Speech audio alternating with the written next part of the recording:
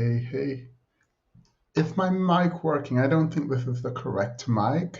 I know I'm live, but let me change my microphone.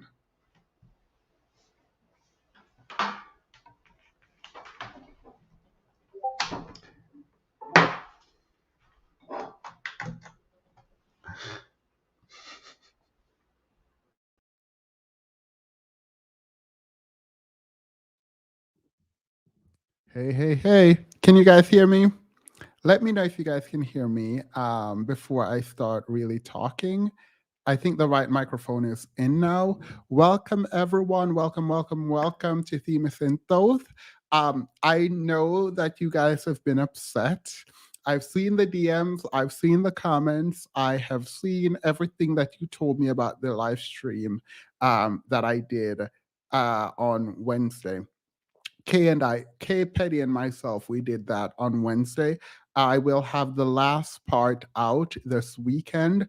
I will try to have it out tomorrow, but the editing for me is odd because I don't want to lose any context. I don't want to take away anyone's words, but I did add clips because that's how my mind works and that's kind of how I joke.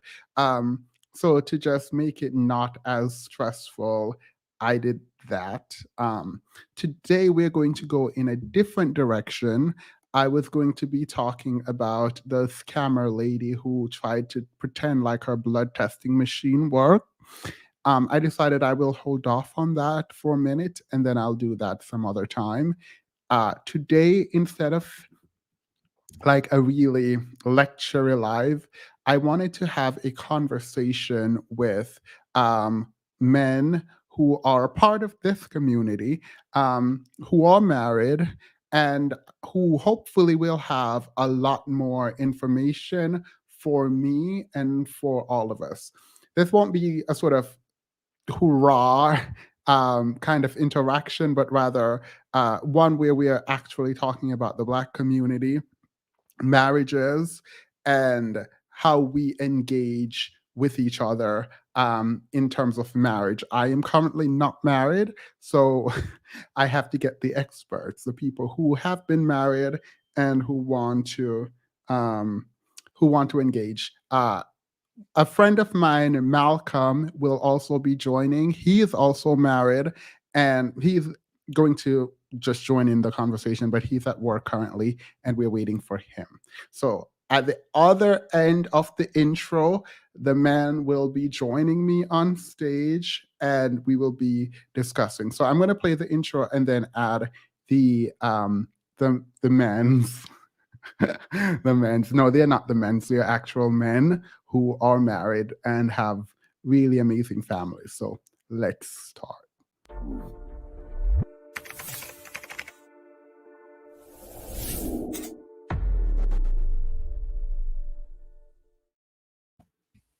Hey, hey, hey. Hey, Themis. How are you all? Doing okay. And hi everybody in the chat too. I'm trying to see if I should call. So should I say 6'5" hoops? Or should I how should I address you? You're muted. Are you hearing us? I think there might be technical difficulties happening.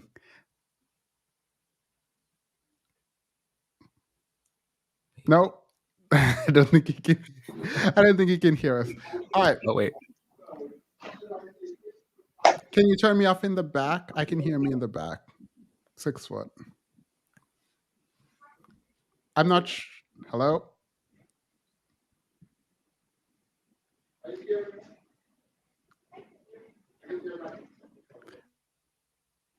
I don't know what's happening. I don't. Hello. Wait. I put it. All right. So it's gonna be us for now. Give me 2 seconds. Cool. Let me know in the private chat when you are ready. 6'5" hoops. When you do that, I will add you to the stream. Themis isn't. Oh, Malcolm is here. Hey, Malcolm. Hey, can you hear me? Yep, perfectly. Perfect. Great.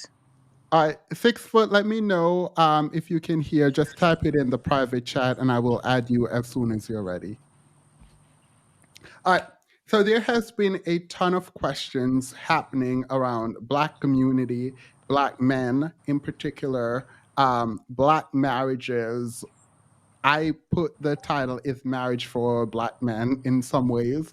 I want to answer that question, but before I do, I would like for you all to introduce yourselves in whatever way you deem necessary, trying to like sort of hide the parts of you that you want hidden. Go ahead. Okay. Anyone first. Malcolm, you can go first. Okay. Well, thanks about that. Yeah, I guess I'll just say that I'm excited to talk today on Themis' show, and to just kind of see where the conversation goes. I am married with a daughter and a wife, and working together to continue the dream. So I'm excited to meet you all and talk about whatever topics we have on the table. All right, thanks, Malcolm. I'm gonna say 6 foot, but you can say whatever you want me to call you. I don't want to use your real name if you don't want it to be used. Can you hear me okay? Yeah. Perfect. Just call me 65 Hoops. That's it.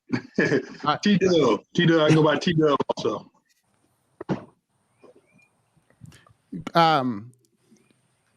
Do you want to tell us anything at all before we continue? Oh, my bad.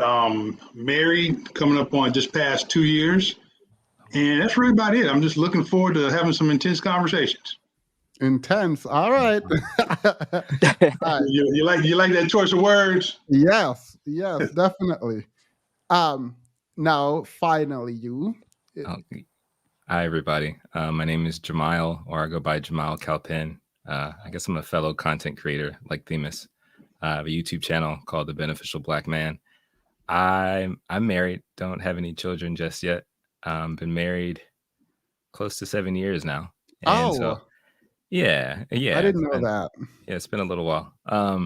So I hope I can actually contribute something beneficial to the conversation and that I don't embarrass my wife. So that's all I'm concerned about. So that's it. All right.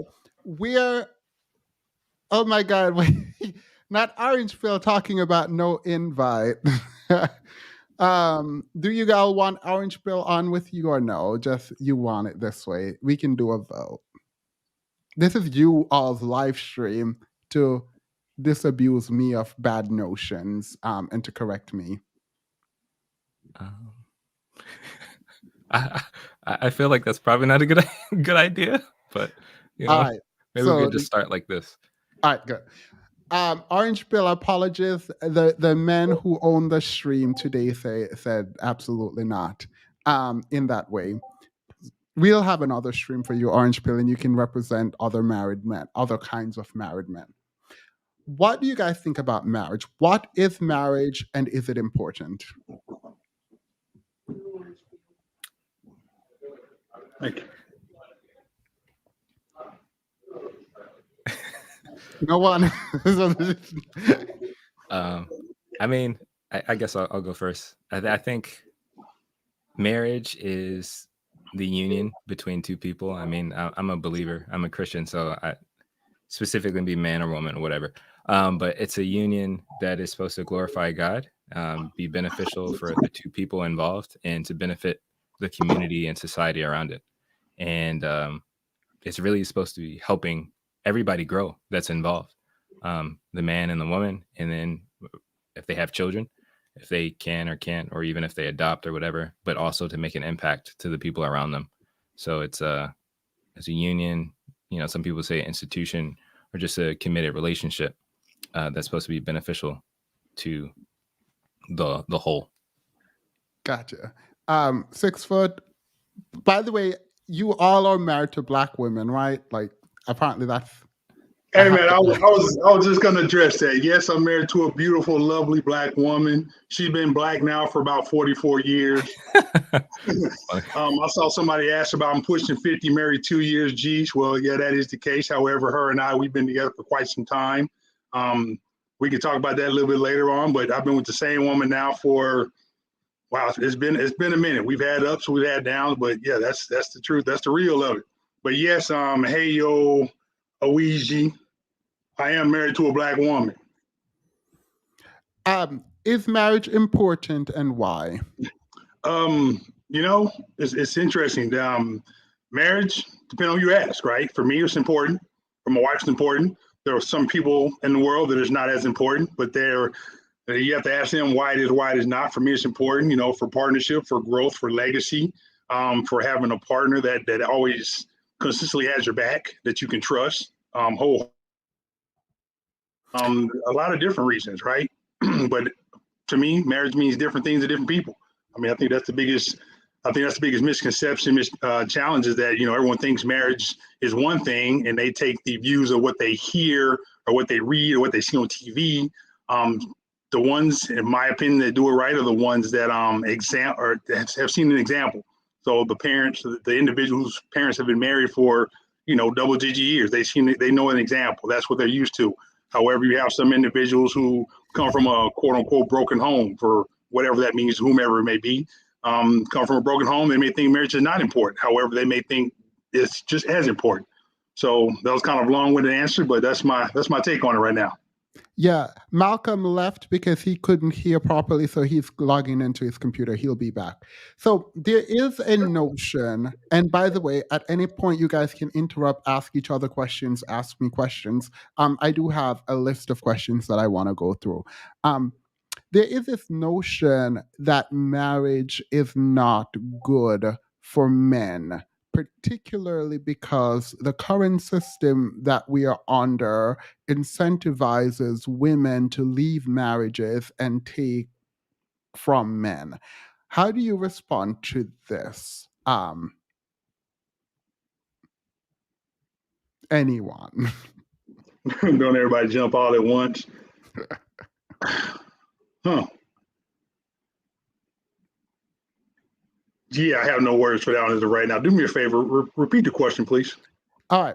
There is a notion that marriages are bad ideas for men, insofar as marriages do not allow for stability. In fact, it allows women to leave, thus incentivizing bad behaviors for them to take half of what you have. So once again, for me, it's a misconception to what someone may read or hear or look at or think. I mean, ultimately it goes back to things that, I reached out to you and say, hey, let's talk about conflict, let's talk about communication. Well, part of the problem is no one properly really communicates what all these different things mean to them, right? So is it bad for men? Well, I don't think so. However, you do have some men that think it's bad, right? So it's just, I can't answer for all black men. I can't answer for all men. I just say for me, I say, no, it's not bad for me. It's actually wonderful. It's great. I go back to my first answer in regards to, I have a mate, a life partner. I saw somebody ask that I'd make her a baby mama before I made her a wife. Well, no, it's not the case. Her and I do not have children together, but we do have kids from, previous situations or what have you. Welcome Stand Up to the membership. Also welcome Meaningful to the membership. How do you respond? I'm going to stay with you for a moment then, Sixfoot. How do you respond to the idea that marriages, if we look at it from a bird's eye view, is bad for men? Would you agree with the sentiment? Not just your personal life, but when you think about marriages, is it bad for men insofar as it makes women behave poorly? No. Why? Well, it doesn't make women behave poorly. I mean, it goes back to the relationship. if a man's with a woman and she's, I don't want to say behaving poorly. I just want to say, hey, there may be some challenges or things going on in the relationship in which once again, are not communicating properly. The husband, he may not know the needs, the wants of his wife. It happens. And vice versa. The wife may not know the needs and wants of the husband. Do I think it's bad? No, it's not bad at all. Taking a bird's eye view, I don't think it's bad at all based on my current situation. But once again, I can base anything off of my situation. Is it Jamal? Jamal. How do you respond to the idea that marriages incentivize bad behaviors on the part of the women, so men should stay away from it? I think that's like a loaded worldview for people to have about marriage. Like, my response to like your initial question is, do I see marriage as bad for men? With all of that you referenced, I think that's coming from, my guess is coming for somebody that's been hurt in a relationship, and like their view has been skewed of women and of relationships altogether. I remember, I'm going to try to be concise. You don't have to be. Oh, We have okay. all night. We have all night. I remember, I think I was in like high school or college, and I was talking to, like, my parents were having a get together at a house, and one of my mom's friends was an older guy who, I think, based off of like what he was telling me, had just recently got out of like a divorce, and pretty much his response was like, "Don't get married, don't do it." Like, he was just completely negative and against it. And I was trying to talk to him. I was like, but marriage is a beautiful thing. Like, my parents are married. Like, I understand. He's like, no, it's like, it's pretty much like it's a scam. And I can understand where he's coming from, because he probably just got out of a really bad relationship. And when you have experiences like that, that's going to skew your perspective of something. If you go to a restaurant and you order a salad and you get food poisoning, you will hate salad for a very long time. I don't think that's true. And I about relationships, and particularly about marriage, like, marriage has the potential, just like so many other things in our life, to be amazing. But the challenging aspect of marriage, just like with anything else that deals with people, are the people. So whether it's the man or the woman, you can get in a great relationship and the guy is trash. You can get in a great relationship and the lady has some issues. But I think part of making that commitment to be with somebody is you try to work through them the best that you can. And of course, I think there are like general boundaries, one that the two individuals should set up. But if it gets to a place of like abuse or violence, that's a no-go. Like, we don't need to try no more. Like, if you're putting hands on somebody in either direction, that's a red flag. We need to get out. Yeah. I hope I answered your question. You did. Well, the first part of the question. I'm going to read this and then I'm going to reframe the last part of the question. Hey, Themis, just wanted to say thank you for all that you do and the community. I was accepted back into school. Will be getting my BA in psychology. Thanks to the space and for the encouragement. You are welcome. Thank you. And congratulations. That's amazing. I appreciate you letting us know. Regina, welcome to the membership. All right. So the question, I see some more super chats and we'll get to them. The separate question is, when we look at the stats, at least from the manosphere's perspective, men build themselves up and women come in and take what they have via divorce. Is this is not my position, by the way, but do you respond to this? How do you if you do talk to young men about marriages, and whether or not to get into it, if they bring up the fact that, well, women can take your money and get alimony? Do you address that specifically? Yeah, I would say, sure, that could happen. That's a risk, though. Like, it's a risk for anything.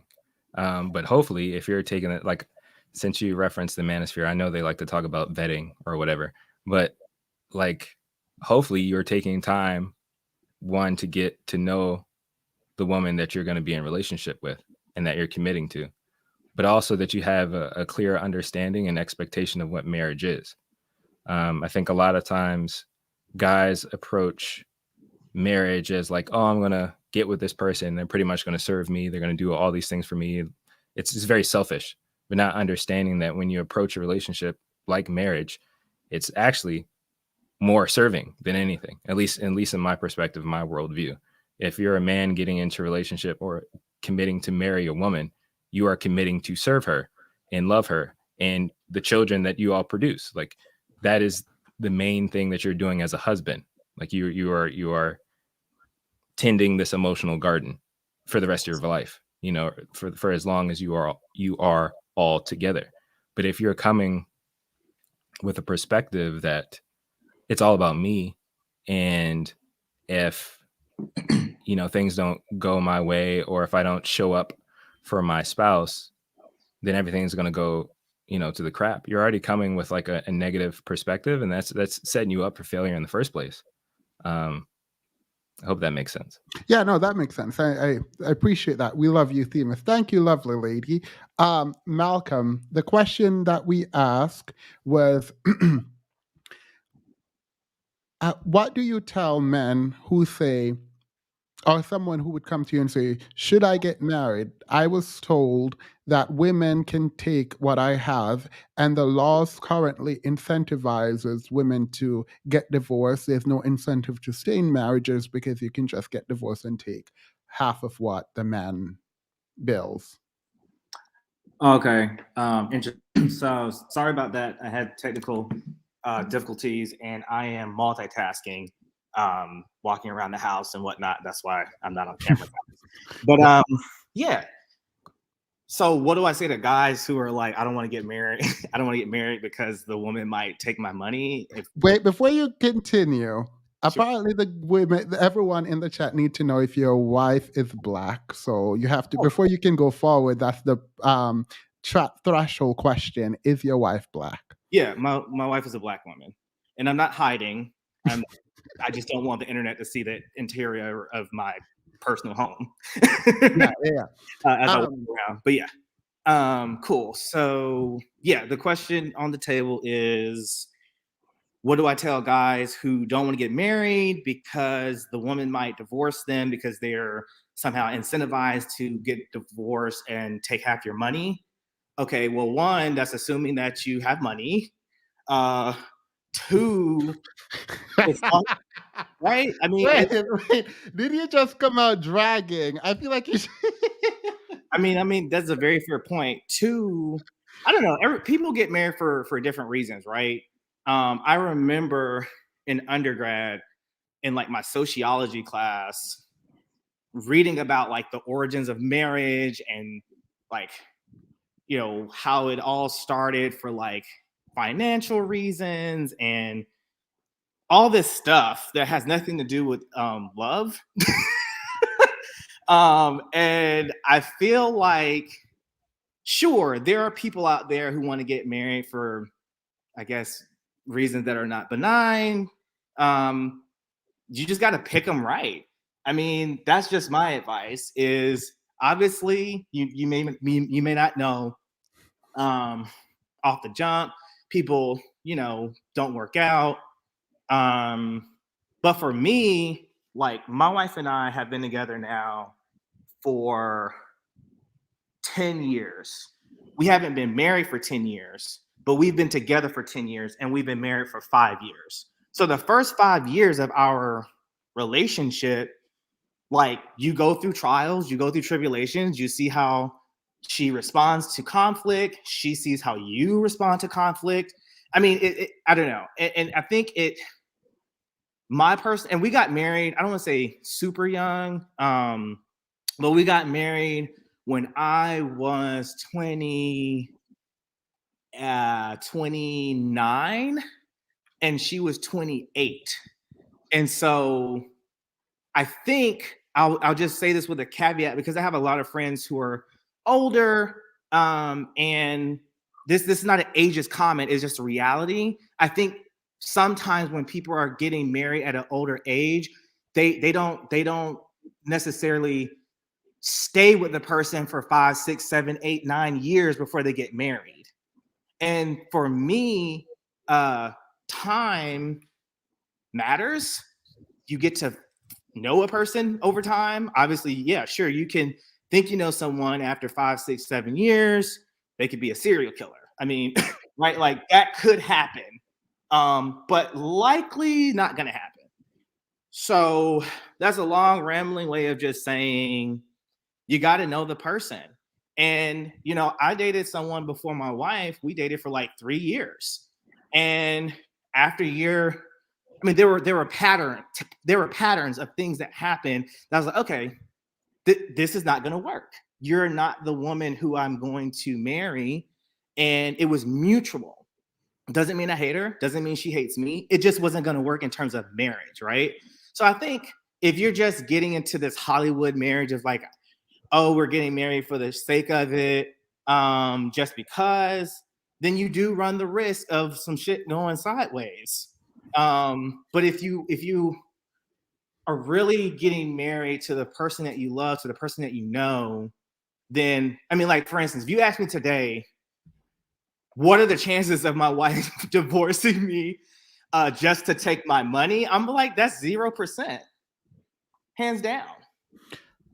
But what happens? Because the argument here would be women file for divorce 80% of the time, and I'm gonna just throw that stat out there. So, like, is it then good for men? Like, should men get married? Because women divorce 80% of the time.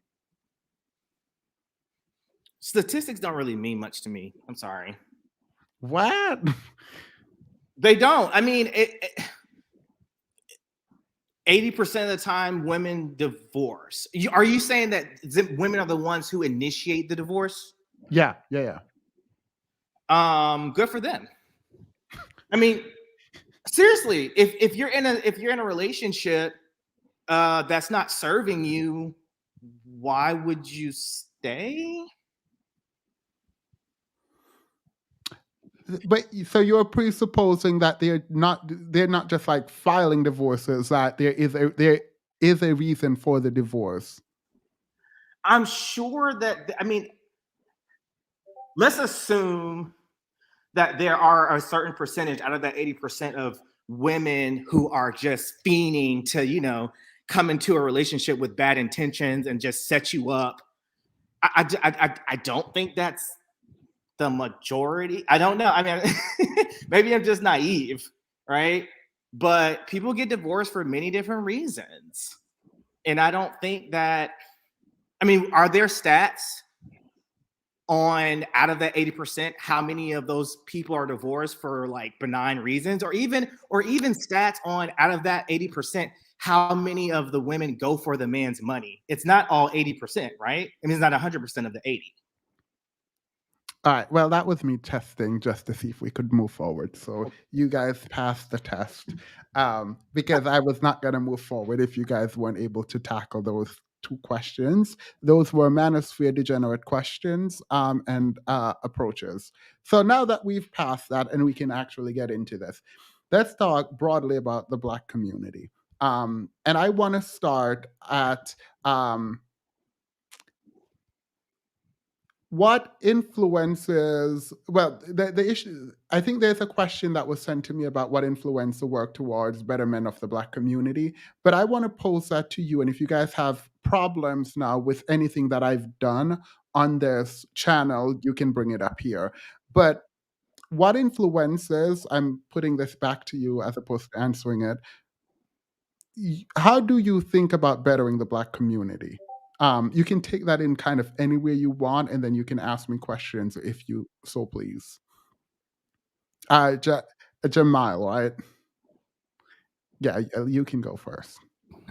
What do I say it one more time? Because I make sure I respond correctly.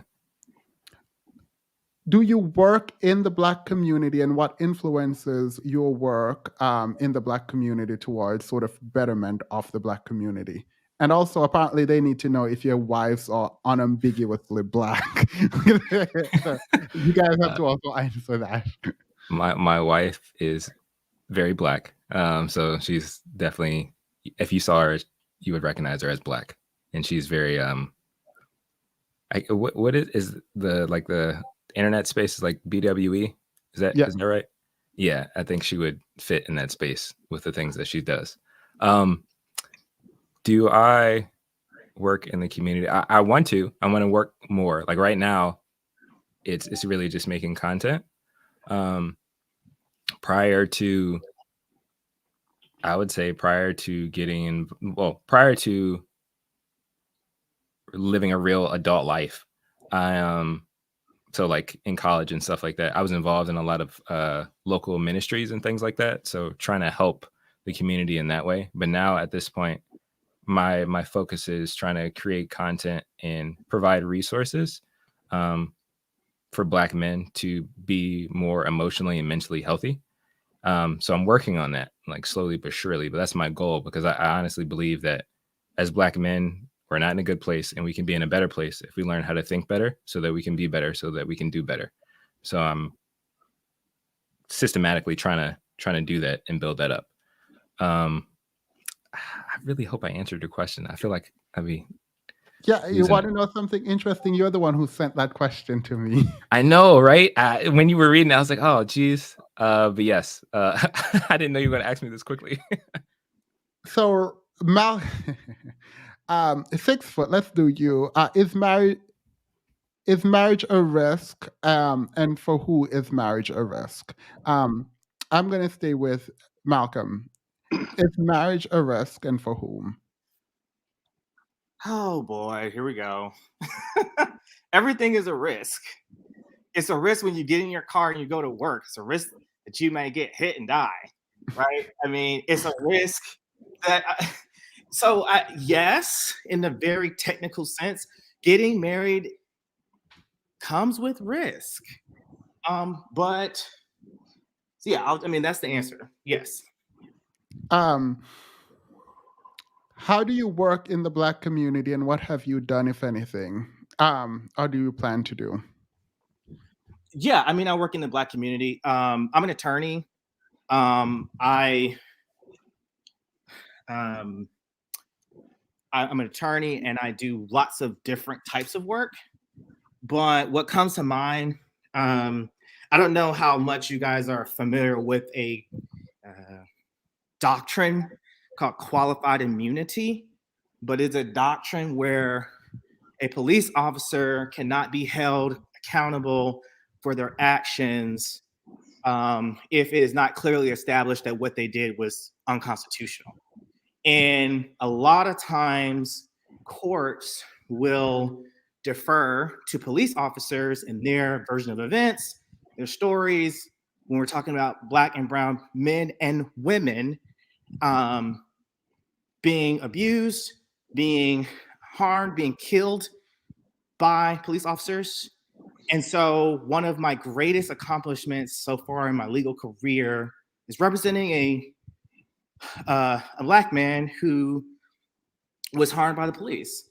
And the court granted qualified immunity to these officers. And what that means is that these officers were basically let off the hook. And so in the court system, there are levels. There's the first level, which is trial level, and then there's the Court of Appeals.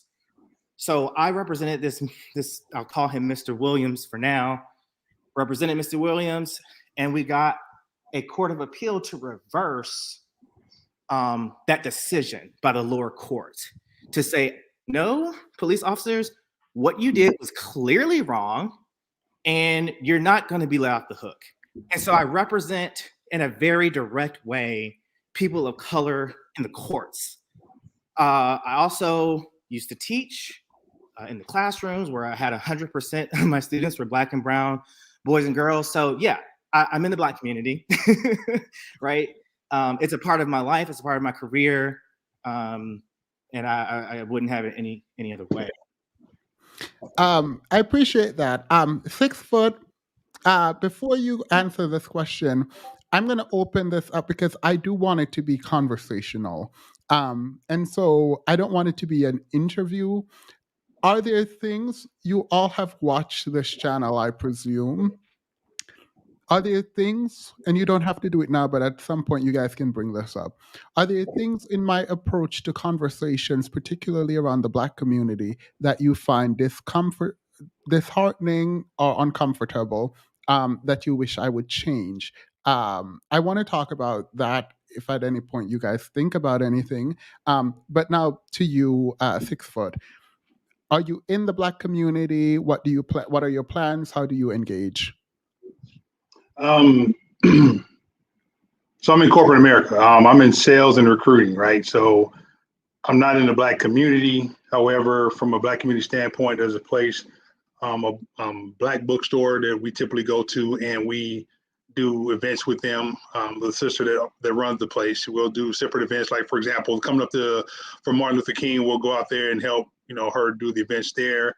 I used to play for myself and a couple of friends of mine put together a basketball team in our local area, to where we went around to the various junior colleges and we played against them. But then once we got done, we kind of fellowship with the young men and talked to them about just this, right? Talk to them about, hey, this is the thing. These are some of the things that we came up dealing with, having to deal with. Here's some things, here's some tools, here's some ways to kind of avoid certain situations. Just educated them on how you need to navigate these waters, right? Especially as an athlete. They're gonna be other people coming at you certain kinds of ways.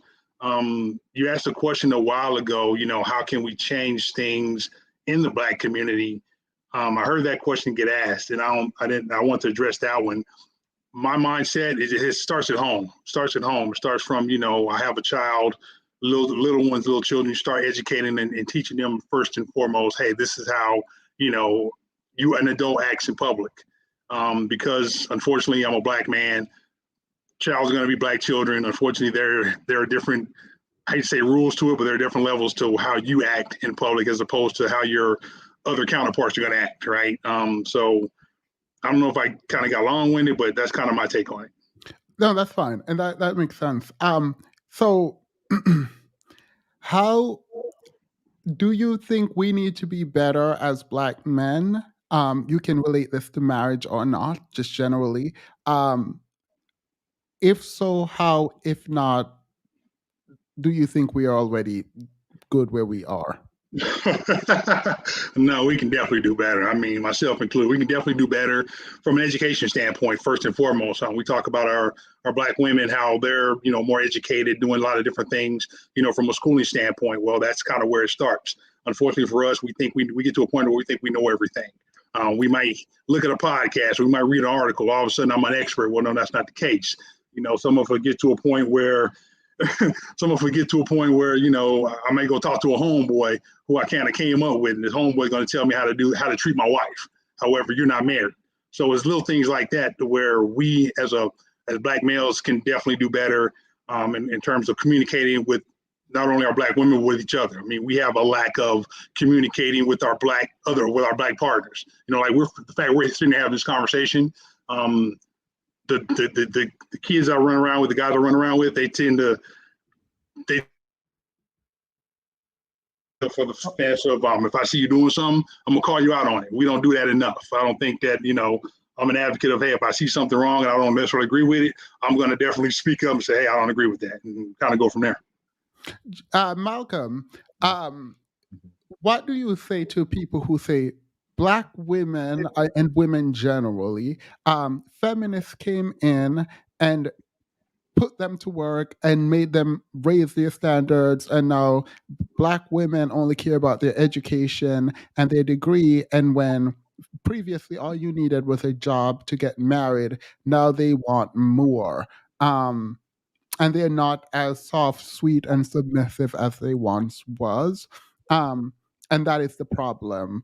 And so the expectations is too high. How do you respond to that? What? I mean, so I know this is a serious question, so I'm not gonna even ask if it's a serious question. How you gonna ask me that question, Themis?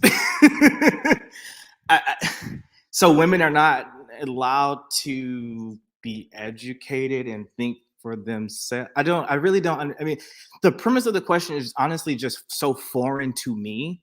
But I do understand that it's a reality. I mean, my wife works. My wife I literally made a post today. I know you saw it, Famous. I literally made a post today holding my daughter as she felt she's 8 months yesterday, holding her in my arms and as she falls asleep. And I posted that picture and said, what did I say?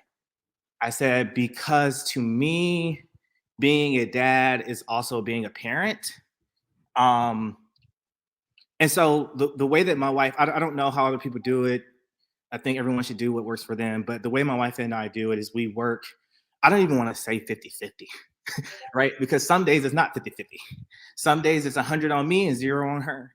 Some days it's 70 on her and 30 on me. But in the grand scheme of things, we work together. We both work, have jobs. We're both bringing income into the house. And, you know, I don't know. I mean, I wouldn't, this is no shot to stay at home moms. It happens. And if that's what you want to do, that's what you want to do.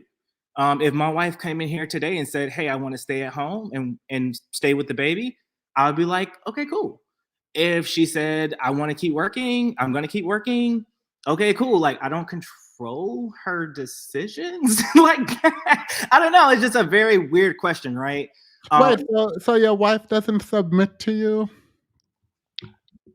I don't know if I would use the word submit. I think that we have mutual respect for one another, right?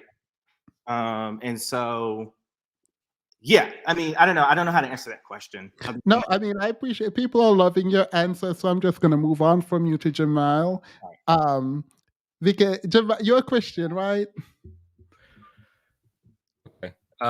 So I'm responding to the okay. Are you Christian? Yes, I am. I'm a Christian. So your wife submits and knows her place. We submit one to another. So if there's something that my wife needs me to do, I do it, and vice versa. Let me stop before Alicia drags me. But no, I think in general, I would think in an ideal, healthy marriage, there's harmony that works between the husband and the wife. It's not just one who dominates everything or whatever. I think in the Christian perspective, at least my understanding of it, in regards to a husband being the leader or whatever, that ultimately means a lot of the responsibility is on him when it comes to God's expectation and judgment on how the marriage works. So if things are terrible, God's going to look at me and like, what'd you do? What do you need to do to fix it? So the weight is on me to serve my wife, serve my family, and make sure everything's in place to the best of my ability. It's not about like, oh, she has to be submitted to like my iron fist or anything like that. No, like I should be, there's a scripture, I think it's in Ephesians or Galatians or whatever, but it talks about I have to, as a husband, I need to live with my wife according to knowledge, which means I need to know her. I need to spend time learning her, understanding what are her needs. Because kind of like what Malcolm was saying, so some days it can be 70-30, some days it can be 100. Where my wife just needs, she's not going to do anything. And I have to take care of everything, and that's fine. You know, it's part of the harmony. Even if like, say somebody gets sick, I can't just like, well, honey, just go ahead and take these Tylenol and help me out. Like, no, if my wife is bedridden, I'm going to let her be bedridden and do what I need to do to take care of us. So yeah, I mean, that's how I see it. That's how I understand it. 6 foot, does your wife submit to you? Why or why not? Submission, like Jamal said, it goes both ways. We don't, it's not a, submission is such a bad, ugly word nowadays, but if I said yes, she does submit to me, do I submit to her? Yes, as well. Depends on the situation. So what do you guys respond to people if they say now like you guys are simps? Oh man, you know I'll be a simp for my wife. It's all good.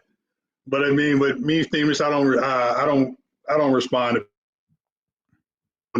with me, my wife, and our household, right? So if I'm gonna be a simp, I'll be a simp. It's okay. Now what? Now what happens? You know, Malcolm, are you a simp? I agree with brother over here. You know, I mean, who cares what other people say?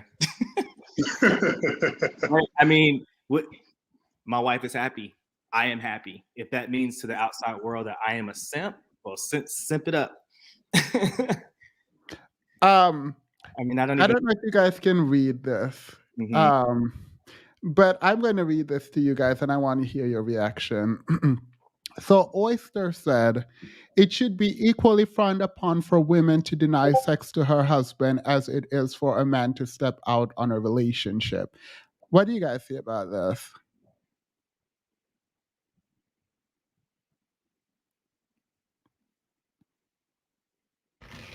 That's wild to me.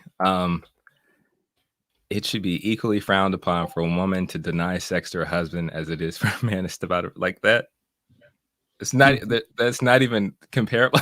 What? I'm sorry. Right. No, like I get it. Like I understand who she appeals to.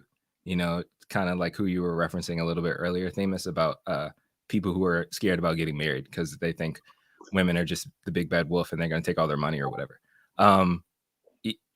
I would hope as a man you learn self-control so that this doesn't even like if you're a woman saying something that naturally happens every month and doesn't want to be bothered with you, maybe doesn't even want to see you, doesn't want to be touched by you, you should be okay. Not like, oh, I'm going to take this opportunity to go be stupid. Like, no, that doesn't make any sense. Can you read this one and then respond to it? Because is this question like? Okay. She's right. The husband should meet his wife's sexual needs, and the wife should do the same for her husband. The wife doesn't have authority over her own body, but the husband does. Likewise, the husband doesn't have authority over his own body, but the wife does. Don't refuse to meet each other's needs unless you both agree for a short period of time to devote yourselves to prayer. Then come back together again so that Satan might not tempt you because of your lack of self-control. 1 Corinthians chapter 7, verses 3 through 5. The wife, by doing that, gives the enemy a greater opportunity to tempt him to cheat. I know a lot of Christian guys like to use that, but I call BS. Just come on, like it's just, to me, it's just, again, it's just really sad. Like, why? Speaking to other, I guess, Christian men who want to use this as like a way to force their wife to do things, like, learn how to deny yourself. Like that's in the same book. You have to learn how to deny yourself, and you have to learn how to serve your wife. Like if these Christian guys before they got married were abstaining for a period of time, they should be able to abstain for a week, for a month, for 9 months. It doesn't matter. Like if you're walking with God, you should be able to do that in marriage, without marriage. Like, or even talk to your wife like, okay, honey, you know, I'm expressing to you that I have desires to be, hopefully, you know, desires to be sexually intimate with you in a consensual way, not like I just want to use you to get off. I'm sorry, I'm not fully aware of like what's okay to say on YouTube. Okay right Okay. now. But like that you're actually interested in sharing an experience with your wife.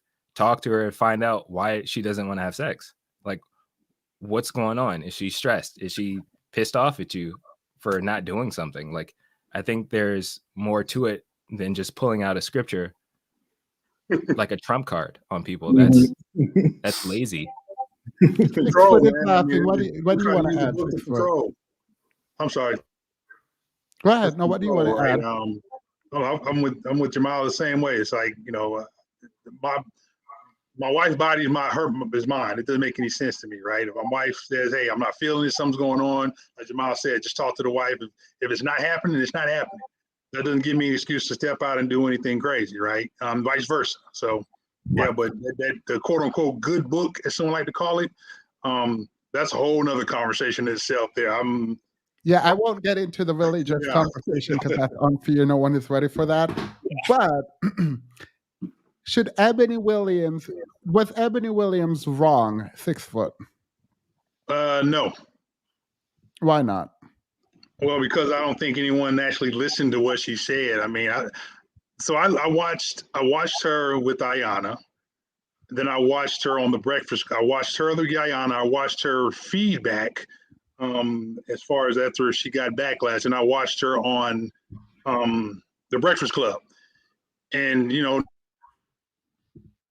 I mean, she said if you own the bus, drove the bus, that's really it, right? And then I got into listening to some other content creators about this, and I noticed that everyone went back to, she said she wouldn't drive a bus, she wouldn't date a bus driver. Oh, her mother was a bus driver. I mean, if you listen to what she said, if you really truly listen to what she said and had in the conversation she was having, I don't think it really boiled down to no, I won't date a bus driver. There's lack of communication, lack of listening, lack of understanding. I think that's just pure laziness on the point of people in general. Wait, so it feels like you guys are like different from most of the men that I speak to generally. Well, I know Malcolm would be different from most of the men I spoke to online, but I'm kind of curious now. Is there no validity to what the manosphere is saying from y'all's perspective as sort of married men? You know what, Themis, at 20, 21, 22, if I were a follower with no lack of direction, then I mean, I've always been an individual to think for myself, be my own man. That's what I've come up with. That's what my peers, we're all kind of the same way. But the manosphere, are there any speaking points that hold true? I can't really speak on that because what I've heard is like, okay, that sounds kind of crazy to me, and the people that listen to us is just totally ridiculous. Right. But I've not heard all of their speaking points. But what I do hear, I can't sit and say as a grown black man, I agree. I think some of it's outlandish, and I think a lot of it's utterly disrespectful. However, I will say that somewhere out there are women that feel that it's okay, because on these same casts that I listen to, I even see, I can see and view some women like, okay, yeah, that's right. So once again, it goes back to who you're talking to, what the situation is, right? I mean, if we're communicating, if I say, hey, would you mind if I smack you if we're having sex and I smack you in your mouth? Oh yeah, that better not smack me in the mouth. You know what I'm saying? I mean, that was a kind of a crude example, but yeah, I mean, the manosphere talking points, I can't say I think they're funny. I can see it as a comedy, but I can't say I agree with them. All right, let's open it up. You guys have watched me. Let me go to Malcolm now. What do you disagree with on the show? What have I done that you disagree with on the channel, not like personally? Oh my gosh, Themis, you keep asking me all these difficult questions. I don't. I have to recall specific episodes. Can you come back to me? Yeah. Jamal. Wait. I think I may have one. All right, and this may be controversial. If it's not, you can shut it down. I mean, if it is controversial, you can shut it down. I remember you had one guest on, and I don't remember if you agree with this point or not, but the young woman was saying like black women, if they have girls, if they're pregnant and girls, they should have the baby, but if they're pregnant with a boy, it should be aborted. I don't agree with that. I don't agree with that either. That's injury. We debated that. My channel, they drag me, they congratulate me, but there's a lot of people here that believes that and agrees with it. I don't agree with it, but no, I didn't agree with that. Okay, well then I need to come back to me. I gotta think. So Themis, can I speak on that? Yeah. So we talk about Cynthia G. So I mean, once again, it goes back to, I think Jamil kind of touched on it, where's that person coming from and why are they going, why did that come out all of a sudden? I mean, it's really a trip, right? I mean, I get it.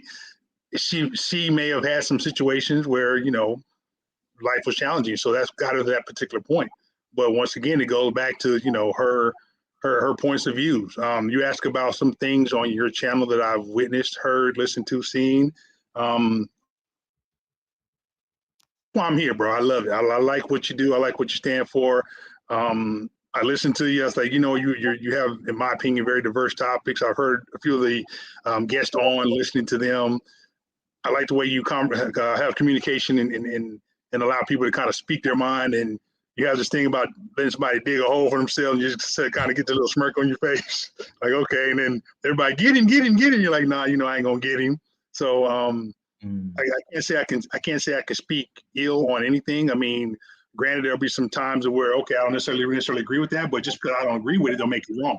Because somewhere, I mean, just looking at things in the chat, I mean, there's a lot of different opinions and a lot of different opinions and attitudes and things of that nature, which is great. I mean, that's what you're here for, right? Mm-hmm. Yeah, and you guys are here to help me and help any of the men listening.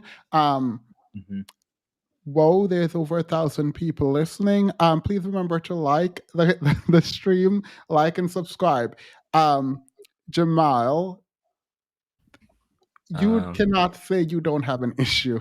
I'm sorry. You're the last one, so you have to now have an issue. Okay. I think the issue that I probably have is, I think sometimes when you do have conversations with, I guess people would consider schmins, when you're having conversations with them, I think the thing that I sometimes want to push back against is like, not for the schmins.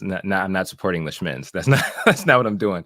But like very often after, you maybe tear their arguments apart, there is very little, at least from what I've seen, there's very little actual like, okay, so say somebody believes that has a bad belief about something, bad belief about relationships or whatever. Like you'll tear it apart, break it down, and then kind of just leave them there instead of giving them something to help build them back up, particularly for men. You know what I'm saying? So like, yeah. So sometimes it'll be like, okay, we're tearing down these guys or whatever, but then there's very little alternative given to, like, if there are men watching it, whether they're twerking in the chat or whatever, like they're there, but it's nothing else for them to hold on to. So like, okay, you tell me that these manosphere thoughts and these red pill thoughts are bad, but now what do I turn to? Because I think a lot. Oh, go ahead. I'm sorry. No.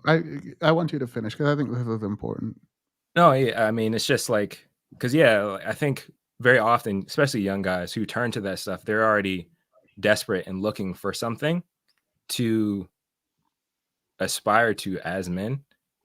I think it just sucks that they found something that's actually bad. But in that situation, once you tear it down, rip it apart or whatever, I think it's helpful to then replace it so they have something else to kind of cleave onto. Because if not, I feel like they just lick their wounds and then go back to the echo chamber and kind of like, let me recharge to come back, or whether it's to come back to this space or to go to another space. So I assume, and maybe wrongfully, that by telling you, if you say I wouldn't date a woman who owns a home, I assume that me telling you that's wrong means you should date women with homes. So like, I assume that the opposite is being advocated in explaining why they are wrong, but it's not always a binary.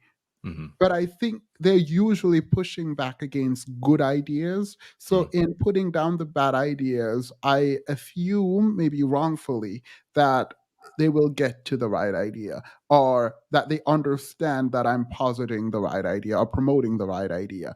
But yeah, I don't too much traffic in sort of building up self-esteem of individual people, because I just kind of assume that in thinking about it, in ruminating on whatever happens in the worst way possible, you'll get to the fact that you can't debate for your point, and then get to the next, instead of me just telling you what to think and why. So Themis, that goes back to laziness, right? That goes back to laziness, not, to your point, having a fact and or opinion of your own.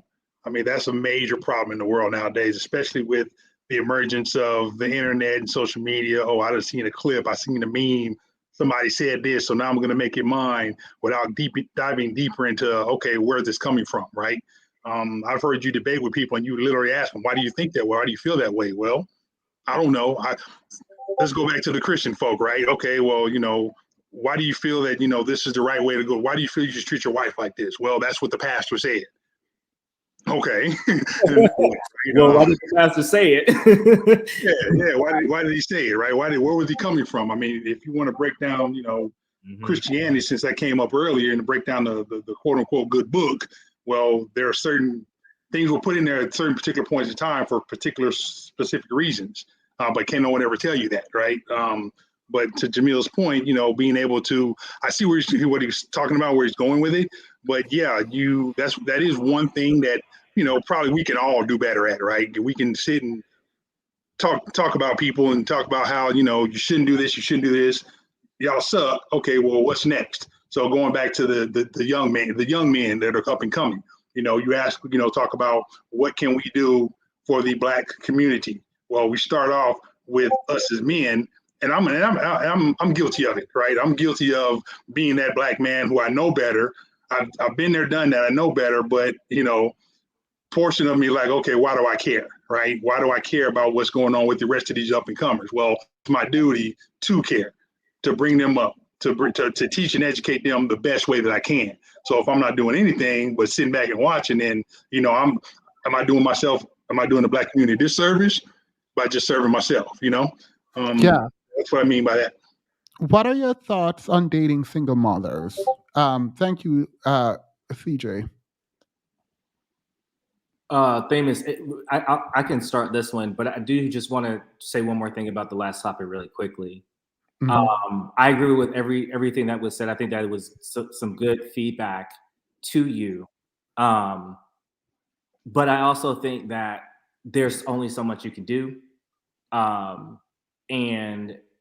I think we all on here appreciate your channel and what you're doing. All of us in the chat and on this. Co-signed by Married Men. I'm here for it. Sorry, go ahead. So yeah, just you can put it out there, but you can, what is the saying? You can bring a horse to water, but you can't make it drink. All right, thoughts on don't date, marry single mothers.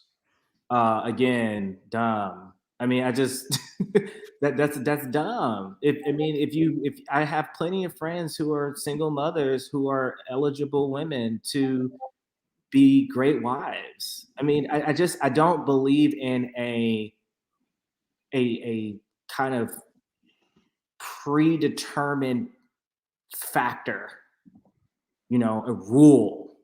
If the woman is X, then she is not marryable. She's not eligible for marriage. It's just dumb. So I don't have much else to say other than, if you're subscribing to rules like that in your life, you're probably blocking off blessings for yourself, and you probably shouldn't be married. So you're specifically a young professional doing well, and you married a young professional doing well. I am always concerned when I hear arguments and conversations about, men don't care about your job, men don't care about your career, men don't care about what you did in school.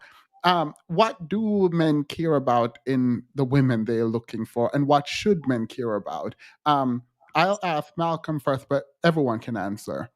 I'll be quick on this. I do care about what my wife is interested in. I do care about what she studied in school. I do care about her career. I mean, I just don't understand. Wait, stop. So it feels like you all are like in sync about like just how dumb these ideas are. Scratch those questions and get to, why do you think they're so pervasive? Ooh. Well, it's old school thinking. It's pervasive because it's old school thinking, right? When I was probably 12, 13 years old, right, I had a kid and that was a little older than me, maybe 16, 17, and he was the cool kid everybody wanted to be like.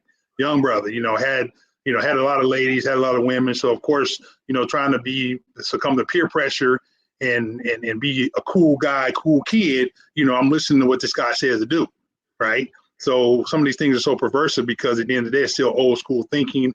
Once again, lack of communication, a lack of education, and lack of self-awareness.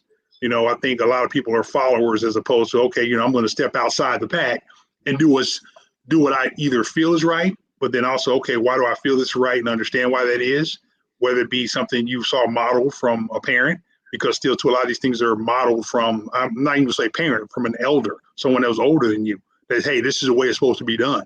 I've actually had grown men tell me, oh, well, you treat women like this. Well, why? Well, that's just the way it is. I've had grown men tell me, hey, I'm going to be right. I see him. He looks terrible. He's out of shape, all kinds of different things. I'm like, bruh, we played ball together. We're the same age. We came up. You look very unhealthy right now. What kind of example are you setting for your kids? Oh, well, that's just the way our family does it. There it is, right? So I think that's why a lot of these things are so pervasive and so much put out there. But with the advent of someone like yourself, social media is starting to come to the forefront where people start to have these conversations. Now, where people would go with these conversations, that's a whole different discussion. So do you think then is it just general, because you all seem to understand this is bad and dumb. Even the way that Malcolm, the way you respond to the question is like, ew, like, why am I answering this? This is dumb. Right? Like the kind of revulsion to the question implies that it's just so obviously wrong. So like, how is something so obviously wrong taking hold? Do you think people know it's bad? Like the ideas around women, the ideas around relationship, do you think they know it's wrong and don't care? And two, why don't they care? Why isn't this changing? Because like in one breath, I like truly appreciate the rejection of the question and just like the disgust with which you answer it. But on the other, it's like that's what is happening now in the world. Like that's what people believe. So I'm trying to reconcile the two things. Malcolm, you can go, and I appreciate your response, 6 foot. And then Jamal. It is Malcolm X's birthday. I saw that in the chat. I don't know. I really honestly don't know, Themis, why it's so pervasive. If I had to guess, and fellas, please jump in if you need to. My guess is as good as anybody's. Lack of strong relationships in maybe their own families. Maybe lack of seeing it, because I will say, and I'm curious for the other guys, and hopefully this doesn't get me dragged on the internet. Let me preface: I am not saying that growing up in a single parent home will necessarily doom anyone. That is not what I am saying. What I am about to say is I am speaking on my own experience growing up in a family with a father who loved his mother, right? Like I saw it.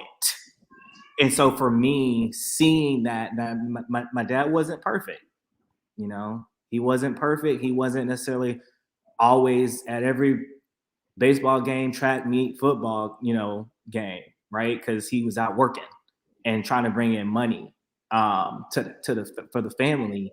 But he was there. And he showed love to my mom. Did they argue? Yes. Every couple argues, but there's a healthy way to have disagreement with your spouse. And so for me, I can just say that I saw it. And so maybe the issue is there's just not enough people seeing healthy relationships between Black men and Black women, to the extent that we don't have a critical mass of the positive stuff going on. Did you just say critical mass? Yeah, I did. Period. Period. So that's my thought. Maybe it's somewhat of a learned behavior and learned thinking, and so the lack of kind of critical thinking, right? We lack critical thinking. Unfortunately, that's a reality, right? Like, I'm sorry, I don't see everybody's names. So who can you? There's just who's on here? Oh, 6 foot. Okay, 6 foot was saying people say stuff and you just take it at face value without actually thinking about like, why are you saying that? Where are you getting that from? And I think in our community, particularly, we just accept it that people say without being like, no, that what? And so I think questioning the premise of things, thinking through things, like if someone is like, hey, you shouldn't marry a woman because she has a child. Okay, so but why? How does that make the woman any less of a woman? I'm not really understanding. And they don't have answers to these questions, or their answers don't make sense. Oh, because she has a child. Okay. And is it your preference to be the father of the child that you're rearing? Okay, I mean, I guess that makes some sense, but like maybe that's not the same for the next man. Maybe he doesn't care. Maybe if she has a child already, okay, cool. Now I've become stepdad, and maybe we can have kids of our own if that's what me and her both want. I don't know. It's just that's my answer, man. I don't know why, but I think it's just because people don't see enough healthy relationships between Black men and women, and I don't know how to fix that. Period. It's imperative that the father loves the mother. I saw a clip, and in saying you don't know how to fix this. Obviously, I don't think anyone knows how to fix it. How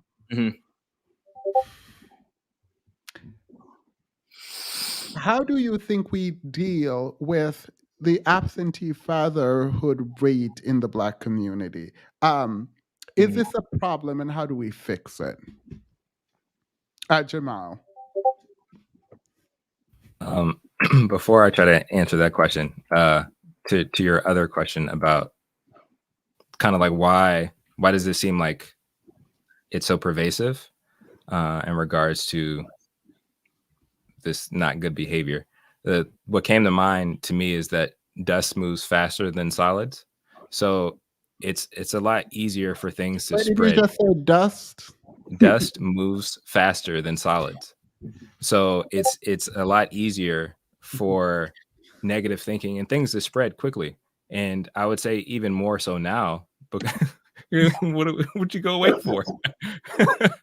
Well, but I mean, I think because of the internet, it spreads a lot faster.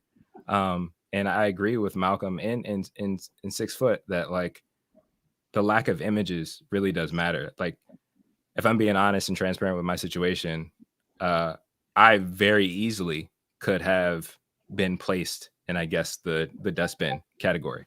Like growing up, my dad wrestled with drugs and alcoholism very often, in and out of the home.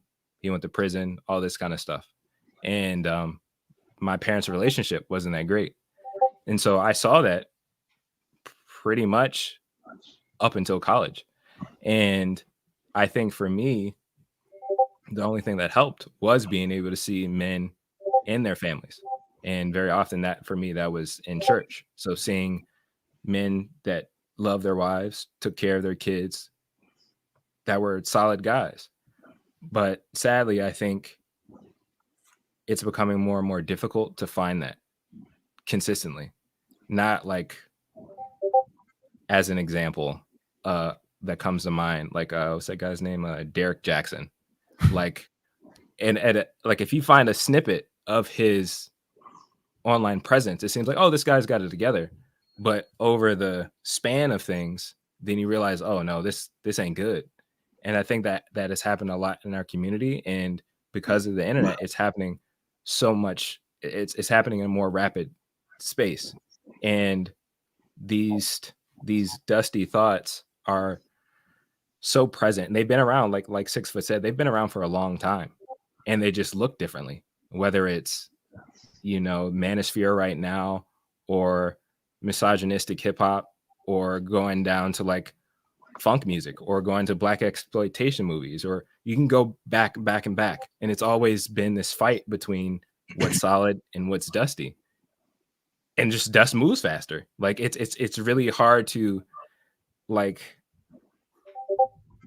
to sweep it all up and get rid of it, you know, like even in an actual sense, unless you have a vacuum cleaner, like it's real hard to get dust. It's like it just comes up every day. It's just always there. And to deal with it, I think we have to, as solid guys, and I think this includes everybody on this panel, like we have to be more aggressive and pushing back against not only the dusty thoughts, but being aggressive and showing up and saying like, no, like you should marry single mothers. Like you should protect your community. You should do what's right. You should do these things. Like we have to put out more of a good narrative and good information to, if we can't necessarily, I'm sorry I'm using all these analogies, but if we can't necessarily like sweep the dust away, we can at least put out concepts and ideas that act like Swiffers to attract the dust, to then like keep them like bound. You know what I'm saying? Like that's what we have to do.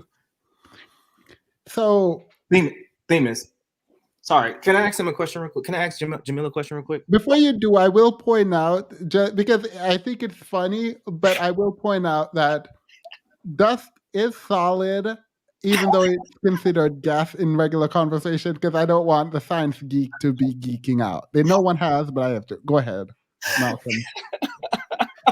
Sorry. Yo. I was definitely thinking about that when you said that, but I really like the analogy. Yeah. Solid men. And kind of tied that together. But anyway, Jamil, question for you, bro. So Yes. I'm really glad that you had, oh well, not glad, but I think it adds to the conversation, right, in a meaningful way, that you had a different experience growing up than me, because it's easy for me to get on here and be like, oh, my dad treated my mom great. And I saw that, but you didn't see that in growing up, but you saw it in other ways in the community.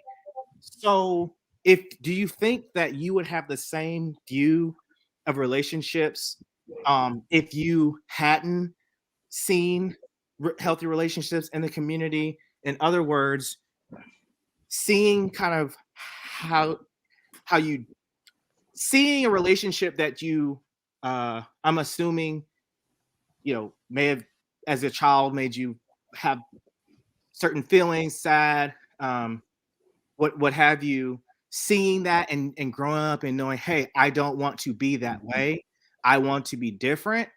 Would that have motivated you, or not at all? It would not have motivated you, and you had to see the positive to know what to do. I think for me, it really did help to see the positive. Yeah. Yeah. Because I feel like if you don't, it's a lot easier to then be swayed by the negative. Mm-hmm. You know, so if you don't have an example to replace it, you know, to switch space with the negative, I think another negative can come in. So it may not be, you know, another negative image could just be like, well, I'm not going to get married, but I'll just dog out women for the rest of my life. You know what I'm saying? Like, forget about marriage altogether. I'm just going to use and abuse women, and that'll just be it. But, you know, I think something coming in that place helped. And I will give credit to my mom, because I think she realized that too. Like she wanted to make sure that I was around other men. Because I mean, she was dealing with her own stuff. And I mean, I also have, which is really interesting now to think about it, but I also have older cousins who are men, like whatever. And they grew up in, I would say, even a more challenging situation than me. It's 3 boys and a single mom. And I think they all turned out fine. But I think they also needed an image. You know, none of them are kind of like in that space. And I think having somebody to see something helps. Because if you don't, it's real easy to focus on something else that can continue to lead you on a bad path. Why do you think so many quote unquote good black men are silent on the manosphere? Thank you, Kim. I think No one listens. I mean, I don't think it's a silent thing, but at the end of the day, no one's going to listen because, like Jamal said, from a Dutch standpoint, okay, well, if I'm telling you something, but then you got 10 other people telling you something totally different, it's like, okay, and then Y'all not to play mention too the much fact, with this dust thing. So let me ask this question.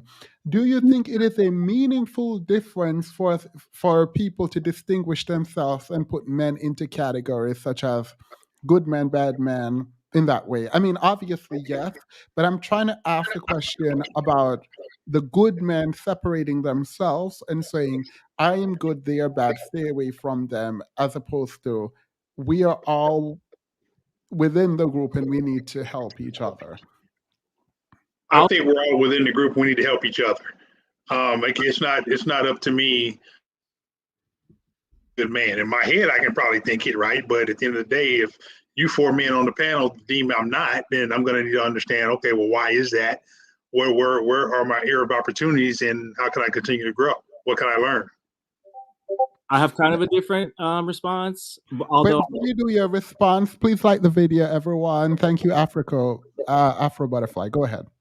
I respect where 6 foot's coming from, but I mean, I have a lot of single black women who are both friends of mine and friends of my wife, and I'll tell them, we may go out and they may see some of my friends, and I know they ain't no good, and they ask me, I'm like, don't date him, don't even try it. I mean, you could try it, but don't say I didn't warn you. And I do that because I think it's important that we protect our black women. If I know for sure that you not about nothing right now, and I know for sure that you dog women out, I just know because we boys, and I'll tell you. I'll be like, yeah, she was into you, but I told her don't fuck with him. Don't do it. And I mean, it is what it is. Now, that's not to say that if I have, friends who are kind of struggling in that area of relationships, and I know that, hey, there's just some things that he needs support with, then I will definitely give that support and we can work through things. But it's another thing to be like, if why would I let my woman friend or my wife's woman friend go into a situation that I know is not good for her?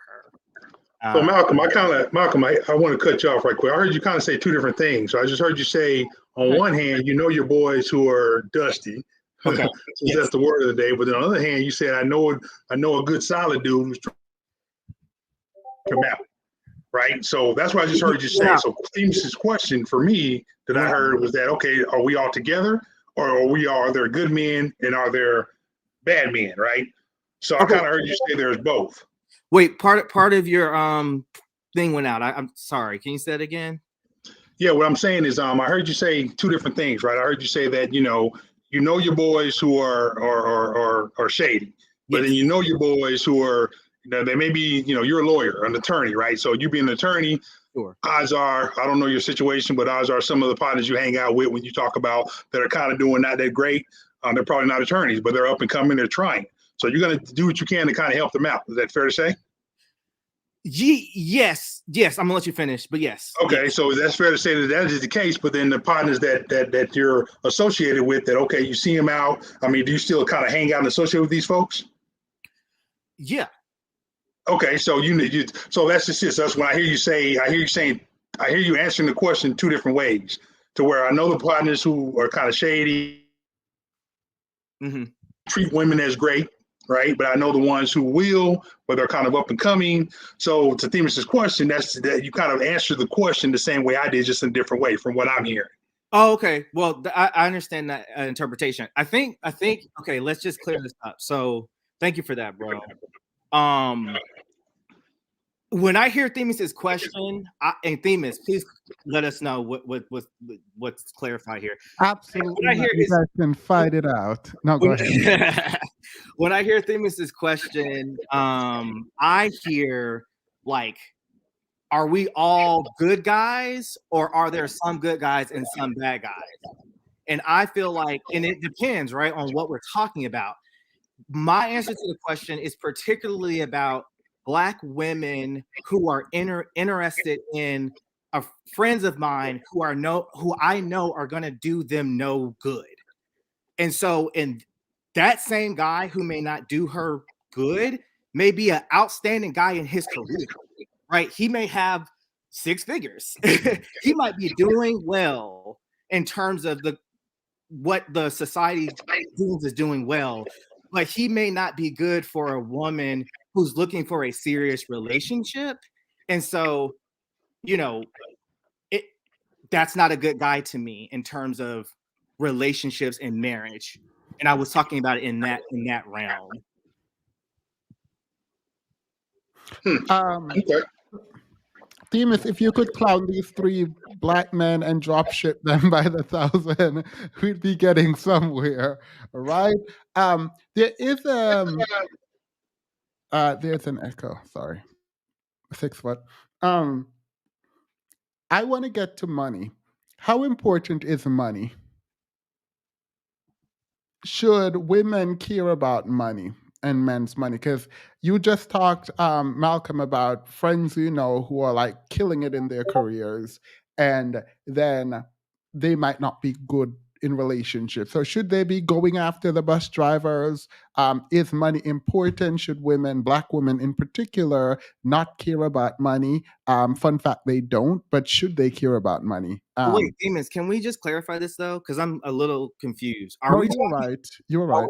Are we talking about men who are good for women in a relationship, or are we talking about men who are no good? In my mind, like just generally. No, it was both. If you're talking about the question you were answering with 6 foot, you both your interpretation was correct, but his was also correct. Separately from that, when I talk about good, is this idea that I don't have to do anything about the men who are bad because I am not that man. Every man think they're the good man. And so when you have that, instead of taking accountability for the community, what we do is we say, well, that's the bad guy, and you shouldn't get with the bad guy. You should get with the good guy. But if every man sees themselves as good, then now we have a vetting problem. That is a separate question. The way you answered it and the way 6 foot answered it were separate. But that's also a way I would have liked for it to be approached, but it doesn't matter. Can I answer that question real quick before Yeah, we move go ahead. on to the I think, because I've heard that a lot too in regards to like I'm a good man, and I think the sad part about it is just that word in general, good, has kind of been watered down, especially when it comes to character. Kind of like how you were describing it. Somebody or a guy can say, yeah, I'm a good guy, but actually doesn't do anything to stop the bad. And they use it as a way to kind of like isolate themselves or to make themselves seem special compared to other men. And I think that's lazy. And so like even for my channel, what I do, one of the reasons I call it the beneficial Black man is because I see a difference between beneficial and good. Like good at this point in our community, in our society, a lot of people can just see it as like a 0, like it's just like flat line. But over time, that flat line isn't pushing anything anywhere. It's just kind of existing and it's not helping. So at some point, that good, that 0 that person is can actually end up being negative. And I think at this point in time, we need more beneficial Black men who are actually pushing things towards the positive, because there's a lot of stuff pulling our community down negatively. And so we need less 0s and more plus signs, but that takes work and that takes an effort. And so if somebody just says that they're good, I would really criticize them on that or like critique them on that. It's like, well, what do you mean? Like, what are you doing that's good? Not just, oh, I'm avoiding things, but are you actually contributing, benefiting, helping the whole? Because even if you talk about and maybe you can segue this into the money conversation, like, sure, you say you're a good guy and you enter a relationship with a woman, are you actually helping her to do stuff, or are you just saying like, I'm minimizing additional problems in your life? Because if all you're doing is just like staying out of the way, she doesn't need to be in a relationship with you because she's already staying out of the way herself. Like, she doesn't need you around if all you do is just kind of like, I'm a ghost, like I'm here, but like I'm not doing anything. Like, no, like y'all should be growing together. You should be helping her as you are on a upward trajectory on your own path. But if you're just, hey, I'm kind of just here, I don't think that's good. I think that's mediocre and lazy. And I think, in regards to money, I think money is important. I mean, we live in a capitalistic society. We all need money. We need money for stuff. We need money to pay bills. We need money to treat each other. Like if you want to take your wife out or whatever, like we need money. And I think I feel like there's in our community, we're trying to work on having a better understanding of money. It seems like more and more people are coming out with trying to give like financial advice and stuff like that. But yeah, money is important. We need money. And I don't think there's anything wrong with having standards. If a lady says she wants to be with somebody that has 6 figures, okay. If you really like that lady, find a way to make 6 figures. I don't know. There's a lot of stuff, and I'm not, and I don't say that to say it as it's an easy thing to do. Right. But I think that's something you should strive for internally, unless you're just content. Like if you're content, that's one thing. Like I don't want to, like, I don't care. Like I'm content with the kind of lifestyle that I'm living, and I'm okay with that. And I'm sure there's a possibility that you can find a woman who shares the same values as you, but you shouldn't demonize somebody if they're like, no, I want somebody with 6 figures. And you're like, no, I'm good with my 50K a year. I'm straight. Like, don't talk bad about her because she has different values than you. I don't know. I hope that made sense. No, that made perfect sense. And I don't actually have to push that point. Thank you, Wake Up Makeup Slay. Before I look at some super chats and we go through them together, I want you each to talk about sort of something personal, if you will. What attracted you to your spouse, and what do you think makes relationship work, or make your relationship work? Let's go with 6 foot first. I don't know if you can hear. Yes, attraction to my wife was first and foremost, of course, the physical. She was gorgeous when I first saw her. And secondly, once we got to talking, intelligence. I'm very attracted to intelligence. And when we got to talking, she enlightened me on a lot of different things. And as we've continued to grow and evolve and develop, we teach each other things. We were able to communicate, have a sit down communication. If we disagree on certain things, then we can sit and talk about it, and I can understand.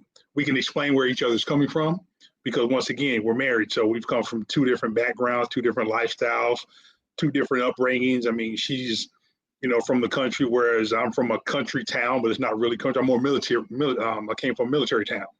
So, we came up different ways. So we had to learn how to coexist, and we did that by talking and communicating. But ultimately, her beauty and her intelligence is what ultimately attracted me to her. Oh, all right. I'm looking for a buzzword so I can drag someone. I'm kidding. Jamal, go ahead. What attracted me to my wife? Her intelligence and her passion. In our initial like friendship relationship, we would get in debates a lot, and I really appreciated that because it was challenging for me, and it was also just inspiring to see how she cared about, because a lot of the topics were about people and community and things like that, but to see how she actually loves deeply people was very inspiring. And like, uh awe striking, I guess. I don't know the actual awe striking. I mean, she's beautiful too, but like her intelligence, her passion, and all that stuff. And I think the other question was like, what helps us in our relationship? I think what helps us in our relationships is communication. We talk a lot, and with a transparent part, like she's really helped me to get better at communicating. Because from things I've experienced in my past, I got really closed off. Somebody that I follow, Jason Wilson. I don't know if you ever heard of him, but he's an author that wrote the Battle Cry, and his whole thing with his books and his platform and stuff is like he wants to help men get out of emotional incarceration. And in his books and in his content, he talks about how a lot of men, because of the way that they grew up and because of the society and stuff that we're in, hide their emotions. And, they push it down. They want to talk about it. They don't want to communicate or whatever. And that was a challenging part in our relationship. So it's like, she loves me and I love her, but she's like, I need you to be more of you. I need you to be more expressive. I need you to tell me what you're thinking, what you're feeling. And that was difficult because very often I didn't feel safe enough to do that. But as our relationship went on and as we talked and, we've gone through counseling and things like that too, being able to communicate, being able to be emotionally open with one another, honestly, I feel like helps our relationship stay together. Because if we weren't, like, if I continued to be in a shell, she would have dipped a long time ago. But I think us being able to work through things and develop and grow together helped a lot. Malcolm, this is so sweet. I wasn't expecting all of this. I was expecting to be like on edge. So like this is like kind of nice to like not be in like debate mode. So this is good. Malcolm. You invited 3 solid brothers, man. So But to be fair, you're the only one I know personally. So like I didn't quite know how it was gonna go. I see. And I was looking to drag you publicly. Go ahead.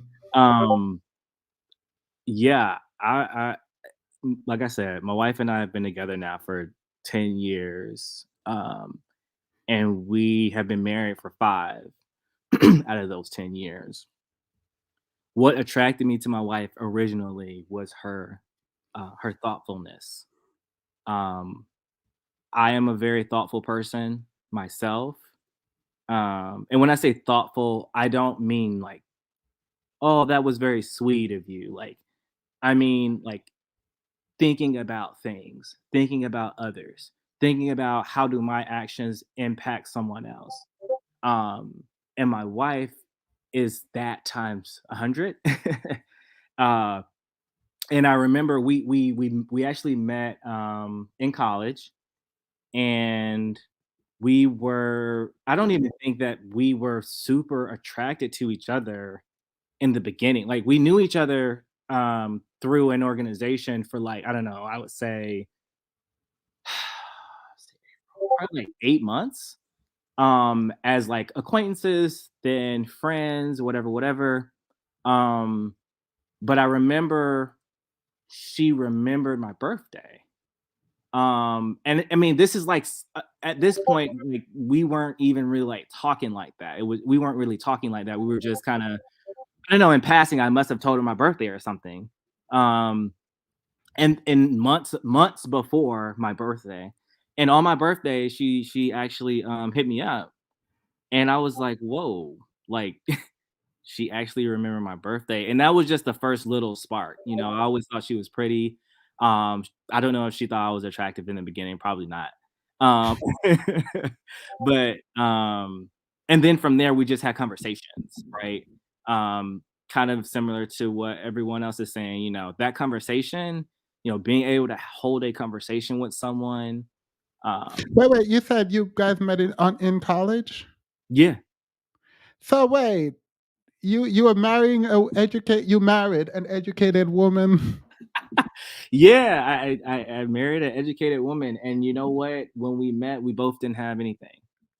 Like, I probably had $5 to my name, plus some loans, and same for her. And so we just kind of being able to, in the beginning, talk and converse with one another, and and that's what began the relationship, and it just went from there. And then what sustains us, I think, is your second part.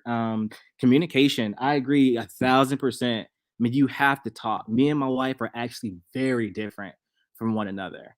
I am a firecracker, passionate, type A person, and she is not that at all.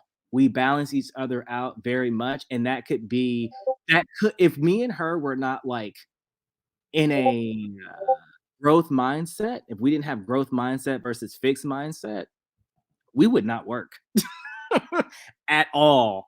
And we are very aware of that, right? Being able to talk with one another and know that, uh, it's if there's a disagreement about something, it's coming from a good place. Like, it's coming from a place of love. It's coming from a place of love and concern, consideration. But I'm gonna pause you right there because I see something happening in the chat, and I need to explain something real quick. Okay. Humility is different than expressed, and I've realized whatever. When he said he was broke, let me just be clear and say that he was going to, after undergrad, to an Ivy League law school. So he's obviously broke still, but that broke and another broke that's not going to going to school are two different brokes. So should you date a person who is not yet an attorney, who is in an Ivy League law school? If you're asking me, I don't give advice, but the answer would be yes. Similar for med school, but other careers too. So I just want to put that out there just as an FYI, but go ahead. Sorry. No, you're good. And just to be clear, like, my wife did not know that about me when we, it wasn't like, oh, he's gonna go to law school, let me, latch on. Like, it was not like that at all. It's very organic. Yeah. And so, yeah. So anyway, that's my answer. Communicating, being, and not just communicating, but being open to change and being introspective. My wife is very, I don't want to get into too much of the horoscope stuff, but I'm a Virgo and my wife is a Cancer. So, I am fueled by logic. I am fueled by thinking and logic, and she is fueled by emotion. Not because she's a woman, but because that is what is characterized by her horoscope. Not your horoscope. That you're dropping horoscope. Yeah, I'm gonna drop it. People can disagree. I don't give a fuck. But that is she is water and I am land, right? And the way that we work things so out, together you guys are mud. that's together, whatever. We we work things through, we talk things out, we're open to change. And we have a genuine respect. I think those are the two biggest things: conversation and respect for one another, even if we have different thoughts about things. Yeah, when it comes to specifically getting together, I was trying to figure out if there was any one of you who were looking for quote unquote soft, sweet, and submissive. No. All right. So you guys weren't going for that. Why not? Isn't that like all women need to bring to the table? The proverbial dusty table.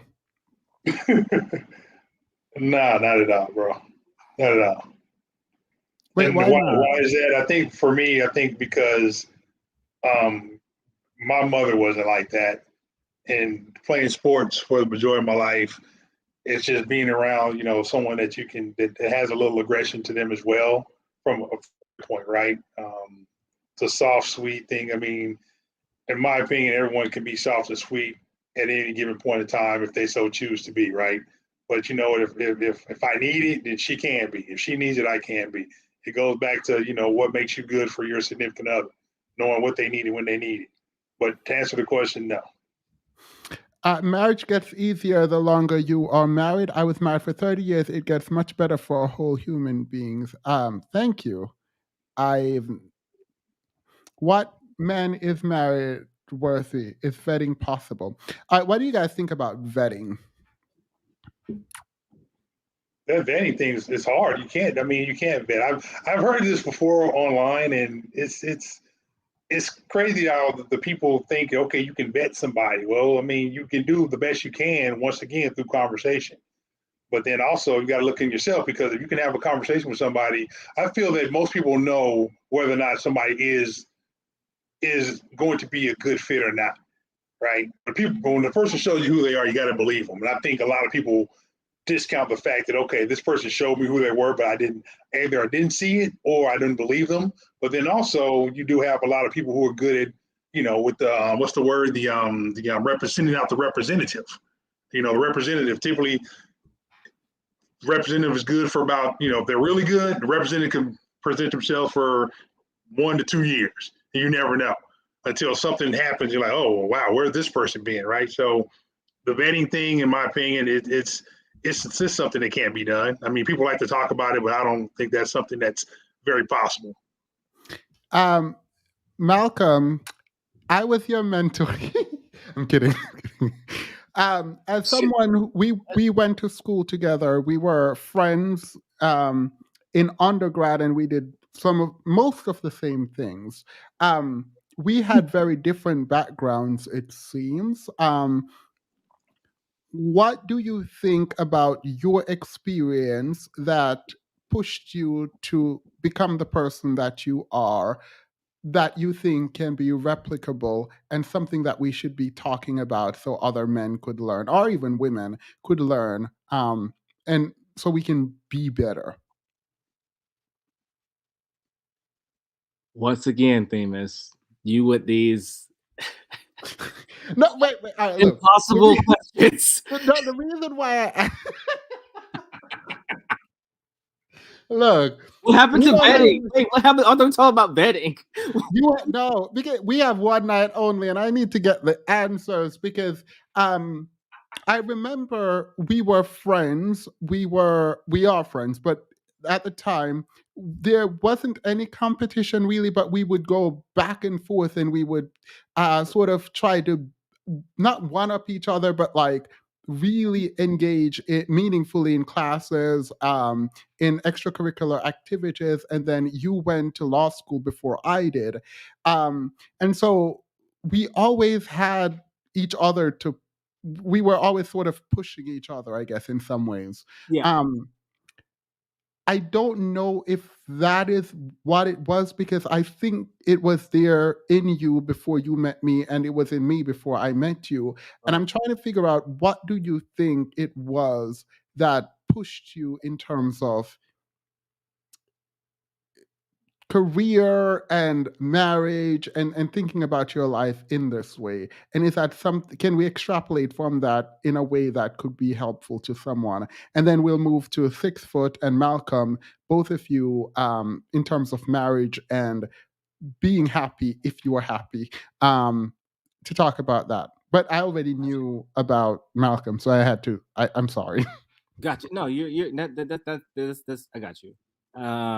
Yeah, I mean, iron sharpens iron, right? So I think for us in college, that's what that was, man. That was just iron sharpening iron, being, rejecting the crabs in the barrel mindset. Crabs in the barrel, meaning, I'm gonna pull you down, so you don't get higher up than me. We just didn't subscribe to that. So I think that's and that's the type of friendship that we've always had. In terms of what pushes me, what drives me, a lot of different things, and those things have changed over time. Right now, I'm driven by my family. I'm driven by my little girl who's 8 months old, and my wife, who I am in love with, who I push every day to get better, who I've made career changes for because maybe a career in one environment was not conducive to a healthy family lifestyle, right? But still brings in enough to sustain a family. So right now, my motivations are primarily my family, my immediate family. Before that, what drove me was internal.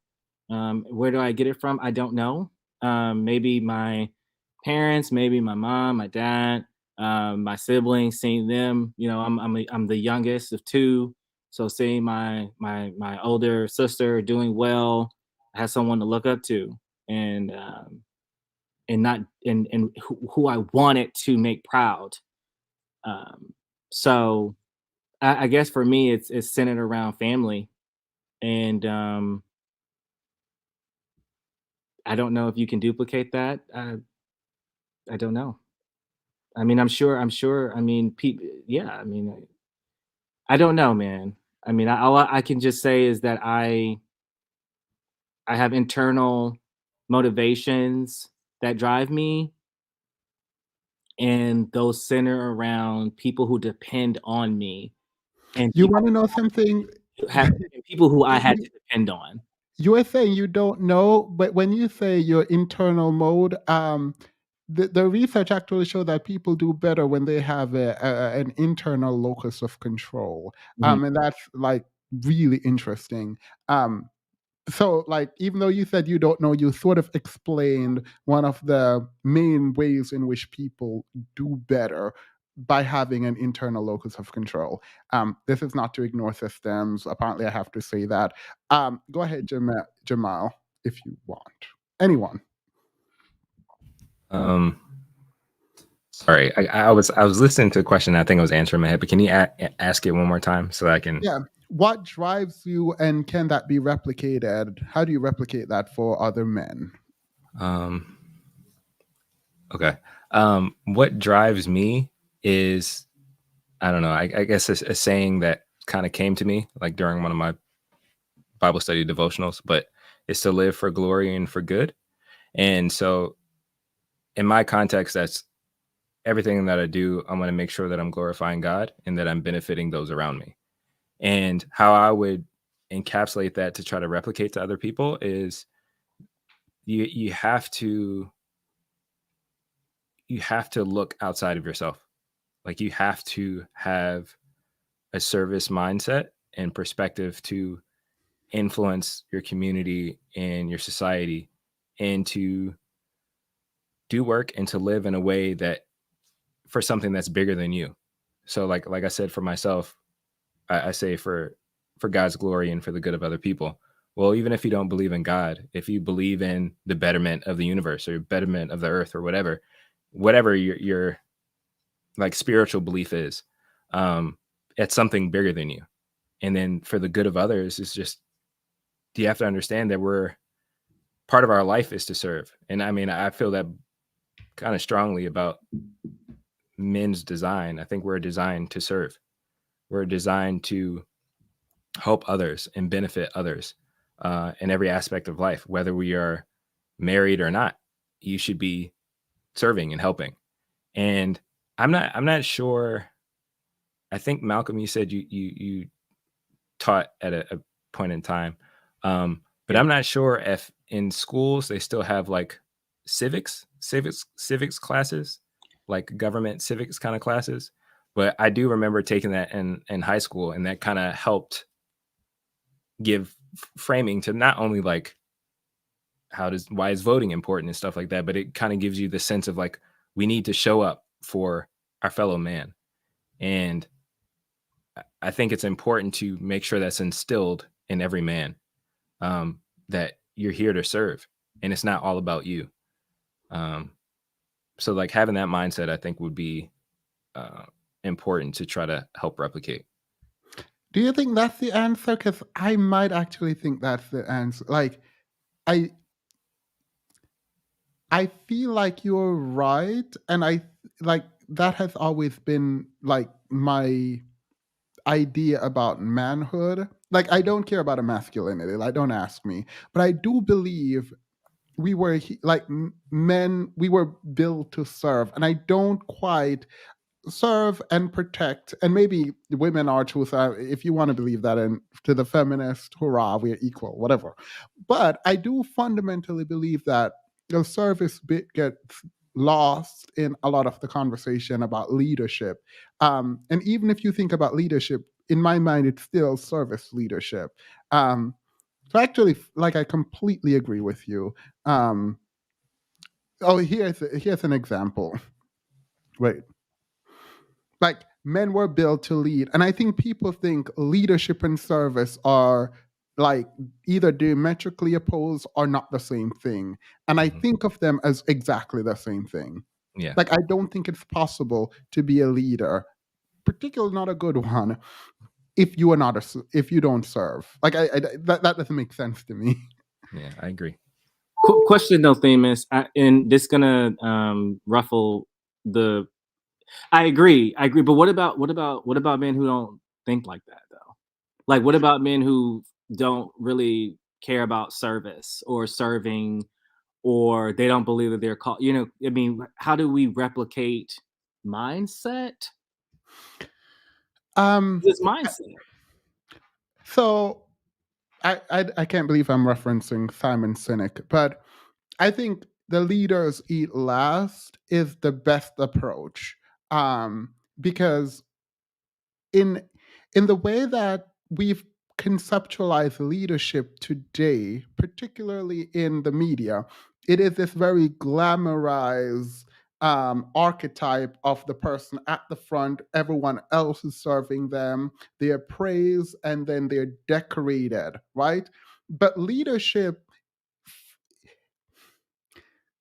if you think, and this is not true for women, but if you fundamentally believe women are in any way the weaker vessel, then your protection of women and children means that you are of service to those people.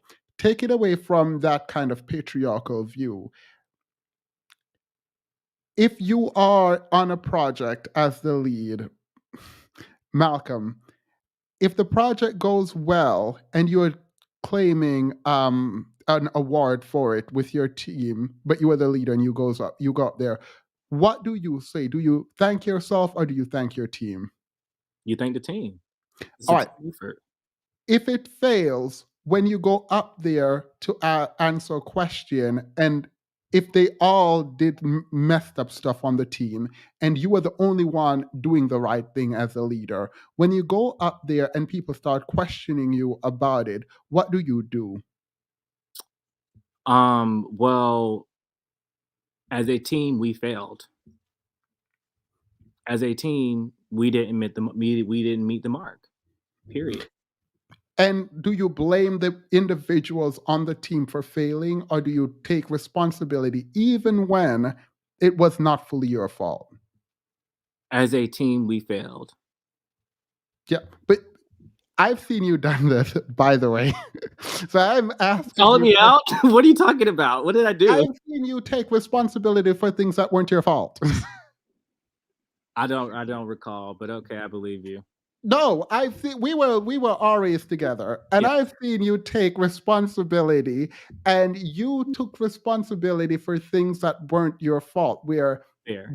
things didn't happen the way that it was supposed to happen. Yeah. And when everyone started attacking, you took it and you say, I should have known better. I should have done this. And I've seen you giving away credit that rightfully belonged to you. Okay. So Okay. even with our project, you've seen people ran up on stage and took credit for my programming. So, like, I've seen this. The reason I ask you, and even if you don't answer the right way, I obviously know, so I'll answer for you.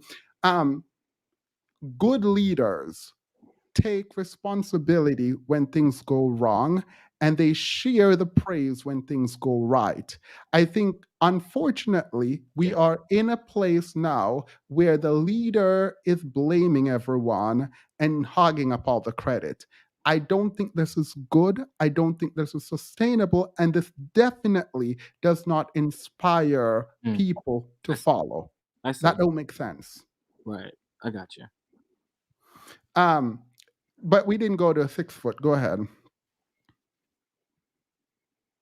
Question. So what drives you and how can it be replicated? That was the question, correct? Yep. What drives me is my wife and my family as well. My wife, my family, my extended family, my mother, my sisters, my nieces, nephews, her family. I mean, what drives me is to make sure we're all in the best positions possible, but also to leave a legacy and set an example for those my siblings, kids that are up and coming to see. Okay, this is what it looks like. I made a lot of mistakes in the past. We're coming up, right, trying to figure certain things out because I didn't have a consistent a black male that led a good example. So I'm like, okay, once I get to a point to where I made a decision to not be like the others and, take that path of, okay, I'm going to, try to become as the best that I could possibly be and leave a great example. Then that's what started driving me. So like, one of my nephews, he's 2. No, he's 1. He's 1 year old. So he's up and coming, whatever he sees me do, then it's going to be like, okay, I'm leaving an example for him, right? My son looking at leaving an example for him as he continues to get older, maybe leave him a legacy to where, if he decides to go to an Ivy League law school, he ain't got to worry about it. He can just say, hey, I'm off to the Ivy League law school, right? So that's kind of what drives me. From a replication standpoint, I think part of it is being an example so people and individual can see what it looks like and that it's real, as opposed to hearing and thinking, okay, this can't be done because you're a man or you're a woman or you're, tall or short or what have you, if that makes any sense. But replication, but then also certain people from a replication standpoint, they may just not have it. You may not be able to replicate. So take the example of, when 2 kids grow up in the same household, one is on the straight and narrow, quote unquote right, but the other is the quote unquote black sheep. So. All right. I will, now that we've sufficiently gone over 2-hour mark, enough people are disinterested enough.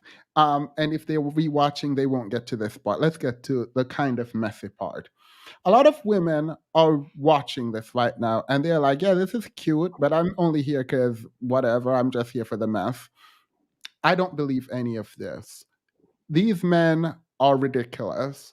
They are not about to change. They are not about to be good in marriages. They are not about to provide for anyone. And they're just going to run amok. What is your advice to women who are kind of over it, but maybe still watching? Kind of over. You say kind of over. What do you mean kind of over what? Black men, Black community, the problems, all of it. Well, I'm an advocate of leave. I mean, go find you a white guy. Go find you an Asian. Go find you an African. Go find you an Oriental, whatever. I mean, find whatever's going to make you happy, right?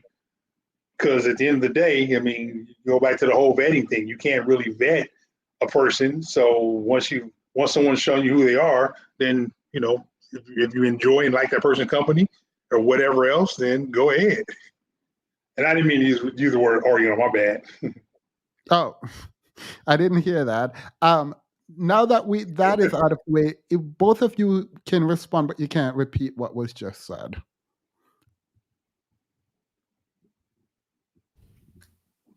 So what advice would I give to a Black woman that's over Black men? Or they come to you for answers. You're like, what should I do? Oh man. I want to say I feel uncomfortable trying to give advice to Black women because like I think one thing I've definitely gained from watching your channel and a lot of other stuff. Because again, I'm married to a Black woman, so she has shared a lot of stuff with me that has really expanded my perspective and understanding to how trashy it is right now. And in essence, how it's been trashy for a very long time. And for me, that's always been really challenging, because at first you think, kind of like what we were mentioning earlier about the good guy. So you think, oh, it can't be like, there's got to be some good guys out there. But the more the more stories you hear, the more conversation you hear, you're like, oh, so I thought there was 100. Now it seems like there's 5 and maybe a half. And it starts to like, and so for me, it's just like, what advice to give? Be happy to the to the best of your ability. Like, because even like what 6 foot was just saying, about, I guess, what would be considered like divesting.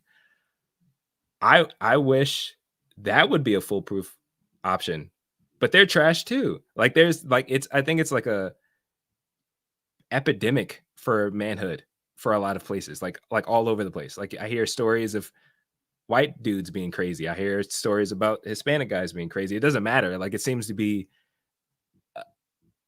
an issue with men in general. And I mean, I have some other beliefs about that, and why I honestly believe that that's almost intentional. But I would say try to be happy as best as you can.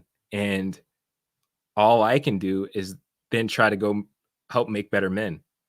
Because there's nothing, at one, I don't think it's a woman's responsibility to try to fix men or whatever. Like, it's on guys, and it's on us as solid guys to go around and try to help make more solid guys. And I think at times it can feel hopeless, but I can't live like that. Like, I can't just hold on to that belief, because that would just be too depressing all of the time. And I mean, I do believe that there are men who are interested in becoming better men, and who actually want to see change within our community.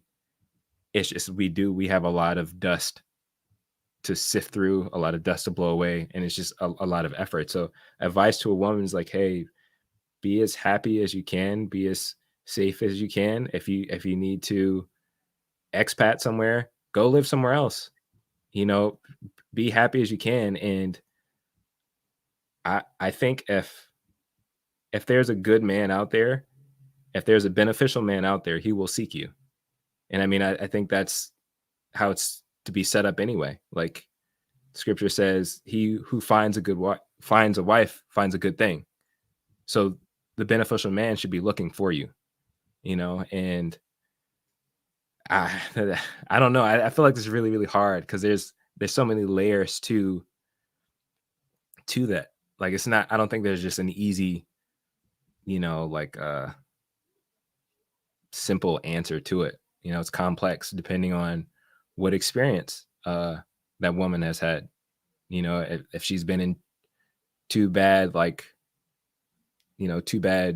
dates or two bad relationships, or she's gone through a terrible marriage, or she's experienced series or abuse or different things like that. Like, it becomes layered and becomes deep. And I don't think it's right for me to just be like, yeah, just do this. Like, no, like, it doesn't work that way. But if I had to, because you asked me that question, if I had to, I would say try to be as happy as you can. Oh, I appreciate that. How the men in the community are always trying to deprive the children of resources and love is weird to me. Thank you, April. Yeah, the whole "don't be stepfather" thing is just like weird. Whatever. Thank you, Malcolm. I don't have much to add other than yeah, I mean, it's tough. I don't think I realized how, kind of similar to Jamil, like so I hear it from a lot of our friends, right? Kind of how crazy things are in the dating world. And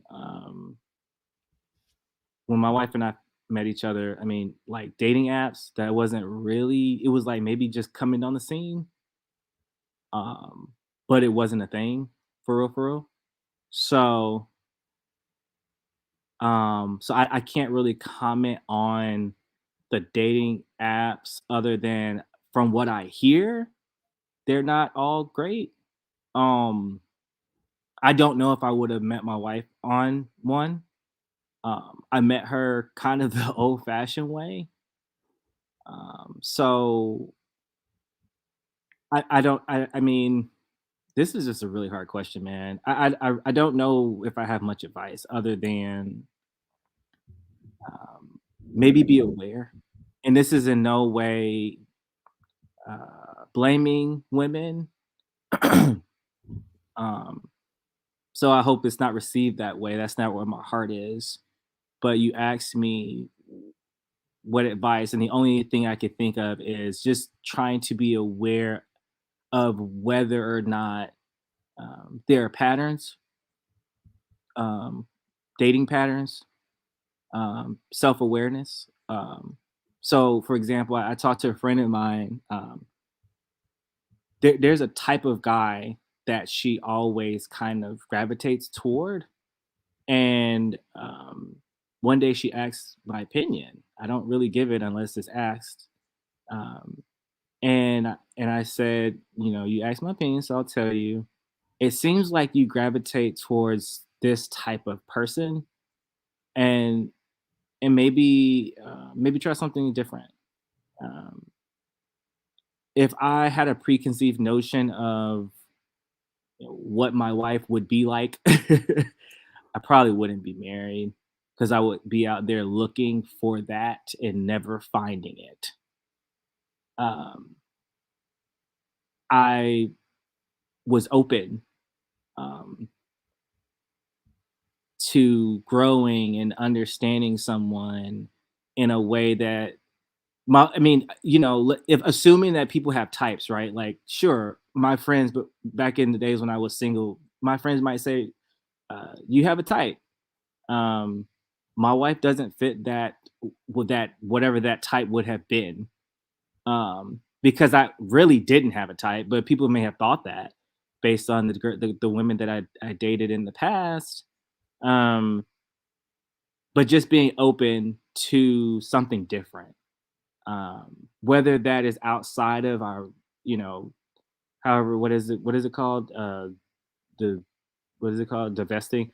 I don't know all these terms. Well, I mean, I don't think, let's just say dating out or swirling, because I think divesting might imply other things. Oh, got you. Okay. I get dragged every time I say the word divest. So Okay. Well, whether that looks like dating other people, but I'm really glad that Jamil brought up the fact that like white men are trash too. Like, I mean, men are trash. Some men are trash. Some women are also trash. If you want to drag me for that, I don't give a fuck. Once again, some women are also trash. Like I know men who are sometimes having a hard time. Now it's nowhere as near as hard of a time as my single black women are having. Definitely not even on the same kind of level. But you know, I don't know. Being aware, making sure, seeing if you have patterns of the same type of person, being aware of where you're finding people. Um, being aware of where you're being open. I had a friend once, and they were like, "Oh, I wouldn't date. If I met a guy in a grocery store, I wouldn't date him." And I'm like, "Why?"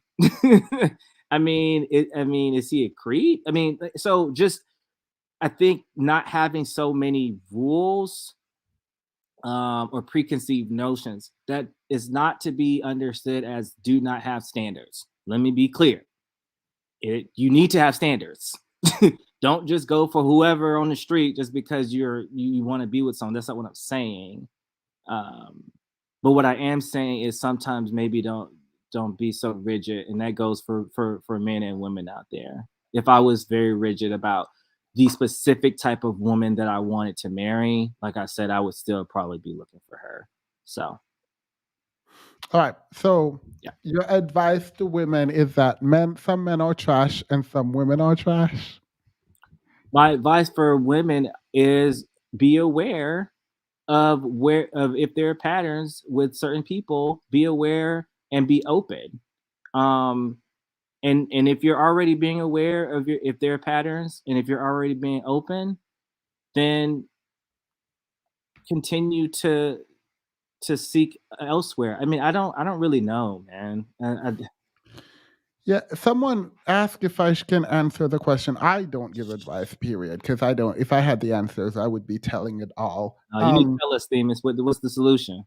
No. Well, it's not the solution, but my advice to women is one simple advice: be okay with being alone. I I don't think partnership is worth headache if it's not mutually beneficial. And the sunk cost fallacy is one of the worst things in the world for this reason. I think there's a lot of people who are unwilling to let go of something because of the quote unquote how much work they already put into it. And you will continue to be chasing if you do something like that. I think it is okay to be alone. And if no one meets your standards, don't date. Like I am not for having someone there just to have someone there. So my advice is to be okay being alone and then work from there. Like take that independence and work from there. That's it. That would be my advice. Let's read some super chats and open the panel so y'all can get dragged. You guys can leave at any point. Just let me know in the private chat. Hopefully you guys have like 30 more minutes. I do have I have all night, but I recognize y'all have families and things. So let's go through some super chats and then open the panel. Too many men stay silent and protect dusty men. Thanks for speaking up, Malcolm. I wish more men would also call out the dusty men. He does call out his friends. I do worry one thing though. I do worry that in an attempt to show both sides and to be quote unquote unbiased, we equate to things that are not equivalent. That's all I'm going to say there. Can we become dust proof? Shall we start dust free movement? Does anyone have a response? Well, Jamal, you brought it up. Should there be a dust free movement? I think I guess so. Yeah, I feel like it would be ongoing. I think we should, as a community, have standards for stuff. And I mean, I do believe like a lot of that standard and upholding that standard is the responsibility of the men of the community. So like if there are a lot of crappy dudes around, I think the men and the leaders or whatever of the community should be like, nah, y'all can't hang out here, or we need to change this. I think it's our responsibility in developing the community, but also protecting it. So yeah, I think it's a constant dust-free movement. But I mean, it doesn't necessarily have to be named that. But yeah, like we should be. It's too late. That's what it's named. Dust-free 2023. The only thing necessary for the triumph of evil is for good men to do nothing. Thank you so much. This is actually one of my favorite quotes. Does anyone want to respond to this? Thank you, Miss G. No, I appreciate this. Thank you. Make yourself useful to the community, period. No, that's not right. Let me not say that. Themis, when we gonna start clowning these men on your panel? Decent black men are we? We need to breed out degeneracy. Oh, clowning, like creating more of. I thought you meant clown.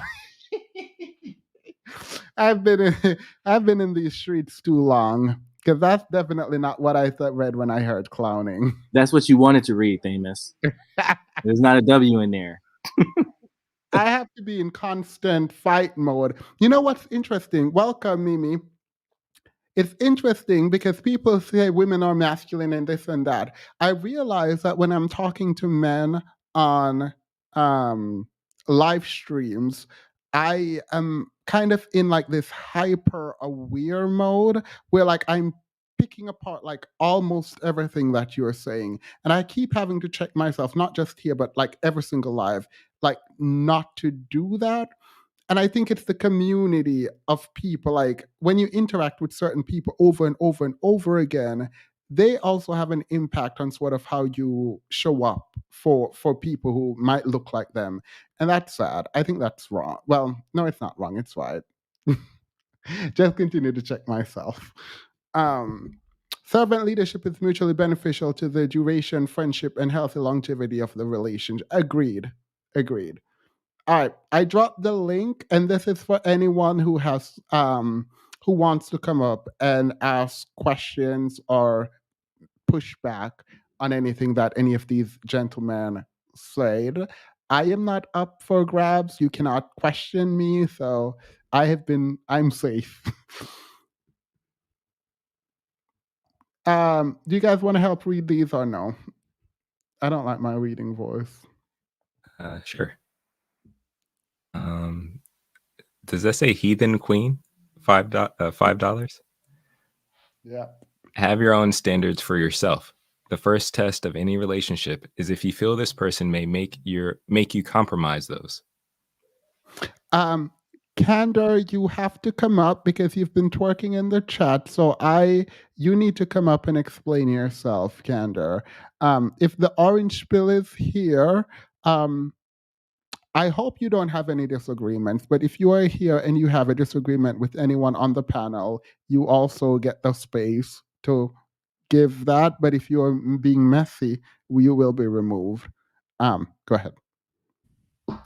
Apologies if I do get people's names wrong, or they're Alana for $4.99. Thank you for your super chat. So tired of the same remedial conversation. Black women divest and leave Blackistan. It's toxic. I don't use the word Blackistan ever. Thank you again, Heathen Queen, for the $5 super chat. Find a whole human being. Oh, find a whole human. WH? I don't know. I don't always get all the... I don't know what that is. Okay, sorry. WHs can communicate on acceptable levels and understand their role in whole humans. Whole humans can communicate on acceptable levels and understand their role in any relationship.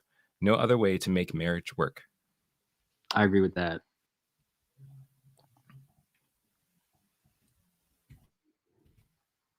I'm gonna defer to Malcolm for this one. Oh, okay. Darling Ebony, $10. Thank you, darling. I think the focus of women should be happiness, and a relationship may be a possibility as a part of that happiness.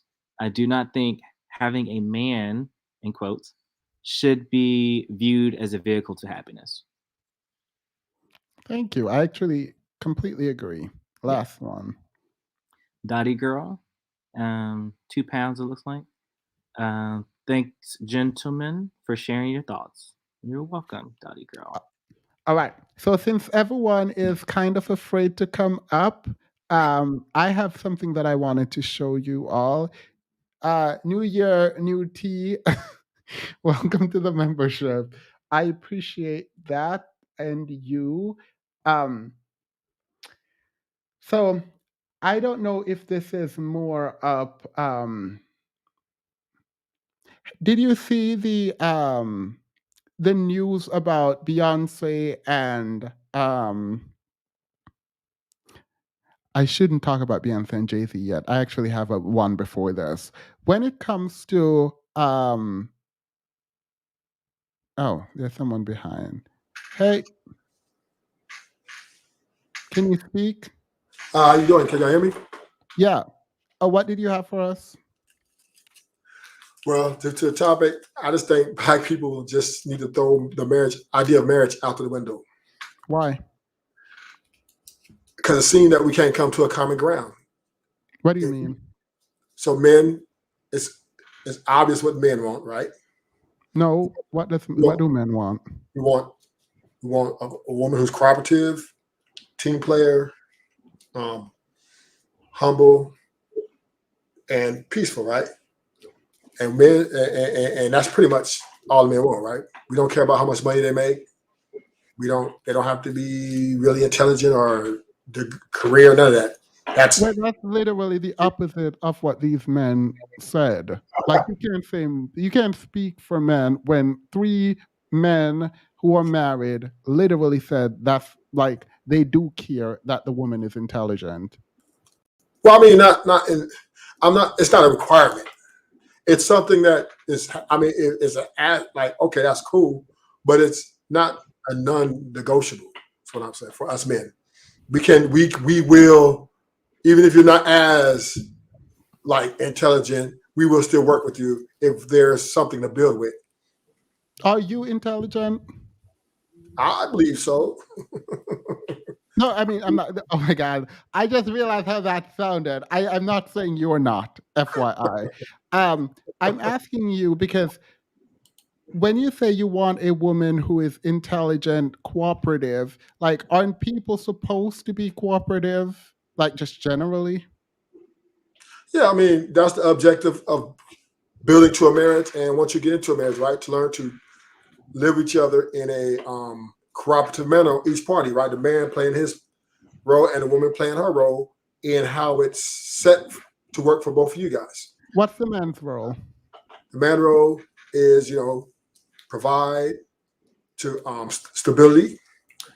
He's somewhat the first line of protection, and the leader. So a servant. A who? The servant. The man should be the servant. Yeah, he serves his family. Yeah, you can say that. Yeah. And so what is the woman's role?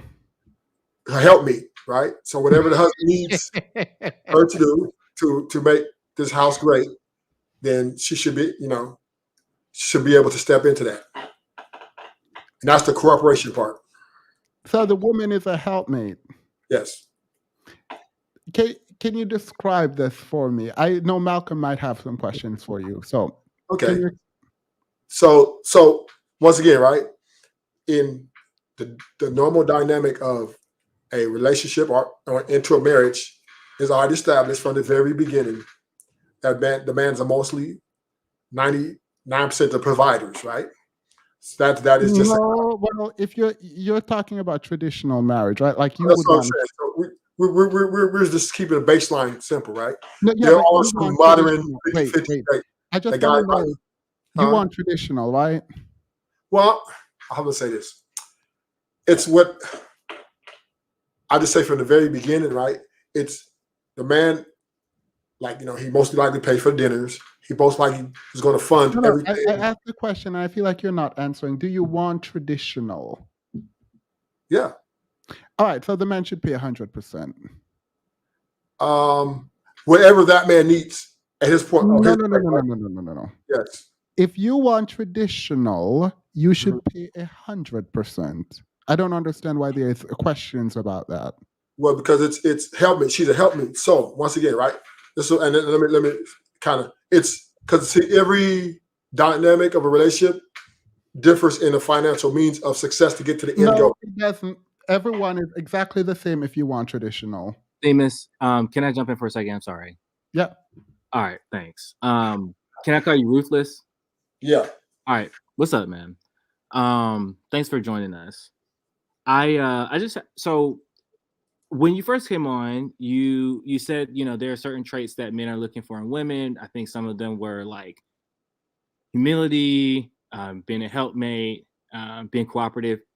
Do you, as the man, feel as though you need to be a helpmate and cooperative and humble? No. Okay. Are you? If you don't mind me asking, are you married? No. Okay. If you don't mind me asking, where do you get these notions from? Like, who? Well, wait. Let me finish my question. I'm sorry. Right. Who told you that a woman needs to be humble and a helpmate? Like, where are you getting that from? You may answer now. It is biblically constructed. and Okay. it is how nature is how God made the nature of man and woman. Okay. And have you dated before? I mean, I'm sure you have, but I'm just that's not a I have kids. You said no? I have kids. Wait, no, pause. Malcolm, sorry. What do you mean you have kids? How you want traditional woman when you already have children? Well, my situation is a little bit. I would have to go into detail for you to understand why that my kids are the way they are, or why we're a lot to do with my history. Maybe one day I can go over that with y'all. But no matter what the circumstances is, right? When we're going into a dynamic of building, right? It is incumbent that a man, right, is who's the backbone of the house, stand tall, right? He's a strong. Well, you said you don't want to be the backbone because you don't want to pay 100%, and you you went to the Bible to point out that women should be a helpmate. But when I say you should pay 100% if you want traditional, you somehow forget the man's responsibility per your Bible. No. I'm not. She's okay. I'm not saying that a man, if he can pay 100%, pay 100%. No, there is no if he can.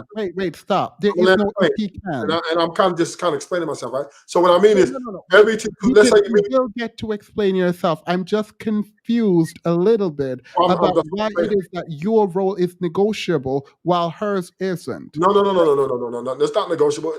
Everything is the same. It's just the fact she's my helpmeet. So that means whatever it is, I need her for the betterment of our future.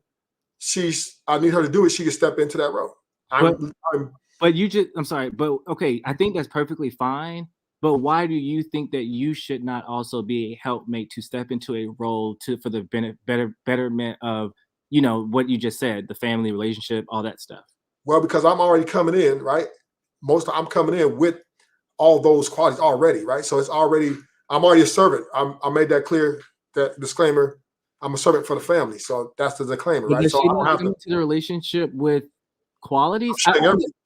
Wait, everything, bro. I'm really trying to understand, and I think this is great that you came on, and I want to thank you for participating with us, because I'm really trying to understand where you're coming from a non-judgmental standpoint here, but from the outside, I mean this in the most respectful way. I think I can understand why you're not married. And you know why I'm not married? Tell me how you think I'm not. I like to hear this. Yeah, sure. I mean, I think I can understand at least one reason. What's right? that? Your mindset is, earlier I talked about fixed mindsets and preconceived notions. And I think the way that you are describing what a woman should do and should be is the epitome of a preconceived notion, right? Instead of, how has that worked out for you? Well, it's worked out actually pretty well. I'm just not the one to get married. It's not that I can't. It's not like I can't get married. I'm just the one to get married because I feel, I guess I don't want to get married. I will get married if I find someone I feel is fit for the journey. It's what I want to think. I'm very picky about, and just not jumping in with anybody just because the opportunity is there. Right. If I feel like that this has helped me to not fit for my journey, then I must move on. I think that's fine. If guys jump in, I don't want to kind of manipulate the conversation. I do have a question. Yeah, thank you. So Ruthless, you say that in your summation, does the man supposed to serve his wife or no? So the family. I said I made that disclaimer already. Okay, got it. Automatically, this is not even argumental. It's incumbent upon man to bring home the bread, right, for everybody to eat. Now, in some cases, right, the man may need the woman to do more. This is why she's a helpmeet, right? This is all negotiated and all brought to the table during the building into marriage, right? Knowing the situation. And it is not like, I'm not saying that she absolutely, if she doesn't want to be my helpmeet and doesn't want to put in, then she can go about her life. But if she wants to be a part of the big picture And if I need her to maybe do something a little more for the betterment of the future of the children or our situation, then I need her to step up. She needs to step up and do that. But step up and help provide. I mean, that's how she help me. That's what help me means. Whatever it takes. No, that's not what a help me means. Like you keep going to the Bible, and the Bible does not say the woman should go provide. You should go toil the earth. Well, a woman does help, right? She helps by providing. Yes, but she helps by providing, not like going in to the house. earth. Who should be toiling the earth? It just depends on does not what depend. the situation is. You see, this is the thing I don't like with like the quote unquote a la carte Christians. You go to the Bible to point out the woman's role as a quote unquote helpmate, but you just completely ignore your role, which the Bible says a man who cannot provide is worse than an infidel. So the fact that you're sitting up here talking about the woman is supposed to be a helpmate while going out and providing because it's biblical makes absolutely no sense. Once again, you are a feminist, and that's okay. That is okay. I'm a what? A feminist. Oh, that's the first time I ever got called that. Oh yeah, no. Women will say, every woman has been against me since I've been on these panels. Yeah, well, no woman has been on my side. No, here's the problem. Because you don't understand what you're asking for. If you want a woman to help provide for your household, then you're asking not for a helpmate, but someone to go out and toil the earth and bring home money.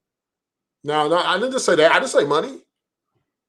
That's what we just said. You said money. I didn't say money. I said whatever it needs for the house, the betterment of the house. That means if it's to wash the kids, if it's to babysit the kids, money. Sure, when you say whatever, does whatever includes money? It can. Exactly. So when I said provider, what do you think provider means? Provider is one. So the main providing point for a man is emotional stability. Money comes with it, but the most important is emotional stability. That is the main component. That is the main component of the man. He is the brick of the house. He is the mountain, not his money. Because you can have money and be a terrible provider of family love, right? So we're talking about the most important part. You literally said he's the one who is supposed to go out and bring home the bread. What does bring home the bread mean? We mean the bread. Well, I mean, bring home in the bread. We financially we take that role too.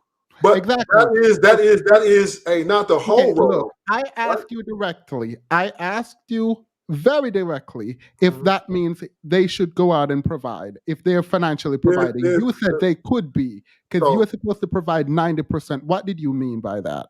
So let me give an example. So let's say no. What did you mean when you say the man should provide up to 90%? What did you mean? I didn't put a percentage on there. You did. I just said each man is different, right? I can't speak for you know when I go back and cut this, it's gonna look very weird after you said 90% to then come back and say you didn't say 90%? I said 90%. What I'm saying is this let's so let's say I have a hell of a job, right? I'm 100% breadwinner and I hurt my back and my leg and I can no longer function on the workplace and I lose that money. My woman, right? I might need her to step up to bring in income while I heal. That is not far-fetched. That's why she's my helper. She's there to help our family for the betterment of our family. It ain't like if I get hurt, don't nobody do nothing. Let me say this. You are wrong.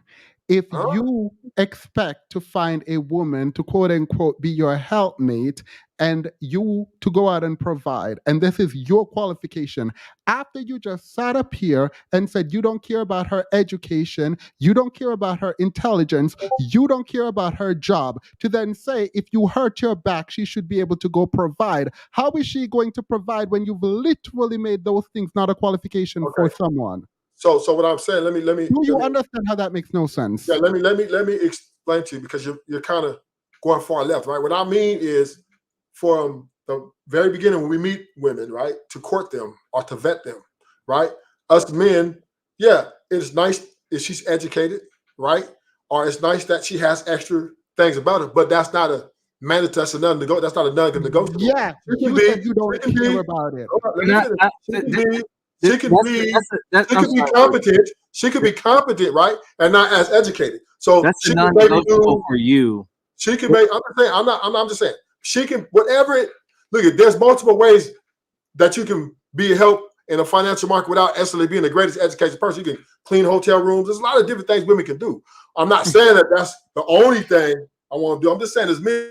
You have been muted. Talking about go clean hotel rooms. You want to know something? Here's why I'm annoyed. We're up here having a boring, nice conversation.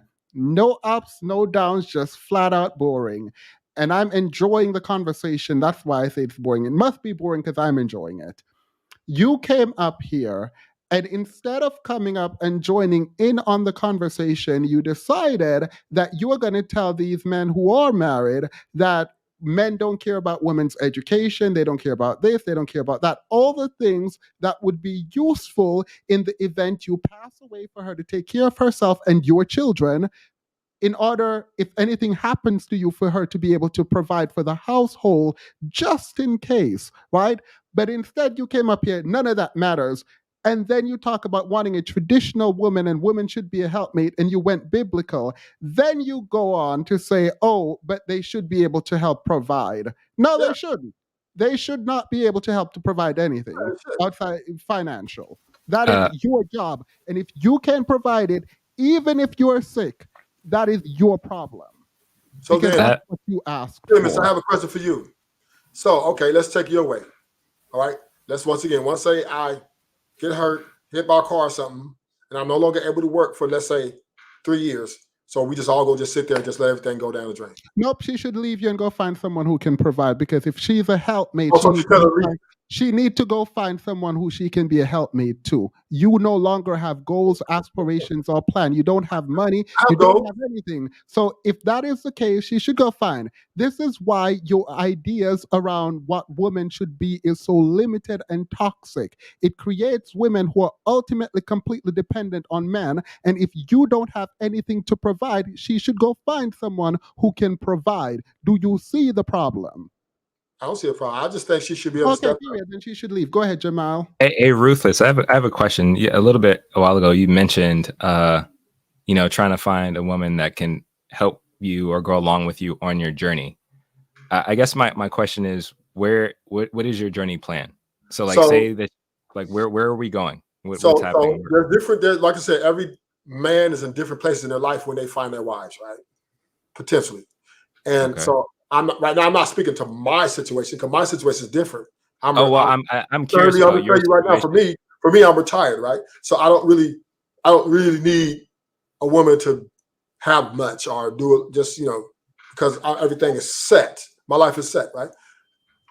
But if there are, once again, you fall in love at, let's say, 21 with a girl who's 19 or 20, right?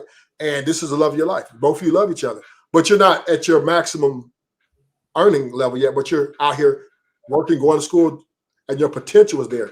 And she says, okay, I'm gonna roll with you. Then she steps in to also help the goals of both of y'all reach to reach the final goal, which is, a family, stability, legacy, all those things. So that's what I mean by, it also depends on where a person's at in their life. Now, if a man is established, that's different, right? He doesn't really need much of her, and he's not really tripping if she's educated or has a degree. Long as she could come and have a conversation with him and spend quality time, and add value in that way, then he's more, that's what he wants. But a guy who's working his way from the bottom and he meets the love of his life, then he might need her to do a little bit more because to help reach the ultimate goal. I don't think you answered my question. Oh, go ahead.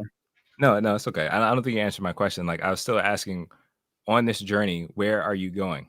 So, you mentioned, for your case, you said you're retired. So, right. In this situation, based off of what we've been discussing, a helpmate should come along and to be able to more or less serve you to get to this journey place. What is the destination? It'll be more emotional support, right? It'll be more emotional support. So you need a woman to help emotionally support you. Not really. Well, I wouldn't say help because I'm pretty stable, but maybe add to, maybe to a conversational, to be able to spend time, go places together, and laugh and have a good time. Those things which require emotional connection. So in that aspect, that's be much what I'd be looking for. Okay, because I'm kind of curious because the way that you're describing it is you're kind of like you have all your stuff together. So kind of going back to what Malcolm was mentioning about you being asking the question to you about you being humble or you being able to contribute to the woman. If you have it all together, why would a woman want to even be with you if you're not going to contribute anything back to her? Well, I mean, that's right. I mean, if she doesn't want to be with that, then that's fine. I mean, that's fine. If she's materialistic and she's basing most of her standards on what a man could do for her only, then yeah, then she needs to go on and. Well, I mean, it doesn't even have to be materialistic. We could talk about, like you mentioned, you said emotional support. You said emotional things like that. So, but if you're not, that's why you're not. No, but I'm saying, like, if you are in your position, the way that you've described it, a woman should come and help you on your journey. It really sounds like it's only one way towards you. So why would any woman want to be with you if you already have everything together? Your journey doesn't sound like you're going anywhere. That's what it sounds like. I'm going to reciprocate. If I like her, right? I'm not going to treat her like. You know what I'm saying? I'm going to treat her like the woman that I view as she is for me. I'm going to make her life pleasant too, right? What do you mean? Like, I'm not going to just be I'm just going off of the way that you were describing. Well, I'm just saying, we're just talking about a man from a man's position, of my position, being established, already set, right?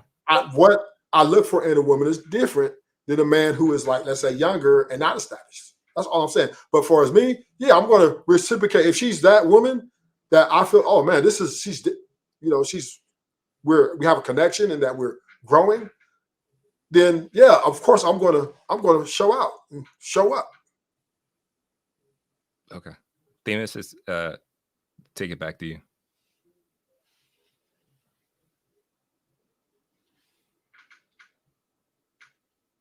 Sorry. I'm going to ask you one more time. When I ask you if the man pays 100%, did you not say no? I said depends. All right. So that you don't agree that the man should pay 100% in a traditional relationship. I'm giving you a clean slate. Right, but I'm saying it depends on the dynamic of the relationship. If they're younger, for you. But if it's like me, I could go 100%.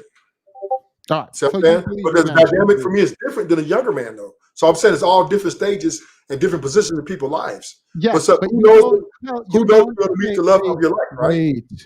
You don't say it's different perspective and then come up here and say men want this and women should be this. It's just a viewpoint. I'm not really holding everybody's foot to the fire about it. It's just what I see typically, and with other men, my friends, and growing up. You know, I'm an older man now, so I have experience, and I see what a lot of my friends like in the women. So I'm just going off my anecdotal experience dealing with a lot of people. How old are you? How old are you? 45. Can I ask a question, Themis? Yeah. Okay. So kind of going back to the 100%, and it, because I mean, I hear where you're coming from at saying that you're an older man and you may be looking for something different in a wife than a younger man, right? Someone who's not established or whatever. Okay, but let's say that you find a woman and you're interested in her, and you're established, but like she still has goals, right? Like she still wants to build her. Is that an issue for you? Like, are you looking for someone who's just at home? Are you looking for someone who is not going to be working? I mean, I'm trying to figure out the purpose of your need to continue to say I'm established and I can, handle the finances by myself. So does that mean that I can handle the finances by myself as the man? So therefore what? In terms of the woman, does that make sense?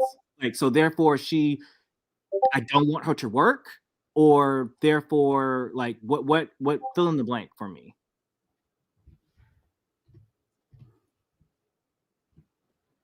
Hello. Who is he talking to? You. Talking to you. Could you repeat that again? Because I thought you was talking to him.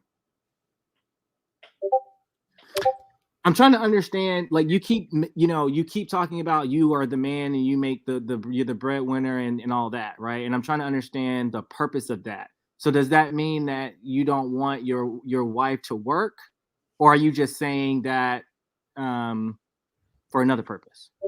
Well, preferably at this point in my life, I'd rather not my wife work if I have one. I would rather her not work because it is, once again, she's the weaker vessel, and just out here in the world, it's just so much going on. In my position that I'm at. Oh, okay.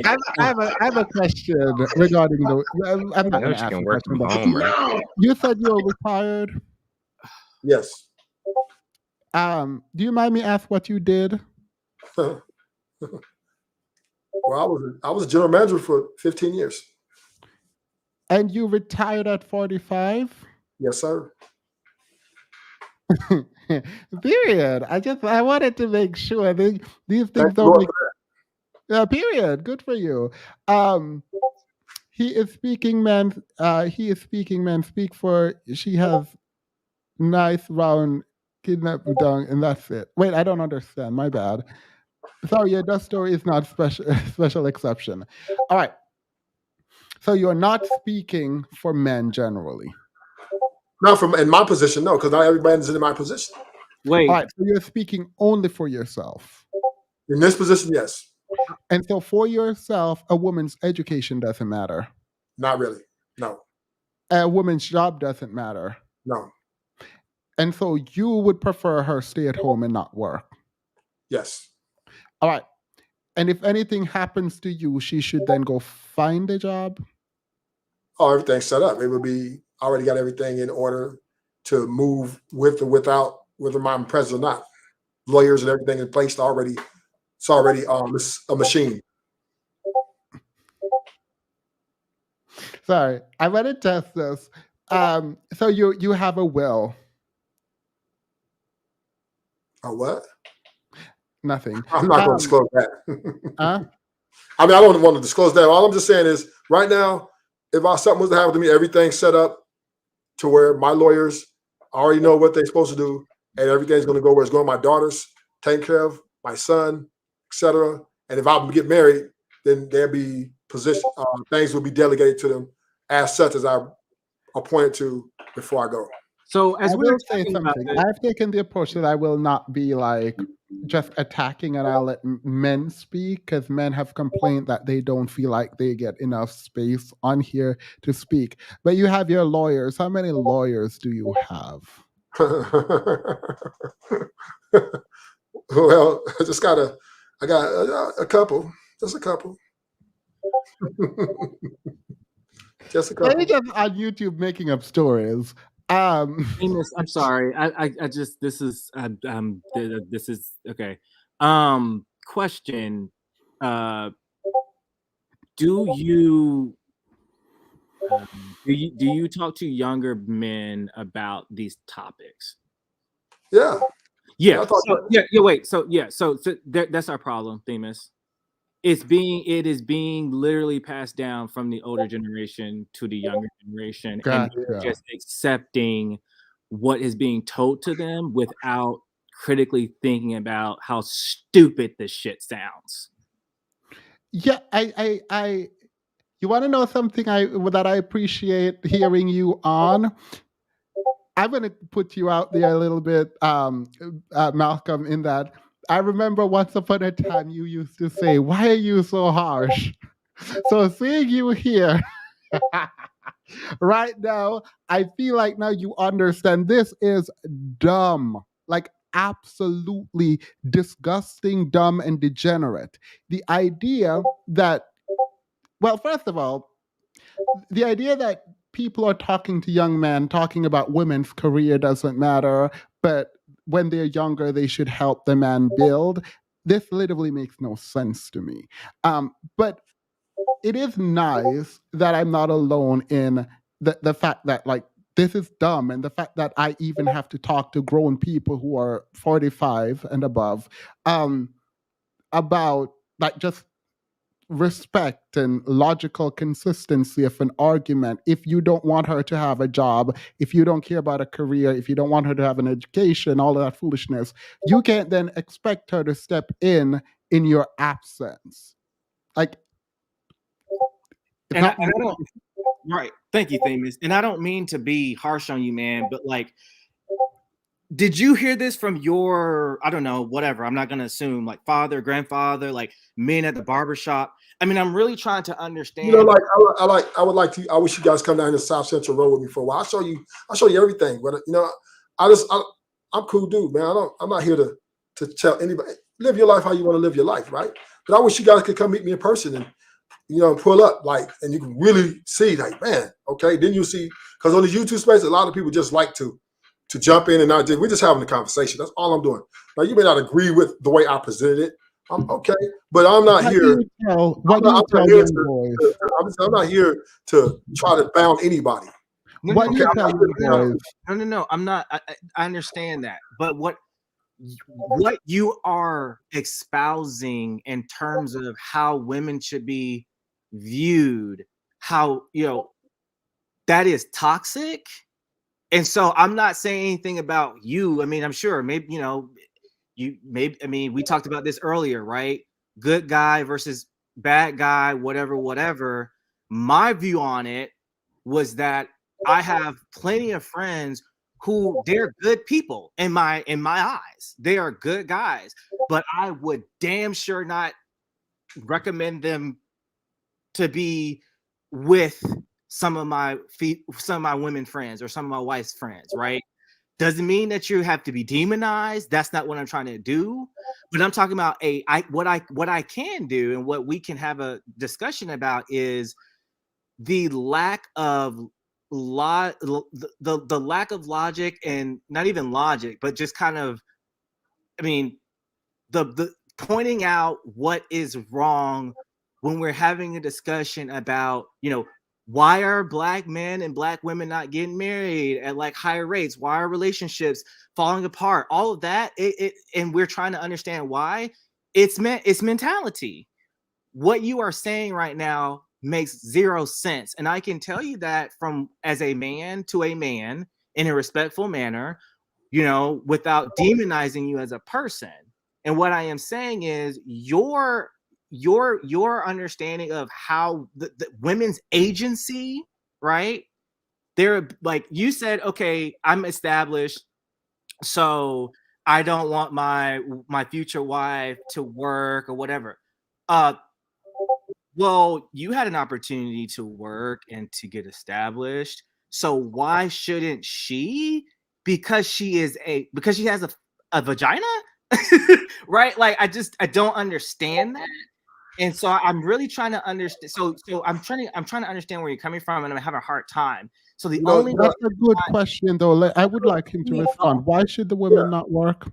Yeah. Well, I mean, because I need it for different reasons right now. You know what I mean? I'm looking for more because everything is in place. Got it. So her agency doesn't matter, Malcolm. This is a person. We're talking about a human being. We're not talking about a thing. Right? Well, I need her for different reasons. Okay. I mean, what do you mean? I didn't call her a thing. I called her her. So everybody uses everybody. Women use men use women. It's just a transactional lifestyle. Oh, that's the problem, man. If you see our relationships and the way that humans operate is all transactional, that's the root of your issue. So here's the deal, right? This question I want for the panel, right? Since you guys are saying it's not transactional. So then, right? Typically, do you think a woman would date you if you broke? Unfortunately, yes. Unfortunately, the answer to that question is yes. Did you not hear my story? You broke? Did you not hear my story? I mean, maybe you didn't. I was broke when I met my wife, because she was interested in more than just my money. What? Yes, the answer to your question is yes. I mean, you been to college. Wait. Now, if you're saying, okay, let's just make a distinction. Mm-hmm. Is your question, do I think a woman would date me if I'm broke and I have like no goals? Like I'm not trying to better myself. I'm just broke. I just accept it. I ain't gonna be shit. Right. Or are you saying Or are you saying, would a woman date me if at the time that we meet, I really don't have money like that, but I'm working my way up. We don't know if I'm gonna make it or not, but I'm trying. Like I'm actually doing Well, shit. Which well, one? I said that disclaimer earlier. Like it depends on where. Yes, sometimes you can meet your wife when you're in your early. No, answer Which the one? You can be question. not Are that you big talking man. about a man trying, or are you talking about dating someone who is not So trying and don't if have a anything? woman sees that you don't want to, Which you know, one? prove yourself, she will leave you, or she will not. Yeah, she might one? see if you have potential, but if you're You not want to reaching know out something funny? That should be the case, but it's not, unfortunately. I see it happen all the time. Which one? Women leave men for because they did not reach where they make them happy financially. Literally, they will leave. Yeah, break up, kill. No Bye. one cares about your anecdotes, honestly. Like the point at which we're up here just like sort of coddling, I'm done, I'm over it. I'm We're asking having which a one. good conversation about things happening in the community. Married men talking about how they date and who they dated and how they got married in their love or whatever. You came up here with what is essentially this degeneracy and dust, and you're telling us all this foolishness that literally no one cares about. So at this point, let me just be clear. When I said I'm going to open the panel for men, I'm not about to sit here and listen to foolishness. At 65, 60 plus years old, a grown man should not be on the internet talking like this. Who's 65? I said at 65. If it doesn't apply, let it fly, because I'm talking generally. No, you At listen to that. at over 60 years old, a grown man should not be online talking about women in this way. It should not be the case that we have to, younger people are now teaching older people about how to engage with women in terms of appreciating their individuality and agency. That doesn't make sense to me. So the initial question I asked, where I was like, why is this so pervasive? If it's dumb, Exhibit A. I'm going to move on. If you have another question, you can ask, and then you can make a comment and leave, because I'm over this. Like, I'm actually kind of over it. All right, bye.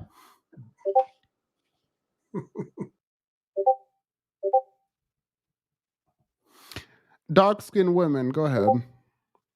Well, hello, gentlemen. It is an honor being up here with you guys, and Themis especially. Hey.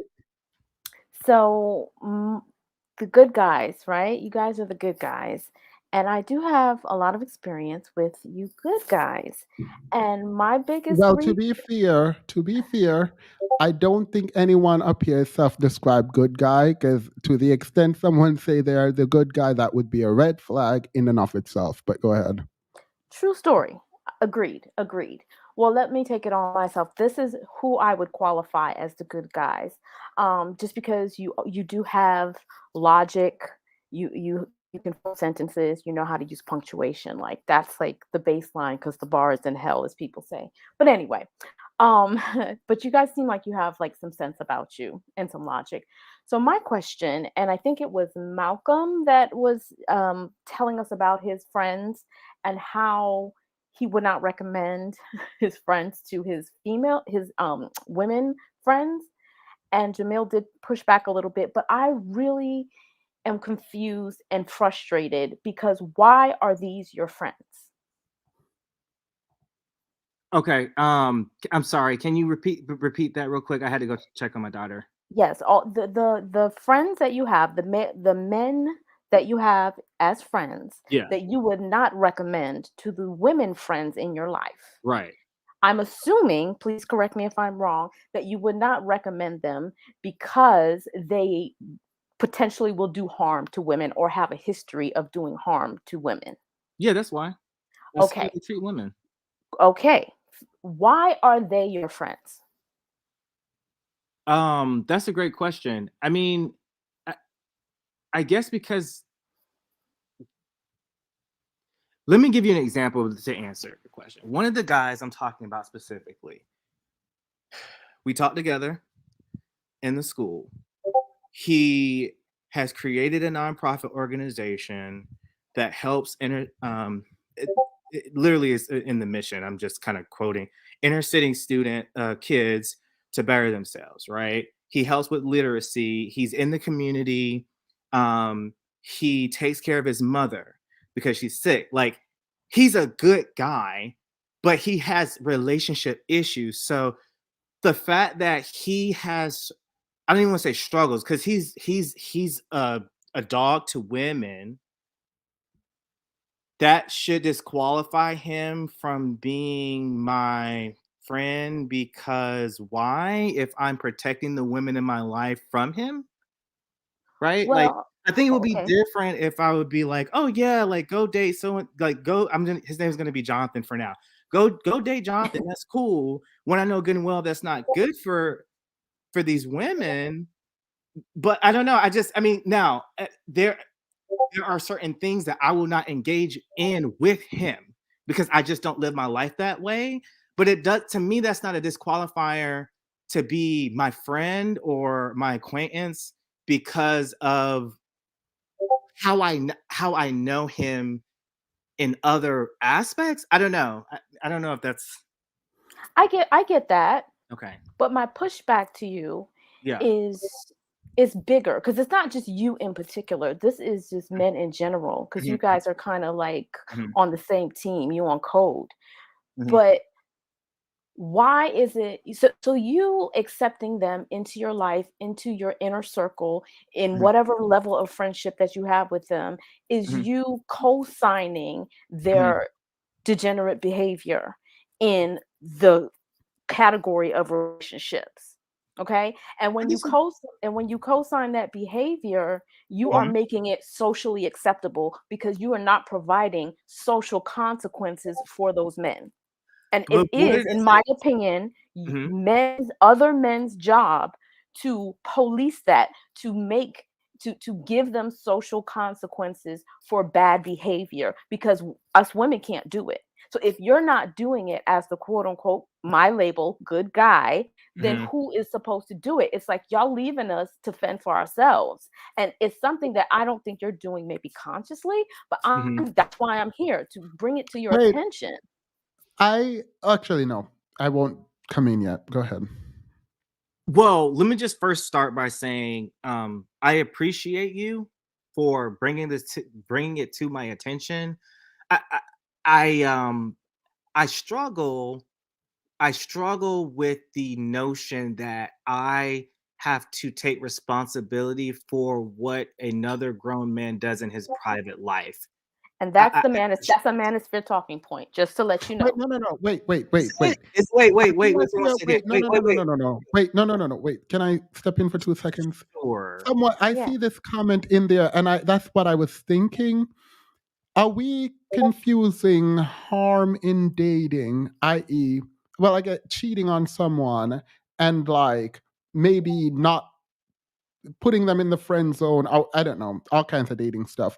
Are we confusing those kinds of harm with abuse? That's a great clarifying. How are they different? What do you mean, how are they different? So abuse is not just physical. Let me just be clear. It is impossible for any human being, men or women, to only be friends with completely good people. Like, in terms of how they treat everyone around them. And so I feel like we're trying to set a bar, which I can appreciate, but let's draw a line somewhere about what is right and wrong in terms of how we relate to people. I'm only doing this because I do know Malcolm, but I'm not vouching for his character. He has to fight for himself on here, like everyone else. But I'm a bit confused, and I'm really concerned about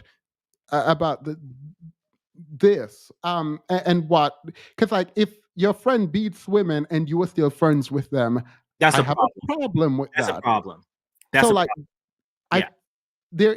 Go ahead. Okay, so there is physical abuse. Yes. There's also psychological abuse, which includes emotional abuse. Okay, and those are less known and less talked about, and there's a lower awareness of it, right? So cheating, mistreatment, neglect, those are all forms of abuse that are not socially held. People are not really socially held accountable for those as much as the physical abuse, right? But and let me be clear, because about what I'm seeing. So not that you can't be friends with everyone that you're friends with, cannot be, the highest moral character and be perfect. But Wait, I'm so okay, sorry. go ahead. Is cheating abuse? Cheating is mistreatment. All right, I can concede to that. I'm sorry. If we are at the point where we say cheating is abuse, chronic cheating and cheating to cause, like, I wouldn't say cheating is abuse, but go ahead. But to be clear, cheating can be used as a form of abuse. Yes, if done agreed. yes, okay. Yeah. But in general, it's mistreatment and broken agreements, Yeah. right? Yeah. But when I say socially accountable, I'm not just saying, F you can't be my friend and I'm done with you for life. It's holding these men accountable and giving them some sort of social consequence. Because I've been in a barbershop before, and all this stuff is just, laughed about and chuckled, and it's social. They don't have a social stigma for bad behavior. Whatever level is up to you guys to administer, but in general it's just accepted, and it's just swept under the rug, and it's okay, and the next generation is doing it, and the next generation is doing it, and the next generation is doing it, so much so that the women even think it's acceptable. So if I may for a second, thank you for clarifying that, Themis. So to be clear, I am not befriending abusers. All right. If I am aware that someone who has been a male who has been a friend of mine is abusing someone, I'm going to call it out. I'm going to get help for whoever needs it. And, to the extent that I'm not able to help, I mean, that's not what I was talking about. Particularly with this person, I was particularly talking about he is not a one woman man. He doesn't hit women. I mean, to my knowledge, he doesn't. I don't know what he does in terms of. I can only talk about what I am knowledgeable about and what I am referring to when I say this person is not good for women. So he lies to women? Is that fair to say? He lies to women? And misleads them? I would assume if he, unless I don't know. Listen, I cannot be held accountable. Like, literally what I know about this particular person is he has cheated on a woman before, and I don't think it was the first time. Okay. And this person who he cheated on was a mutual friend. And when I found out about it, I said, either you're going to tell her or I am, because she is also my friend. I do not want to be in that position, but I had to because it was a mutual friend. Right? Oh, wait. I'm about to call you out. So it wasn't that you were protecting the woman. It was because you didn't want to be in an uncomfortable situation again. No, I said either you tell her or I do. So how is that? I don't understand how that. That's you protect. You said that you didn't want to go through that again. I think there's a conflation. Regardless of if he wants to be or not, he is in an uncomfortable situation. Right. I don't like, how is that not protecting her? She's going to find out either way. I give you no choice. Either you tell her what the fuck is going on, or I'm going to tell her. And so either way, she is being protected with the truth, right? I don't understand. Okay. Yes, but it seemed like, and maybe I assumed, it seemed like the motivation for you not recommending him to other women friends of yours is because you don't want to be in that situation again. No, it's maybe I assumed that. No, it's because I don't want her hurt. Fair. So yeah. So but I hear what you're saying. I think that there are distinctions and lines that have to be made. in terms of what we're talking about. If I can't help whether or not a friend of mine is going to cheat on his girlfriend. Like I literally have no control over that. If you think that's a menacing idea, I'm No, sorry. that's not what I'm saying. Okay, because No, you don't have control over him, but you do have control of who you have around you. And if you knew, I mean, I don't know where you're from, but most Black people I know have some type of experience with people who commit criminal activities throughout their life. Like, you were next door to someone that was doing something felonious, right? And they were your friend, but you knew he was robbing people in the street, and so you didn't rock with them like that. You stepped yeah, back. but You said, that's a false equivalency, though. I'm sorry, I'm gonna have to pause you. That's not what we're talking about. We're not talking about felonies. We're talking about you. It sounds we're like talking about bad behavior. You didn't want to be associated with that bad behavior. I mean, bad Right? behavior is such a general term. Are you going to disassociate yourself from someone who, I don't know, litters because it's bad behavior? Okay, well then let me ask you a question specifically to you. Okay. Is there behavior that people do that you know that you do not want to associate with, maybe a criminal activity that you don't want to associate with, so you don't rock with them? 100%. Do you know anybody in your life like that? Who doesn't? Who Yeah. you know that Yes. that you purposely do not rock with because of whatever behavior they're doing? I mean, And okay. what's the nature of that Let me behavior? put it this way. Let me put it this way. People who know me know you're not gonna do none of that shit around me. So that's my answer. Like, I am confused. I'm so Wait. if the idea, let's use cheating. I think most, if not every one of us, knows or is friends with someone who cheats. exactly, and that goes for women too. So are you telling me, like, if one of your women friend cheats on her boyfriend or whatever, you can be like, girl, we're not friends no more. You can't hang out because you cheated. Like, what? I'm just confused. Okay, that's a great example. So that's a great example. I know a woman that is my friend associate that cheats. She cheats. Sure. I don't think that that's morally correct. I don't agree with it. I don't even trust her, because if she's gonna do that, break her confidence to that level that she's doing with someone that she's supposed to have an intimate relationship with, what's she gonna do to me? Right? So I didn't just throw her to the wayside, but she gets put on the back burner, like she gets put at arm's distance. Correct. You act accordingly. You act accordingly with them. You don't trust them. Wait, no, pause. How are you trying to hold him to a standard you don't even hold yourself to? I think But I am holding it to myself. Yeah. But I'm keeping her at arm's length. I'm keeping think her at that's arm's what length. everyone does.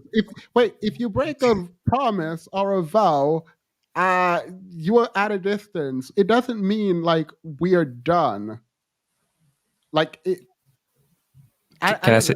Yeah, But go I ahead. said that. I'm not saying you throw the relationship away. I'm saying that you distance yourself and you give them social consequences. Like, I'm not going out with her. I feel like you should have asked instead if they're like close. Like, you even presume that that person was in the inner circle. Yeah, I think just real quick, I think it can sometimes be a little bit of semantics, because like even you, I'm sorry, ma'am, I can't see your name, so I don't know. Dark-skinned woman, sorry. But like before you answered your question, you said friend, but then you changed it to associate. And so I can understand that when in regards to if somebody labels somebody as a friend that's close, you would question and ask, well, why do you let this person that's close to you continue to have this bad behavior? And I would agree with you. Like, if you know this person is doing something, so we're talking about cheating. If you know this person's cheating or dogging out people, why aren't you like confronting them? Why aren't you doing something to help minimize them from continuing to do what they're doing? And like you gave as an example, you put them at arm's length. So this person has behavior that you don't agree with, so they are no longer a friend. They have become an associate. So they are, Correct. and so I can understand, but if Malcolm for this person he's talking about, maybe they are an associate. I don't know in regards to that circle of friends or how close they are in that relationship, but I can understand. I think both are important. Like, how Well, are I you yes. labeling these people? And then if they are closer to you, are you actually engaging them to try to influence them to not to no longer do like negative behavior? Correct. And that's the part too, engaging them, because she knows I'm not going to participate in gossiping about that, or helping her execute her cheating, or you know what I mean? Like, Yeah, and I don't do that either. I don't mean to cut you off, but like, just to no, be no. clear, I don't Mhm. do that either. And my arm's length limitation for this person is I am going to protect women from you. So if you Okay. come around me and there's a woman that you're interested in, I'm gonna let you know, bruh, don't even try it, because I'm gonna let her know that's not what's up. That is my limitation for him. It doesn't mean we're not. That is me acting accordingly to what I know about this person, without Okay. taking it overboard. What's overboard? Overboard is what you were talking about in the beginning. Like, well, I don't know. I just I felt mean, maybe I overboard, misunderstood. like what you believe to be overboard would be like you are still friends with that person. Like this is, I don't I'm not understand friends. how I'm an you're friends with associate. someone. But I don't understand how you're friends with someone who cheat, and then you I'm have not like friends. I'm friends. We were friends. I found out about the behavior. I checked her. That's another layer. Checking her and saying, "Yo, I don't think that's cool. That's not right. I don't rock with that." And then distancing myself as an associate. And I honestly, it's kind of fading to black, because what am I gonna do? I'm disinterested. I'm gotcha. disinterested in that type I of don't know. person. You know what I I don't. mean? But Yeah. I do appreciate the spirit of debate. I think this is something that we probably should come back to on another live, about friendships and what the boundaries should be and social consequence and usefulness of that. I think that's actually an important point. So, dark skin woman, I appreciate you. Um, thank you. Thank you, gentlemen. Thank you, Themis. Thank you. You. I'm going to drop the link again. There's a ton of people in the back. All right. Before you go, I'm going to drop the link again, and this is going to only be for Candor. This is for Candor. Go ahead. All right, let's try to go through like 5 super chats before we move on. Jamal, can you help me, please? If you... Sure, absolutely. Again, I apologize if I get anybody's name wrong. Lashik Mondrell, $10. Thank you for your support. But if any provide not for his own, and especially for those of his own house, he hath denied the faith and is worse than an infidel. 1 Timothy chapter 5, verse 8. Period. Thank you. Chanel. Again, I'm really sorry. Chanel, thank you for the $4.99 super chat. Sir, you don't qualify for a traditional marriage with kids out of wedlock. Chandra, thank you for the super chat. What journey will an established single woman take up with a single father that appears to be in his midlife and in need of financial support? Great question. Alania Param, thank you for the super chat. Cooperative provider. Seeking techniques, thank you for the super chat. Woman's role, mandatory. Man's role, open for colorful interpretations and audibles according to his loins and ego. Lost. Period. Like what? Concerned, thank you for the super chat. What do men do to provide emotional stability? I didn't even get into the substance of what he was saying because the logic wasn't already logic. And thank you. That would have been a great question too. 88 Roshan, thank you for the super chat. He wants a personal assistant for life and or free. Or life and for free. Hey Ohaji, thank you for the super chat. He's the mountain, she's the pillar in the pillow. Miss Peaches 733, thank you for the super chat. Sir, you just said you didn't have to be humble and cooperative. How are you providing emotional stability? Period. Round of applause for Miss Peaches. Look, he can be traditional if he wants with children. I don't think it disqualifies him. I just didn't see the logic in where he was going in the beginning. If she's not supposed to have, I'm not even going to get into this. Go ahead. Dontavia Martinez, thank you for the super chat. He's okay with an illiterate raising his kids. Oh, y'all are mean. April, thank you for the super chat. Do you need a helpmeet for your head? Because it looks like your neck left. Condra, thank you for the super chat. I need his black men's to come to the front. Because why? I like you doing the reading it in the way it's written. Hey, Ohaji, thank you again for the super chat. Malcolm said you're too stupid to not want a smart wife. Emojis. Yeah, I caught that. All right, there's a lot more, so we're going to read one more and then continue. Okay. Nicole Victory. Themis, you're hot for these dusties, and we thank you for your advocacy. However, please allow the guests to get out their thesis, introductory statements for at least a minute uninterrupted. Absolutely not. Absolutely not. I do think that I need to, because I've been trying, but no, I'm not going to sit here and listen to foolishness. But thank you. I appreciate that. I will try to do better. All right. Candor, you had issues in the chat. You've been twerking all year. Yeah, actually, you know what? I wanted to address the last caller, and to me, that exemplifies the problem that I have with the position I've been hearing all night. And the thing is, it was a weak position, and when you're weak, you see they push for more and more. So it's not enough for you to be the good guy. You're married. You try to do the right thing. Now it's like, oh, well, you have a friend who's a womanizer, and that's suddenly your problem. The reality is we live in a society where women are free to be with who they want. So I know that changed to cheating, and you can say, well, maybe it's abusive, it's wrong to cheat. Sure, but these other women, they made a choice.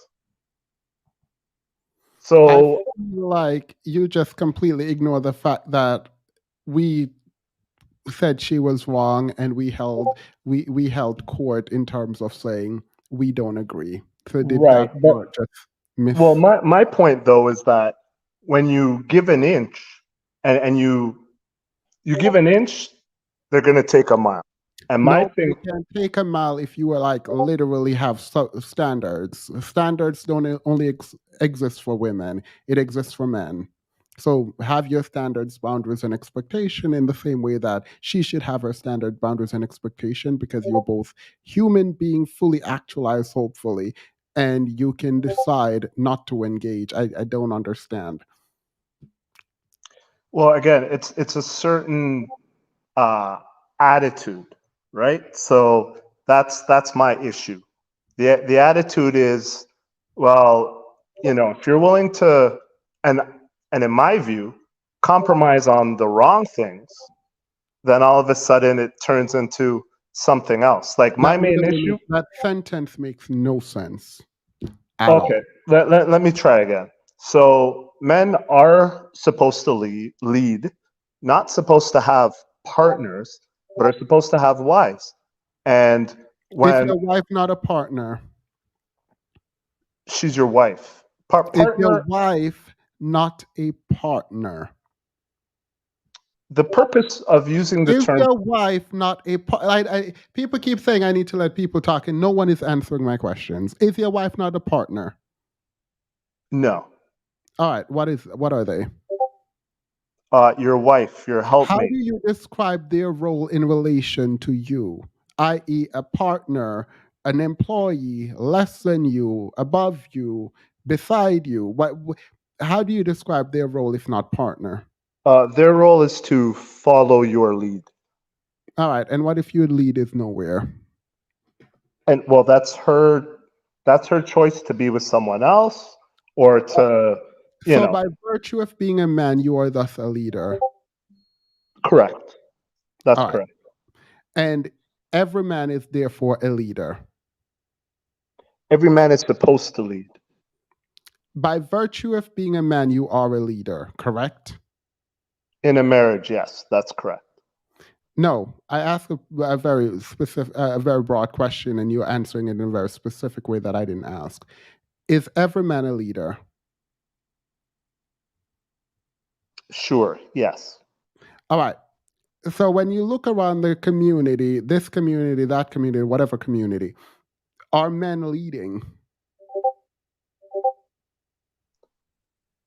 Well, if you want to talk about specifically the Black community, Random men. Is every man leading? of course not. No. So by virtue of being a man, that does not make you a leader. Well, it means you're not fulfilling the role you're I supposed don't to care if fulfill. you're fulfilling or not fulfilling. If you're a man, you should lead based on your logic. If men aren't leading and they're man, it seems like by virtue of man, that does not automatically make you a leader. Of course. Well, of course, but that's your role. Exactly. But No. that's All right. and that's really different. That is a different thing. So it is your role to lead because correct. you're a man. Correct. And when men can step up to that mantle of leadership, what happens? Well, we get the Black community, basically. Okay, Chaos. fine. You can say that. So what should the women do in these communities when the men can't lead? Well, I mean, ultimately, there's nothing they can do, to be honest. Exactly. We are not going to sit here and say men are leaders. I'm done with this conversation now because that don't make no sense. Men are leaders because they're men. We look around, the men aren't leading. What are the women supposed to do? Oh, wait, they can't lead. What should the women do? Well, they can't do anything. What needs to happen and what was No. The men can't lead and the women are here. Should they just stop existing? Of course not. What should they do? Well, what they should do is prioritize a man of You high just moral. said these men can't lead.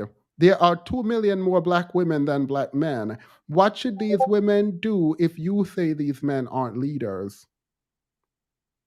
Well, some of them are. Well, not enough. What should, after those one who are appeared up, what should the women do that are left? Well, you're assuming an imbalance. There is There is an imbalance. Even if every single one of them were good, there would be 2 million more Black women. No, but What there's should, no, what but should women do because these men can't lead? no, but there's a dearth of marriageable women. What should women do when men can't lead?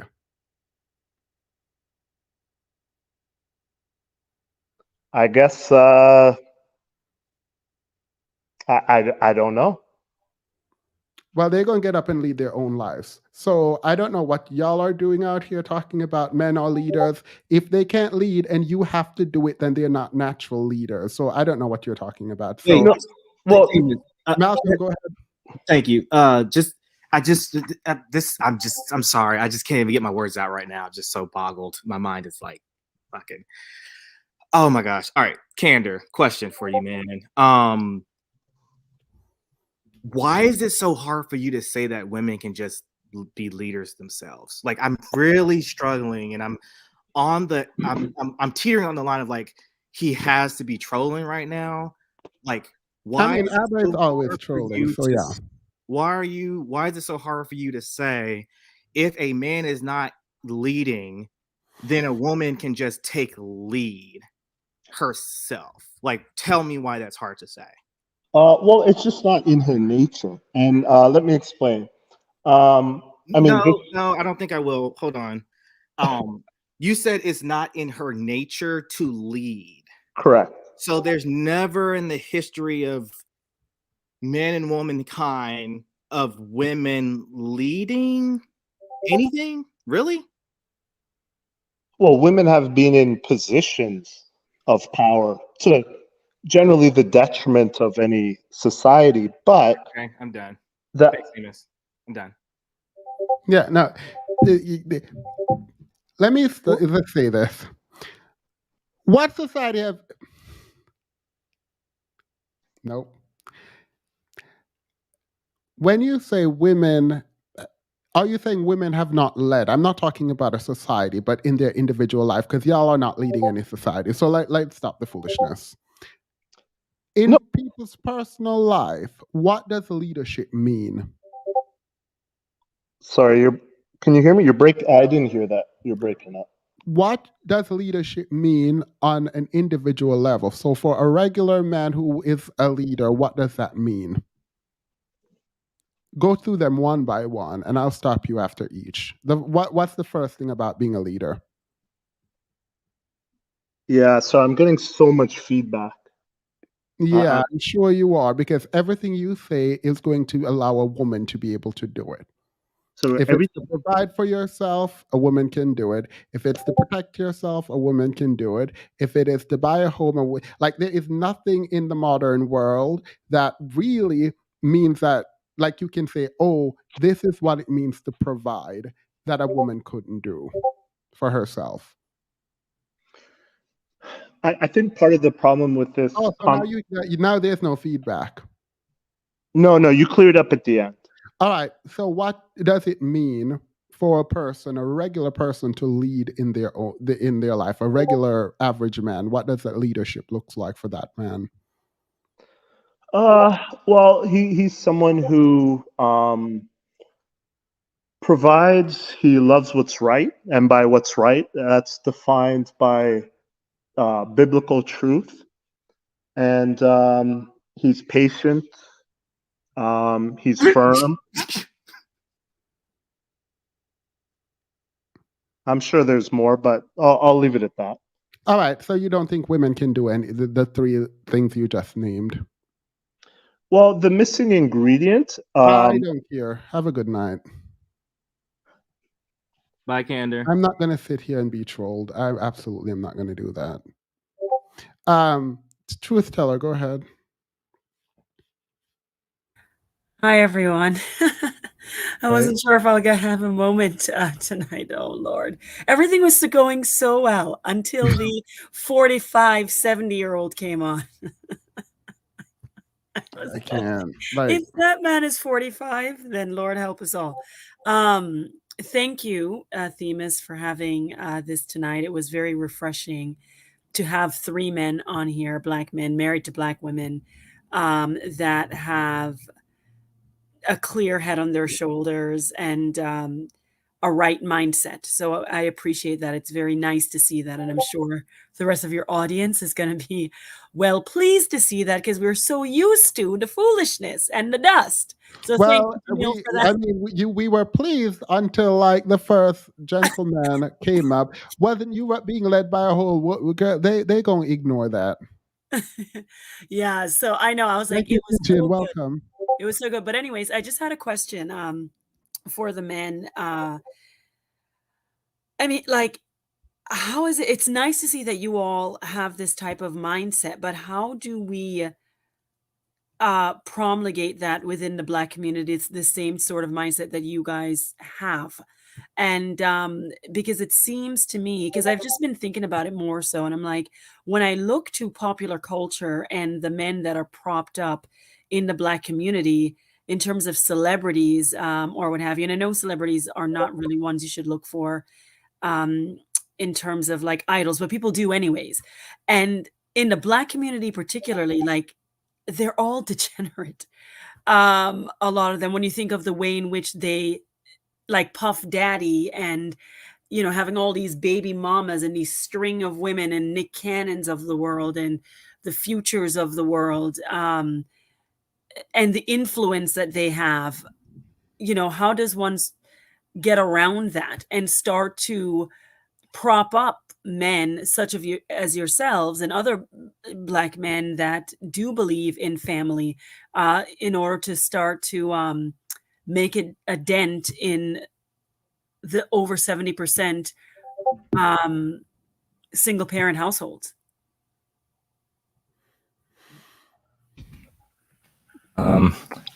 I would say like one, that's a very great question. It's something I think about often.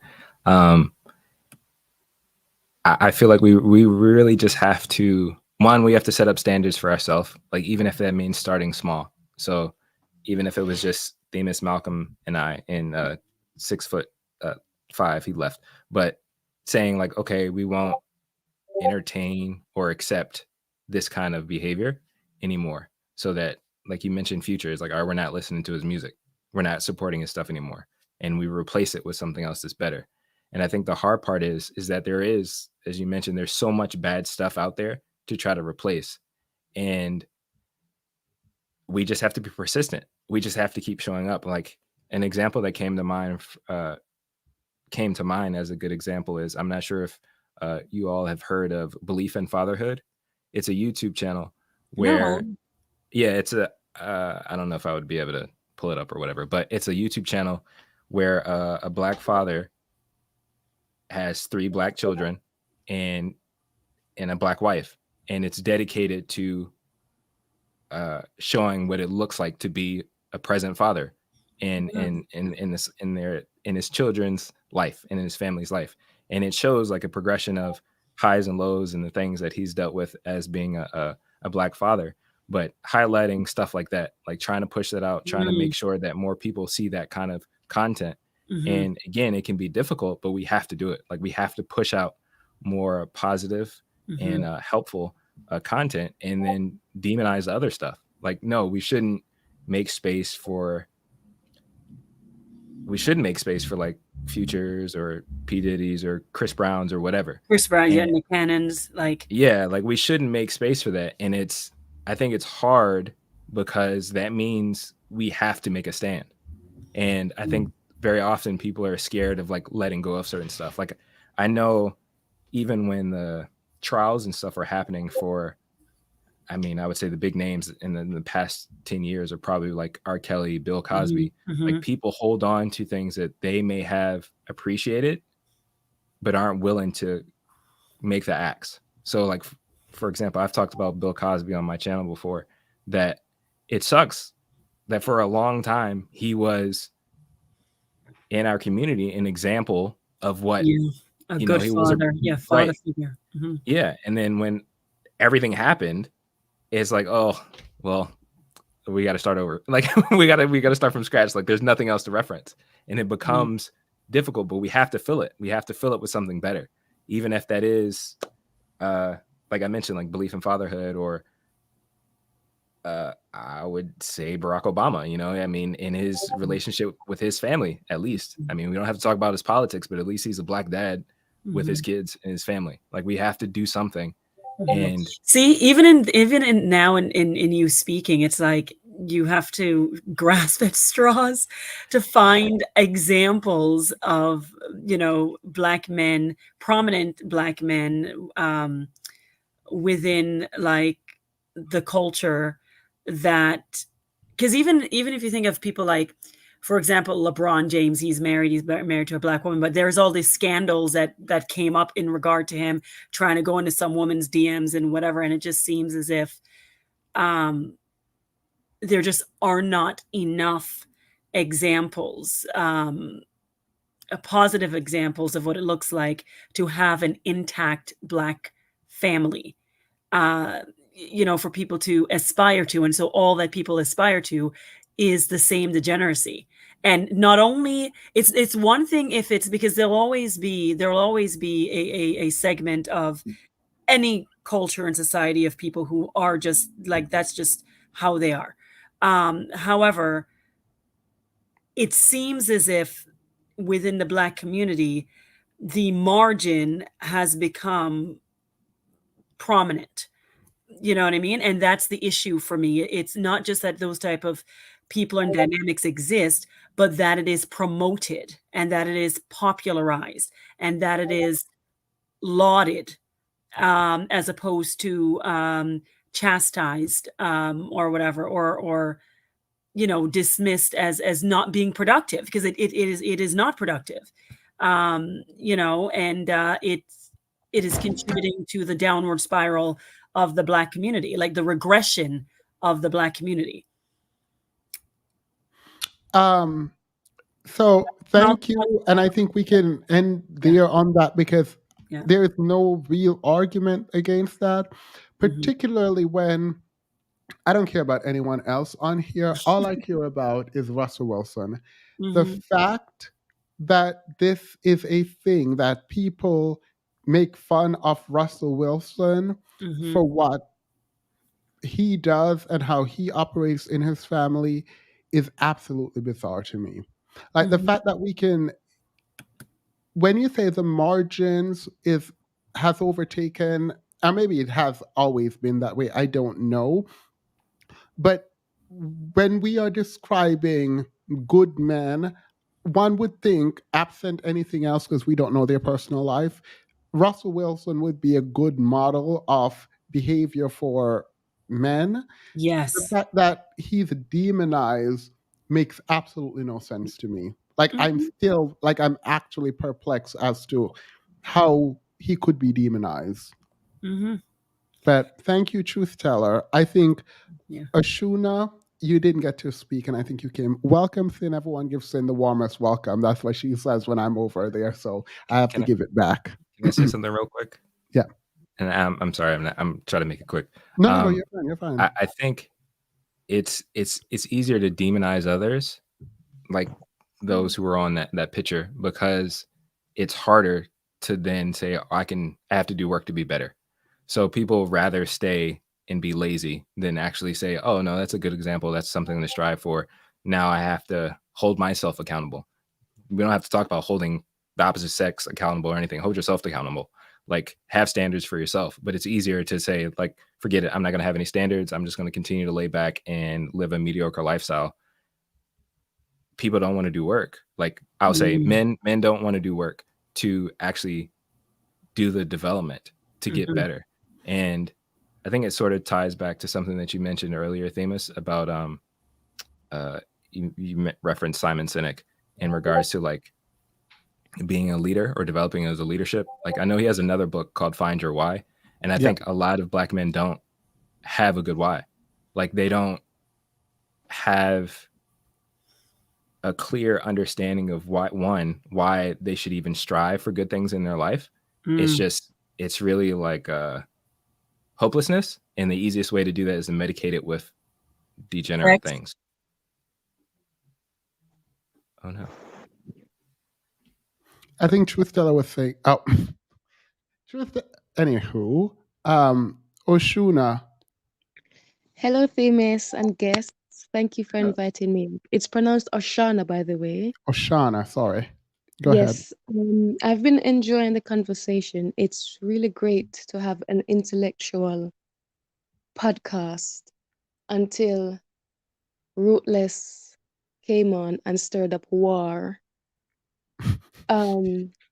But I've really enjoyed what I am hearing. I just thought I'll say two things before I ask my question. One of them is to say, I try to remind myself and my nephews, because I don't have children, that there are two things we can control in life: your emotions and your reactions. So I think a lot of the times, people, whether they're on this podcast or in a daily life, they choose to try to control the thoughts, the feelings, the opinions, the behaviors of other people. And that is why we get conversations that go around in circles, or that is why we get what is considered as degenerate behavior. Until that becomes normal. And it seems, because of generations and generations of this kind of behavior, it is difficult for individuals to break from what is considered normal. It's like someone who shuts down in an argument. It is normal to them because they've been shutting down since they were children. So to know anything else, it would require them to break an aspect of their mind which is wired to behave a certain way. I want to go ahead and ask my question, which Your voice is so soothing, by the way. Go ahead and ask your question. Sorry? Your voice is really soothing. I don't know if that's Oh, weird. thank That might be you. weird. Oh, thank you. Oh gosh, now I'm blushing on this live. Oh gosh, okay. Um, I wanted to ask the men, how do they feel about individualism and in comparison to community or unity? The reason I phrased the question in that manner is because the individual is what makes up the culture or the community. And a lot of the times we hear so-called leaders within the Black community speak about unity and coming together is how we create change, but they tend to neglect the individual traumas and the individual themselves within society that makes up the community that could create the change. So how do you feel about focusing on individualism, taking accountability, and making a step forward to say, I seek enlightenment on this journey in life, as opposed to focusing solely on coming together as a community? First, I'm gonna have Jamal. I keep thinking Jamal. Sorry. Um, answer, but you probably should do some kind of reading, books or something with your voice because it's actually really amazing. Sorry. All right, go ahead. Um, I would agree with Themis. I think you need both of the individualism in the community. I think you need. I think it's good to have a motivation of like, okay, I'm going to heal and work on myself so that I can be better for the community. Because very often I feel like when people only hear individualism, they stop caring about other people. So long as they are okay, long as they are safe, long as whatever, they isolate themselves almost. And I would say, particularly as a Black man, I don't think that's helpful. I think we should, as men, I'll speak as a man, like we do need to have levels of introspection. We do need to have levels of self-development and working on ourselves for like the greater good. Like I want to be healthier so that I can benefit the community. Sometimes people focus on like, I want to be healthier, forget the community, I'm out. And I an example that comes to mind or whatever is like passport bros. Like their idea may be like, I'm gonna get my money up so I can go out and do something else because apparently everything here sucks. So I'm gonna get out. But that's selfish and it doesn't help anything. And so I think you need both. Like you need to teach people how to take better care of themselves so that they can be better for the whole. Not so the whole can. Sorry, I'm trying to use my words right. Not so that the whole can then use up the better individuals. Because I've been in organizations and situations like that where the whole will say, well, we need all of these individuals and then just drain all of these individual people who are healthy, and it doesn't fix anything, and actually everything is ultimately being sick.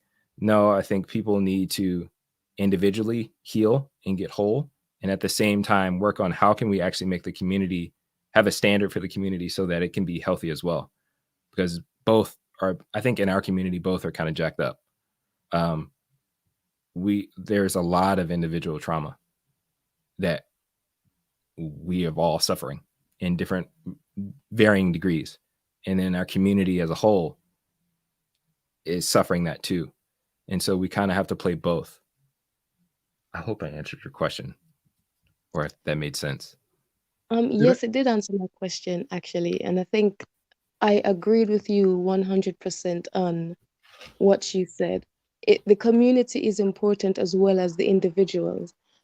And I think the hardest thing to do is to stop for a moment, take a look inside, and say, here is where I went wrong. Here is where I hurt not only myself, but the people standing in front of me. And because I am from Jamaica, I'm from the poorest part of Jamaica. And I've experienced a lot of trauma there, moving to England and experiencing even worse trauma in a place that should be considered first world. I think it would have been easy for me to end up in gangs or run in the streets, but I have actively, from I was a child, said, you know what? I can see where certain behaviors didn't feel good. And so I've held on to, I need to try to see what love looks like, or I need to see what honesty looks like, or I need to see what trust looks like. And the seeking of wanting to improve oneself would bring that to them. It is inevitable. And I truly wonder are a lot of people within the community seeking that growth, or are they comfortable laying in feces? Now you,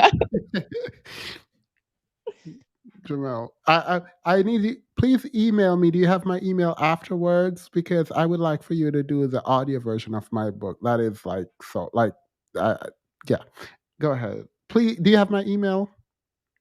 I do not have your email. I can try and find it on YouTube. Yeah, it is Themis Thoth, no and at gmail.com. If you look in my video description, it should be there. All right. Sorry. Go ahead, Okay, Jamal. thank you, Themis.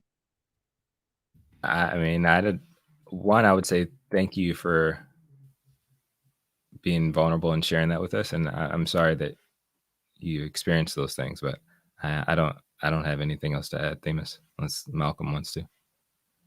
No, I agree. I agree with everything that was said about both of them being important. I was actually going to say something similar, so I agree. Thank you, Miss Peters. I will add, I am opposed to, well, let me not say that because all the law of attraction people are going to be But you mad. just So, say it, Themis. But you just say it. no, something I'm going to say because they're going to drag me on this live. I'm not do that, man. I do that to myself. The law of attraction people, they're terrible. Anywho, I appreciate you. Thank you so much. Please remember to email me. Thank you, Themis. I will do that. All right. UG Rose. Oh, let's read some super chats together. UG Rose, let's read some super chat with me. LB, welcome back. I know you've been really busy, so I'm always happy to see you. Go ahead, UG Rose. Can you read some of these, like 5 of them? Sure. I don't have my glasses on, and good evening, everybody. So I there. can ask someone else to read if you want. No, it's okay. I'm working it out. There's savings plan and insurance policies to protect you and your family in that situation. Because if I'm disabled and I can't work, I'm still getting my full salary. Yeah. Thank you. Thank you, LB. By the way, is everyone coming up here with the voice tonight? In all fairness, I was asleep. All Homegirl right. spades. So I was about to doze back off. Let's see. I have been married for 25 years, and my husband would never sound like this. We have equally invested in one another, and he will be alone forever. Yeah, with that thinking, absolutely. Thank you. By the way, if you don't want to pay alimony, which no one is paying alimony, like telling people to date young girls and not make them not get work and you be the provider. I mean, do it if you want. That's weird, but that is set up. That is a setup for you paying alimony. Just an FYI. Go ahead. Exactly. Help me is code for what is that? A slave mule and gets to cheat. Haha, lad, no. It is code word for submissive provider, Obi. Go ahead. This is what women my age got to deal with. Ruthless Dusty, stop it. Heavy no. Thank you. Traditional men build themselves before they marry. Facts. Right? General manager where? He is now retired. He's a retired general manager. Right. And my cat says hi to everybody. Come on, baby. Hey, cutie. Hey, hey, hey. Malcolm for the win. Exactly. Malcolm was preaching, and I appreciate it. Where's the tithing booth? Thank you. Yes, that's right. The old should know the way, but they don't. Exactly. The old are encouraging the stupidity.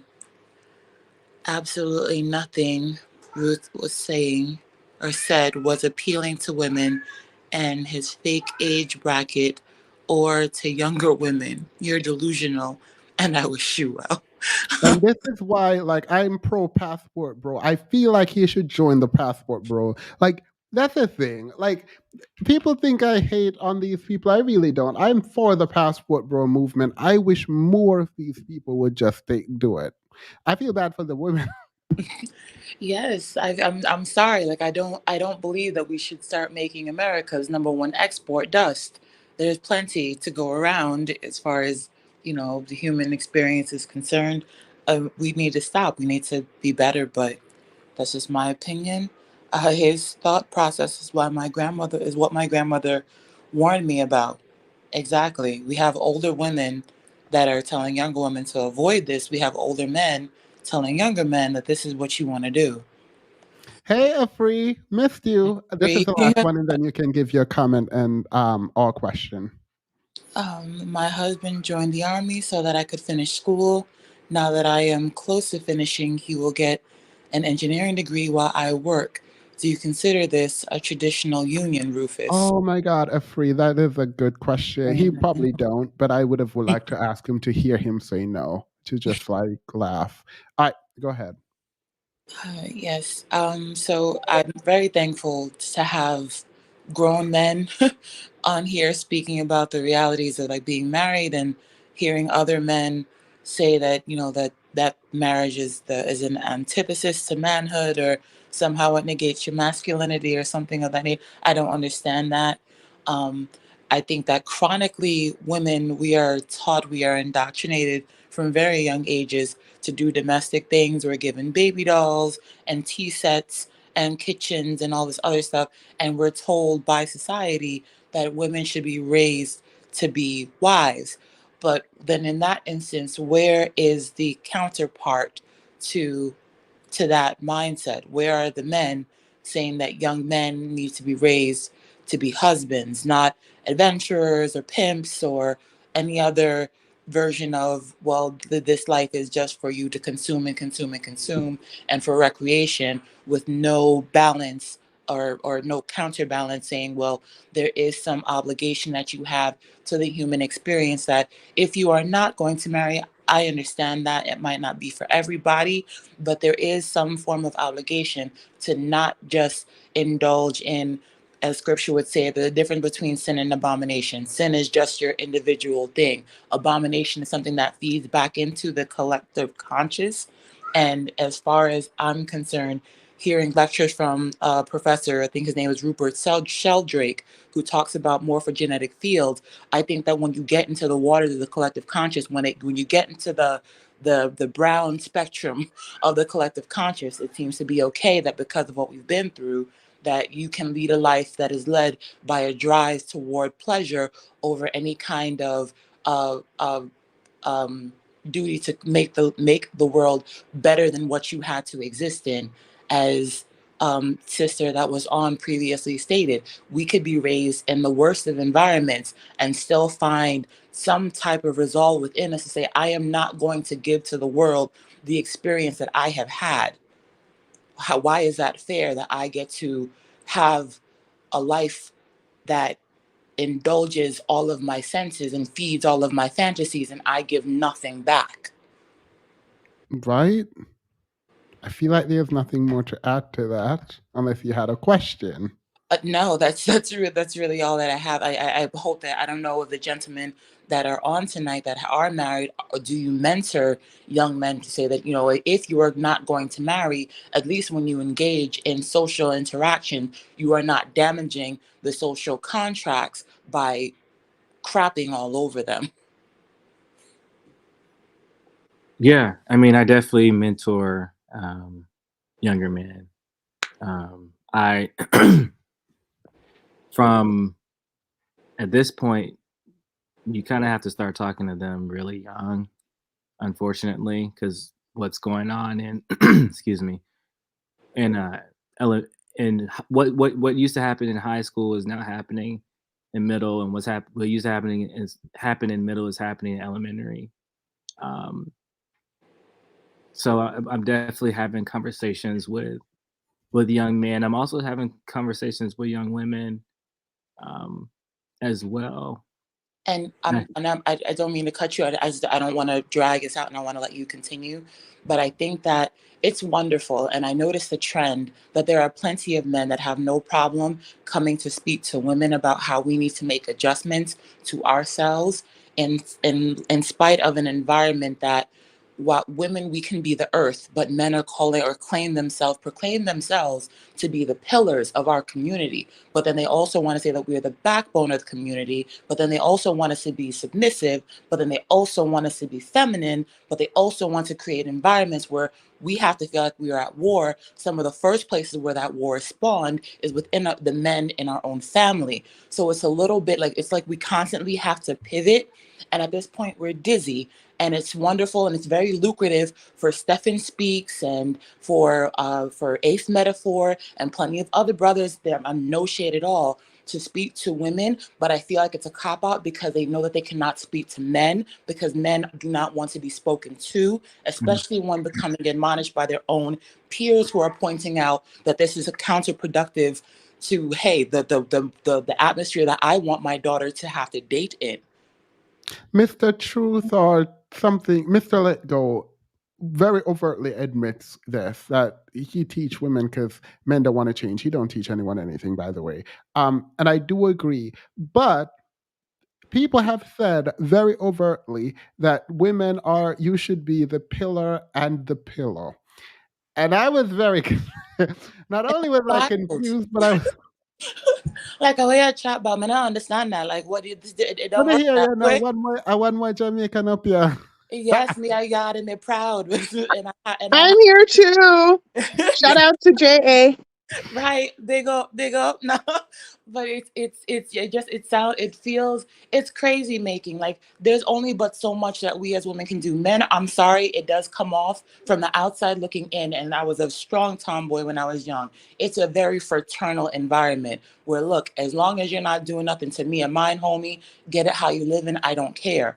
But how does that logic work when in turn now the homie that you're encouraging to get at how he's living then turns around and gets with your homegirl who you know by her nature is soft spoken, mild mannered, just trying to get her degree, just trying to get her bag. Like, like the levels of like non-gatekeeping that happen within our community is a little crazy because men don't want to have to fight with another man, and men will get violent when they are told that they are wrong in their ideations, not in their beingness, but attacking their ideations is enough to incite violence in men. So men would rather turn that on women and say, well, women, this is what you have to do, and be the ultra rational ones, be the highest consumers of religion and self-help, trying to improve your spiritual self to give that spirit to someone who's going to touch it with sullied hands. Absolutely not. Like, there has to be some type of logic to this madness because it's trickling down the line. There's not. It's ego. It's all ego. And I wish for the men who say women education don't matter and blah blah blah, I wish they just say I want to be and just own the fact that they feel some way about women doing well. It says something in their minds about them. And I wish men could own that.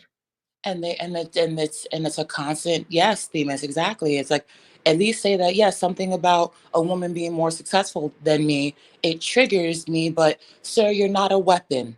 Figure out what you have a reaction, you have a visceral reaction that's counterproductive to your own progress by seeing your counterparts do better than you. And while I understand that men face very different, equal and opposite challenges as far as trying to aspire to anything better than the humble beginnings that most of us come from, that's not an excuse for you to, whether you're in the projects or a penthouse, to be a scourge to your community. There's no pass for that.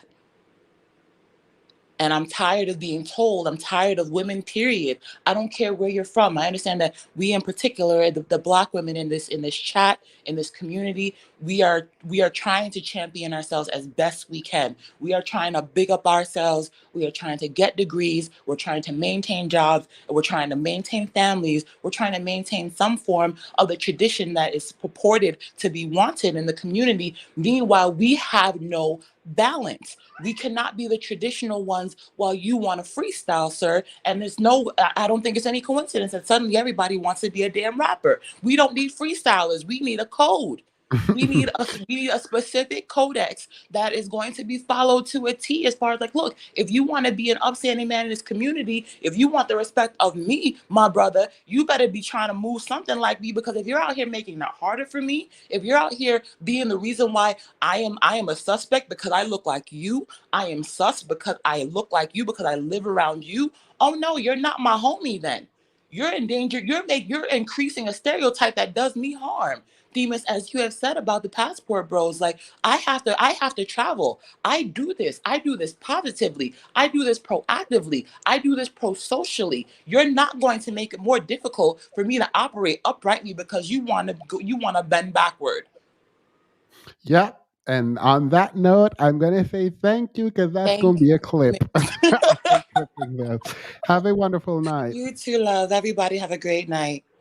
Themis, can I jump in real quick? Because I have to say. You do, I would like to read some of the super chats, and you can do that for me if you're okay with that.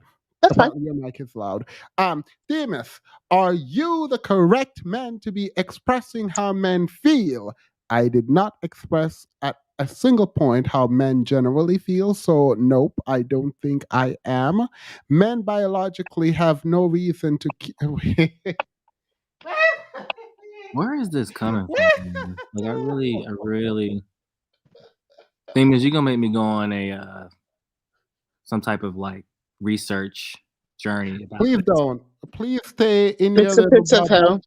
Stay in your bubble. I wish I never came out of that bubble. No, I feel like I can't, and I feel like this is really alarming. For me, I can't. We'll talk. But men biologically have no reason to care about how much women make. What does let's move on, please. Wait, no, I'm not moving on. He needs to know how dumb this. No, let me leave it alone. Concern, can you read some comment? Oh my God, can you read some? For sure. Is the mic better now? I moved a little further away. You're fine. Okay. 2L, shout out to his 12 subbies watching him get cooked. You, sir, shouldn't be leading a prayer circle, let alone a family of human beings. Thank you, Level Up Single Mom, and 2Ls. Koj says, Mr. Ruthless, in your relationship, how would you set up bank accounts? Only a joint account, separate accounts? Who would control finances? Wait, I saw a comment. Read this, because it's true. Malcolm is having that waking moment like Themis went through. Aww. Well, Malcolm, we're here for you. Diva Noir, Themis, this is the generational snapshot I was speaking of. In some ways, we've come so far, but some have proved to still be on the spread my seed and ignore her and the children's needs mentality. Wait, no, I saw a comment that I need to put up. Please do, silent professional, please do your research. It's called evolutionary biology. You educated women should know this. Okay. Men are not biologically wired to, girl, if you don't sit down. All right, then. ABC, my aunt's husband had a stroke, lost his ability to speak and walk. She took care of him until he died 30 years later. Transactional relationship, not. Well, that's weird because men are not biologic. I'm done. Does he warn the woman? Should I ask? Good men are afraid of other men, especially their peers. You want to know something strange that I find? Like, I don't understand how people beg for transactional relationship and then surprise when the women leave. That I have been consistent in that same curiosity. LB, sorry, she has some valid points. However, this feels like a witch hunt, but I'm gonna mind my business. I think this is related to the conversation you had earlier, Malcolm. Not that, Vishanti. Thanks Welcome for becoming to a the member. membership. Ma'am, your argument is broken. Is she your friend, your associate, or your used to be friend? This isn't a good look. I want to be with you, but please leave us alone. Oh. Oh. LB dropping big box tonight. Rufus wants a slave, but we all supposed to be free, sir. I'm calling the Discord tonight because I'm pissed. Just because you have a P, you the leader, boy, bye. All right, 2 more. All right, exactly, Themis. These types of men like Rufus and Candor want to be called leaders in mountains, but there's nothing solid about them. Girl, a word. When is the grand reveal, Abba? Right. These men are saying marriage is the new volunteer job. Community service, anyone? No. That would be my answer. Nay. Bye, Abba. All right, go ahead. All right, so I have 2 things. First thing is, what is the value of tradition? And I want to open it up to the panel. No. What's the value of tradition? I am not answering that. I think it depends on what you're talking about when you're describing tradition. Okay. All right. Anybody else have any other thoughts or no? The value of tradition, I think similar to Themis, I think it would depend on what the tradition is, because some traditions suck. Like, you just need to get rid of them. Like, not every tradition needs to continue to be rehearsed or used, and other ones are solid and they should be upheld. But I think it really comes down to identifying which traditions we're talking about. Love that. Yes. And so there's a lot of times tradition seems to have inherent value. Like, a lot of people just say, but we do it because it's our tradition, right? Like, the guy earlier was talking about, this is the role, these are the roles between men and women, and that's because the Bible said so. And in a lot of ways, I would say that is a traditional type argument. That's saying that that's just how it is, that's how we've done it.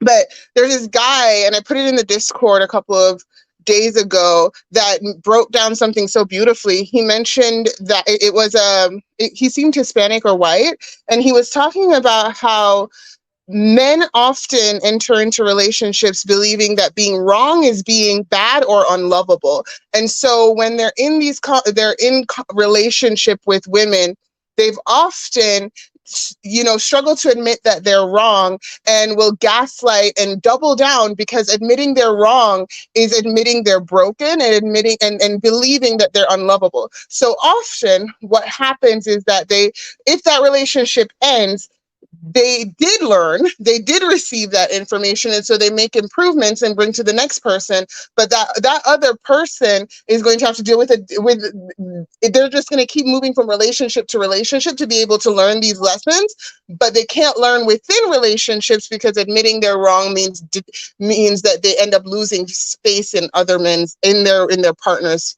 eyes. And I think, and I appreciate that you guys have the same idea of tradition as I do, in that, just because we did it before doesn't mean that we should do it again, but history does have value. It shows us what we can decide if that's the outcome we're looking for. And I wanted to tie it together to say that I think one of the things that I'm noticing is that these guys can't admit that they are wrong. And I think that this idea that, oh, because it was tradition, we should just assume that it has inherent value, that it was the right way to do things. And clearly our elders can be wrong. We saw that today. And so it's just one of those things of, I'm wondering if this, manosphere, because it's not only Black men, right? If the manosphere kind of energy that's going around right now in the space is men kind of struggling with these men who can't admit that they're wrong, struggling to get to that point. Does that make sense? Yeah. No, yeah, I was watching a TikTok video on this about how men, because of ego, bungee hop from relationship to relationship. I probably shouldn't have said bungee hop, but move from relationship to relationship, learning from each and taking it to the next. Some who are reflective enough, but their ego won't let them do it within the same relationship. And like, good people tend to be able to own it within the relationship and improve, and both people can reap the benefit of being in the same relationship with a newly improved partner. I thought that was fascinating. I actually was going to play it and I completely forgot, and I don't know where it is. I mean, I can send it to you, the Discord again, because I think it was a Instagram clip of the TikTok. You know how that goes. But yeah, I think it was really profound. And that's kind of what I wanted to add. Like, I'm listening to these men, and I mean, some of them are just in having bad faith conversations because they're an idiot, but I think that they're very used to having bad faith conversations, and it's just being amplified because they're shouting into the echo chamber to find anyone who will agree with them, because that's how far they're willing to take this grift. And thank you, Concern. Also, final thought on this concern is, I am done with people telling me to let people finish talking, because I've rewatched a lot of my streams and I do let people talk when they're talking sense. I'm not about to sit here and be trolled. I'm not doing that. But yeah, thank you, Concern. You're muted if you're talking. Thank you. No, I mean, I'm done. I mean, I can hang out, or if you want to make space for more people, but that's what I wanted to add. And I thought it was, it tied into what the person before me was saying. Well, I have all night. I don't think my co-hosts do, so I'm just going to kind of wrap up now, though. So thank you. Not wrap up, but Obi, go ahead. Hello, Themis. Hello, everyone. Hey. This has been a phenomenal stream. The one thing I need to say is the primary thing that men used to get their power and identity from, which is resources, because of modernity and everything has changed, and men have found it very difficult to adapt to this new reality where women are able to get resources on their own. And that is the struggle a lot of men have. That is why they want #submissive providers.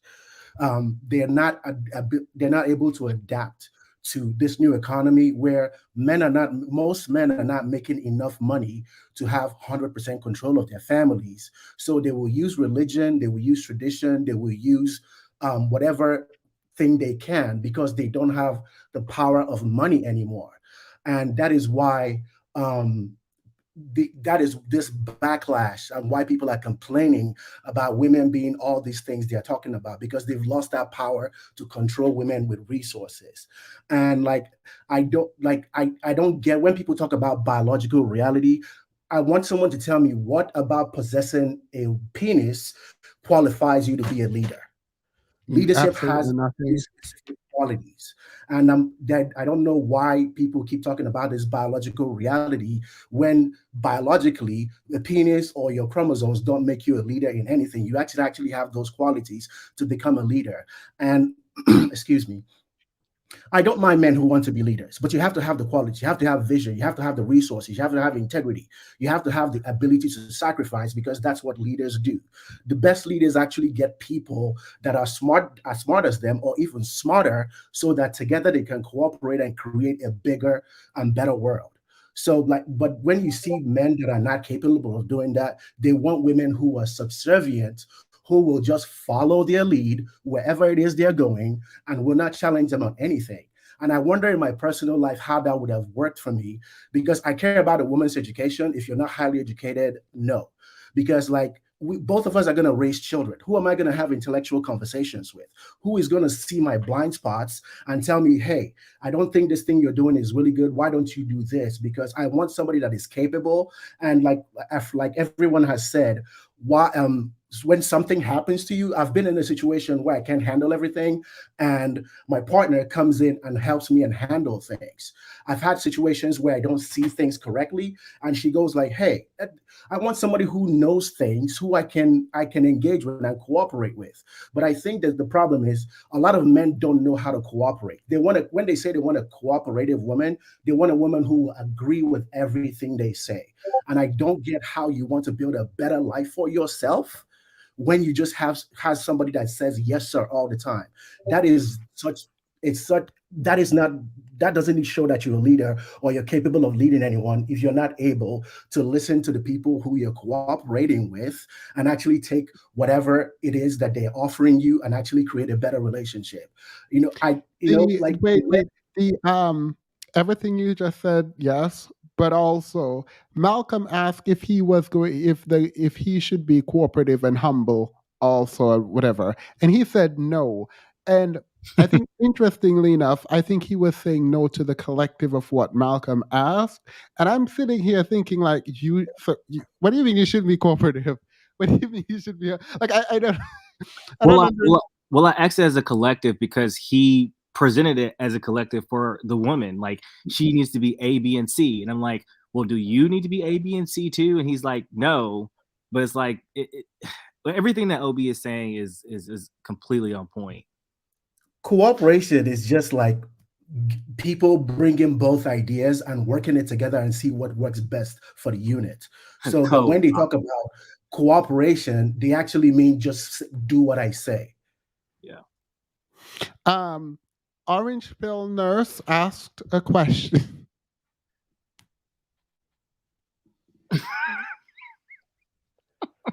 Yes, a woman that goes to school and gets an education, learns how to think properly, learns how to communicate properly, learns how to gather the skills to help you and create resources to make a better family is very, very important. And the fact that this question is asked, the fact that this question, like a woman or man, does not have to go to university.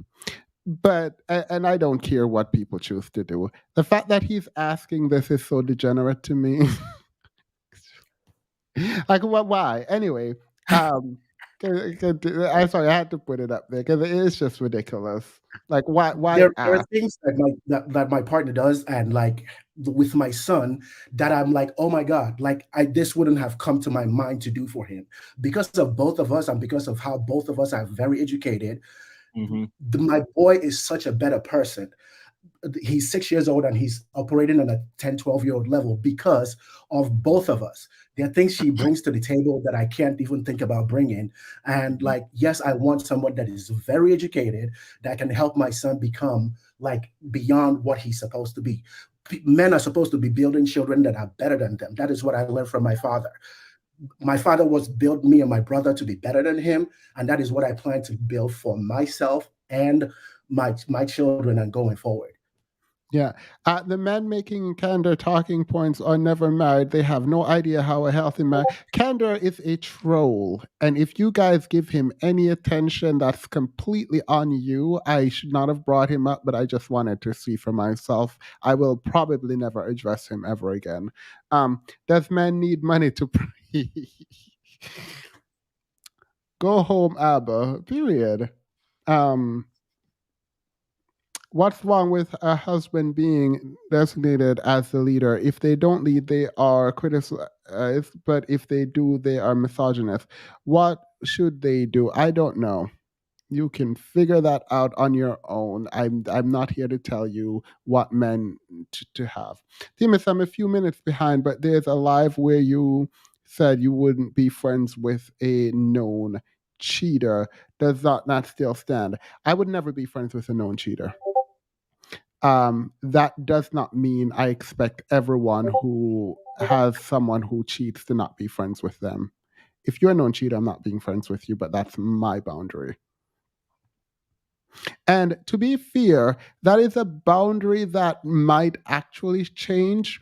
And here's why. I probably shouldn't be so definitive. If I'm being really introspective, I can see situations in which people would cheat. I don't think cheating is good. I think you should break up, where I would not forgive them because it's not my relationship, but I would not end a friendship with that person. Um, and so I don't think it's this is why I have issues with like pushback. If someone came up and like, oh, I'm a cheater, and a celebrated cheater, I have a problem with that. If we're in friendship and community and people are cheating and no one is pushing back against it, or like everyone is pretending like it's okay, I have a problem with that. So the culture of allowing bad behavior is ultimately what I have a problem with. I do have a problem with the bad behavior itself, but we have to make sure that the culture does not seem to suggest that that's okay. I don't know if that makes sense, but that's my actual stance. So if I don't remember saying this, but if I say it, that's probably what I meant.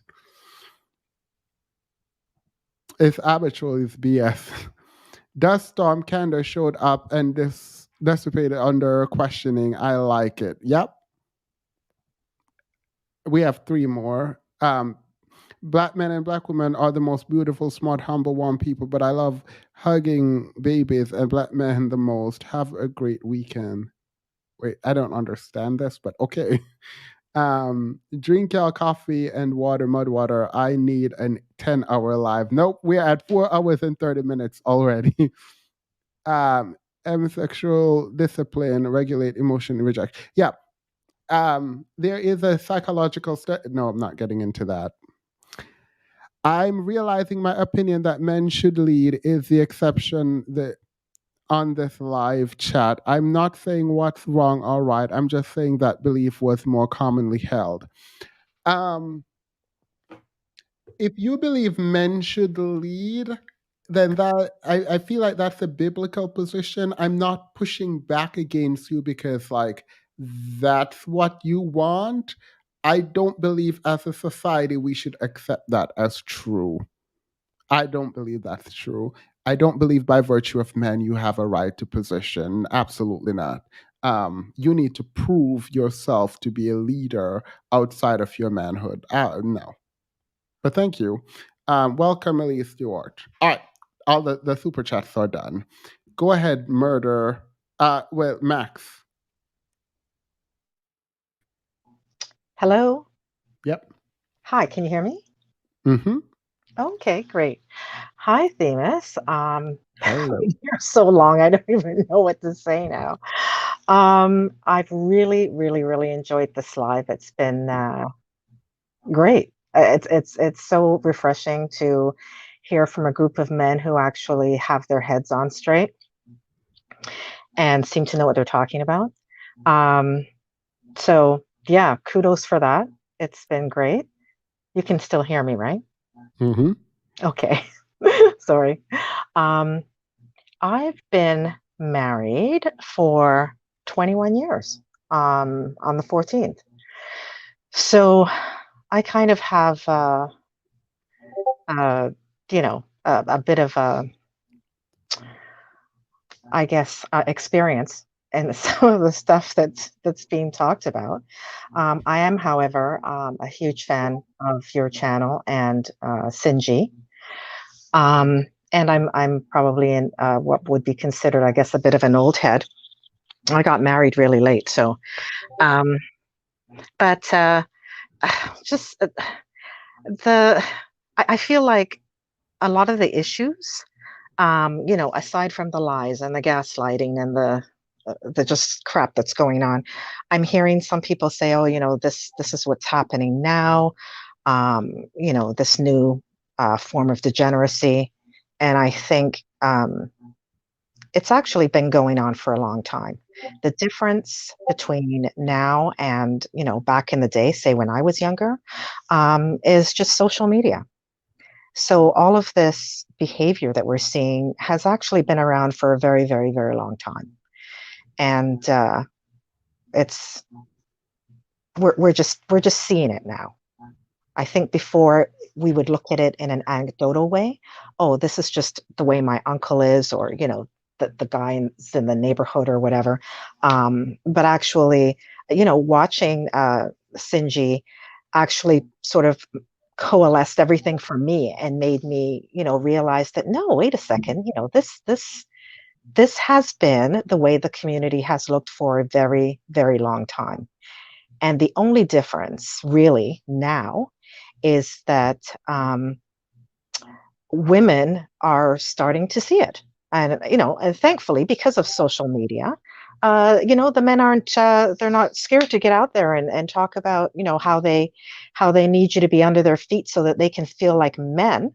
And the women are, we're doing it for ourselves.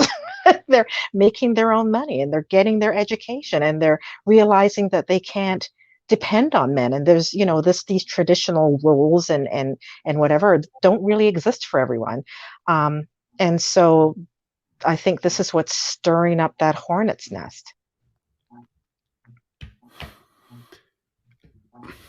I can appreciate like the awakening. It's just like realizing how difficult a lot of this is and just how bad some of us have it and how bad the interaction is for a lot of people. It's just like the urgency of the awakening feels more immediate than it used to for me. And that's a problem for me because I don't want to say the wrong thing on here or like start yelling like the crazy person in the square.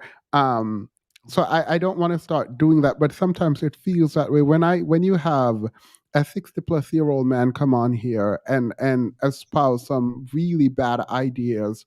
It's just like this is really toxic and be so unabashed to like show your face and own it in that way. It feels like the understanding is that this is the general consensus.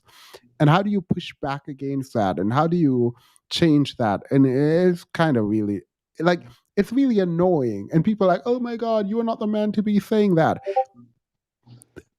I don't have to be any idiot can literally see that there is a flaw in your logic. What you're asking, you can't afford. This is how disgusting it is. You can't afford to be traditional.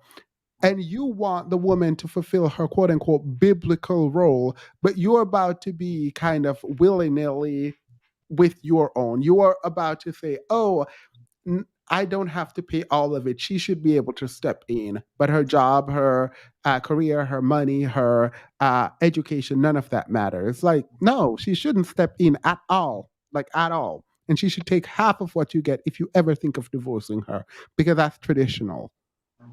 Right. Well, I think this is what we're seeing. And I feel it is like the rise of the insecure incel. Because I like I said, I've been married for 21 years. My husband would never, the word submission, things like traditional roles, that has never, ever come up in Not only conversation. submission, like submission is just toxic as it in itself. So like anyone who says that red flag, but even the idea of like, what do you bring to the table? It's like, who does that? Who asks that? Like, and the thing is, when I say, don't get too excited when I say alimony and take half of what he get, because the problem is there is nothing to get. Right. There's no alimony, there's nothing to get. Exactly. That's the problem. Oh, sorry. Just say exactly. And that's where the lie comes in. Because all of this talk about, women are gold diggers and we have to do, whatever. I don't know what they're talking about, to be honest. Protecting themselves, I guess, from what? What do you have?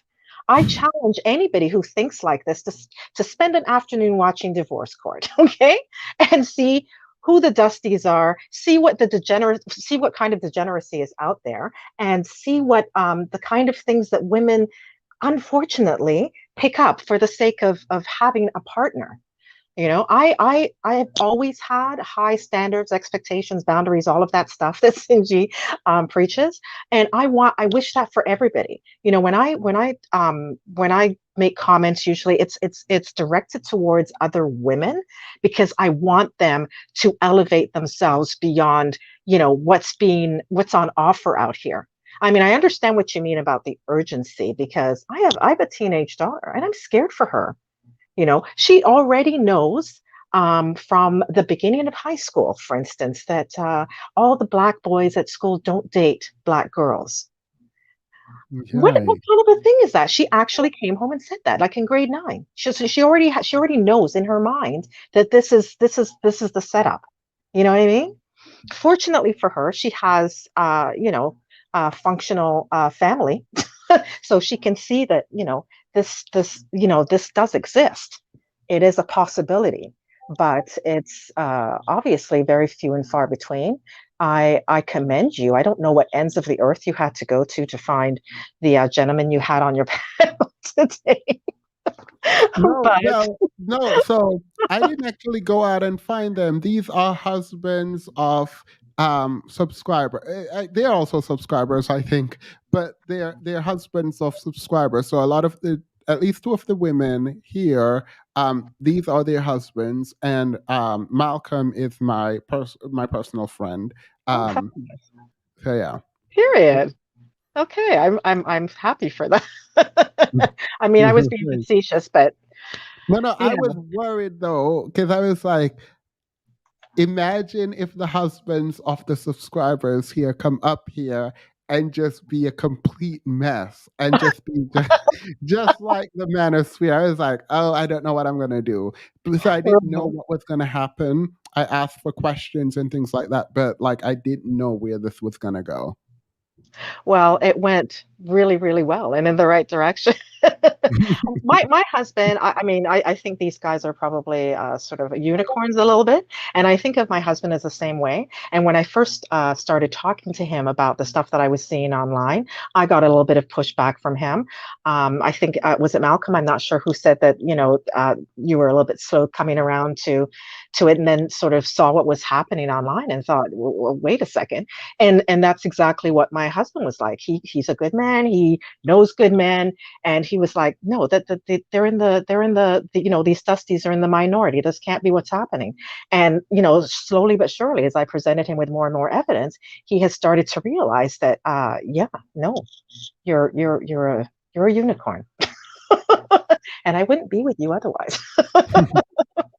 But yeah, it is scary. It is scary. It's scary because of the DV rate as well, and the toe tagging rate, and all of the stuff that's going on. And it's because these men are out here feeling incredibly entitled for no reason whatsoever, because they're not providing, they're not doing anything. You Yeah. know, and they just feel I like, but they want a mammy, a mule, a mattress. They want you to be under their feet, and it's because I think that they have very low sense of self. You've got to be a very, very secure man. Actually, I feel like that the men you've been talking to on your panel, like my husband, you have to be a very secure man to not have, you know, come into a partnership, and it is a partnership always, of course, and not have these ridiculous requirements and requiring traditional rules and, oh, you're going to do this and rah rah rah rah Fred Flintstone, whatever. You know, it's ridiculous to me. But yeah. you know, they obviously show how small they are, and they don't see it. It's funny to me that their thinking is so warped. It's almost like the opposite. Oh, I am man, hear me roar. And they think they're being manly by beating their chest and wanting to, you know, drag you around the cave by your hair. And it's a real man. That's the complete opposite of what a real man does and is. That's crazy. Right? Yeah. Abdul Rahman, welcome to the membership. Hopefully, we can get more of these conversations happening. I know that you all are busy, but I would like to set it up more. And I know there's a lot of men who would like to be a part of this conversation. I think we'll have a ladies version. I won't be leading that, so I'll probably ask if Kay or someone else want to lead it. I think that would be great to have these hopefully oasis of like refreshing content away from the dust desert. I don't know, but maybe it doesn't work. So I'll try to expand, and we can do this. Prior to the mindset, I'm in my prime as long as I'm alive. No one else dictates my value but me. Don't listen to any devaluing rhetoric, ladies, period. I will always be a 12 out of 10, regardless of who says it. I'm going to play the outro. Thank you, Max. I really appreciate you so much for coming on. I'll be cutting this up too, but the live will remain up for everyone asking. At the end of this, we will come back and you guys can do your closing thoughts. Thank you, Max. Oh, thank you so much, Seamus. I appreciate you. And fellow Jamaican here too. So whoop whoop, props, props. Oh, period. I didn't ask so much with the opinion. Yeah. Period. Have a good one. You too. Thank you. All right, I'll leave you up, Obi, because I probably should have invited you to this conversation. I don't think I have your info unless you did give it to me, so I'll try to find it in my I'll inbox. send you my email soon. All right, so when we do it the next time, we can have more people and you. All right, have a good one, guys. We're gonna do the outro, and then come with our final thoughts, if there are any.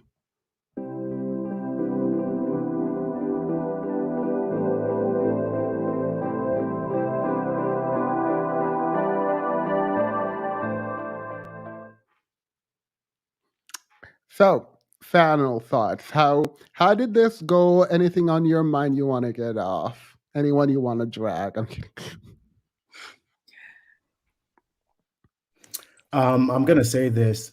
Instead of men complaining about women's education and what the men are not doing well, what leaders should do is to sign up for education. We should encourage more boys to go to school, get the highest level of education they can get, because it is very beneficial.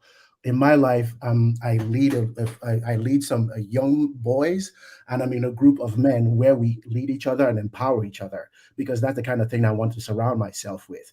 If you want to be a leader in your family, you need to get leadership qualities and keep improving on those leadership qualities. In my family, I have 4 siblings. There are different dynamics in their relationship. My brother makes a lot of money, so he's the 100% provider in his family, and his wife runs things differently. In one of my sister's relationship, she is kind of the leader in the family, and they've been married 10 years this year, and they're doing really well because she has that kind of a personality. Her husband is working, contributing, and helping raise the children properly. I've seen different dynamics. Not everything works for everybody. So if you're making $40,000 a year and you want to be a leader and you want somebody that makes less money than you, there are a lot of women that make $20,000 a year that you can boss around with your $40,000 a year. Instead of trying to look for a lawyer that to date you as a bus driver, so you can feel insecure and try to say that the woman is being obnoxious and not letting you lead. There are a lot of women that you can pick from that make way less than you, so you can be a leader if you want that. But what they want to do is to get a woman that is more educated than them, more intelligent than them, has more resources than them, and let the woman dumb herself down so they can feel like a man. I don't think that's going to work. You can actually do the work of improving yourself. That is one thing you can control. Improve yourself, improve your education, or get somebody that's way less than you that wouldn't say anything. It's as simple as that. Period. Jamal? Excuse me. Final thoughts. I think one thing I was going to say before, I guess the final thought is, along with education, I think it's important that men in general, they need to learn how to be whole, well-rounded human beings. And I think sometimes that's missing, even strictly like within the educational system, or even just the corporate system that we're often fed through. It's just like, I'm just going to make money, I'm going to do this, and I'm going to operate in this way.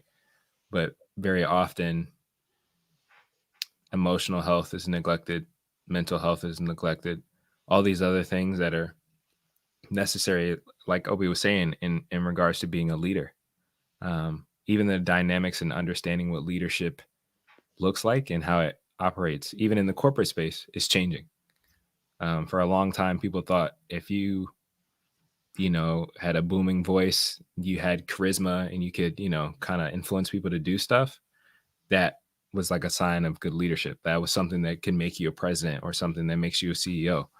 But particularly with in the past couple of years, as a result of like the pandemic and things like that, people are seeing a greater need for emotional intelligence. They're seeing a greater need for understanding how to navigate mental health and mental illness, or just relationships in general. Like it can't just be solely I'm proficient in this or that. Like you need to be well-rounded. And so, yeah, I mean, I would encourage us, who have the ability to influence other men, to tell them to, whether it's go to therapy or read a book that helps expand your relational like repertoire. Not in the sense of like dating around a lot of people, but like how do I better communicate? How do I better understand or listen to people? All that stuff is important, and I feel like that's something that has been neglected, particularly for us as Black men. That's something, that I've heard women say that they have to do emotional labor to help men get there. Well, I think along with education, along with getting better with our finances and our physical fitness and stuff like that, we need to do that emotional internal labor for ourselves first, so that we can be better and healthier human beings. Petty brings up a good point. He says, it's easy for you to say when you already have a booming voice. No response. It's always the people with everything telling people without to tell them that all they have to do is just raise their vibration. Drag them, Petty, drag them. I'm kidding. Wanted to come on panel but got busy. I enjoyed your live. Need longer discussion with people or older women who could have talked. Yeah, wait, longer. We are at 4 hours and 50 minutes. But I appreciate that. Obi, we miss you. Hopefully you're doing okay. Are you doing okay, Obi? We have not seen you in a while and they miss you. I'm doing good. I'm just busy working, trying to be the leader of my family. Oh, I feel like that was a drag.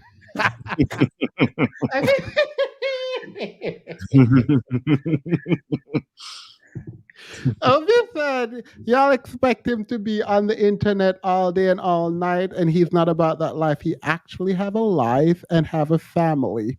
Yeah, he said, who should get some? You said, who should get a family?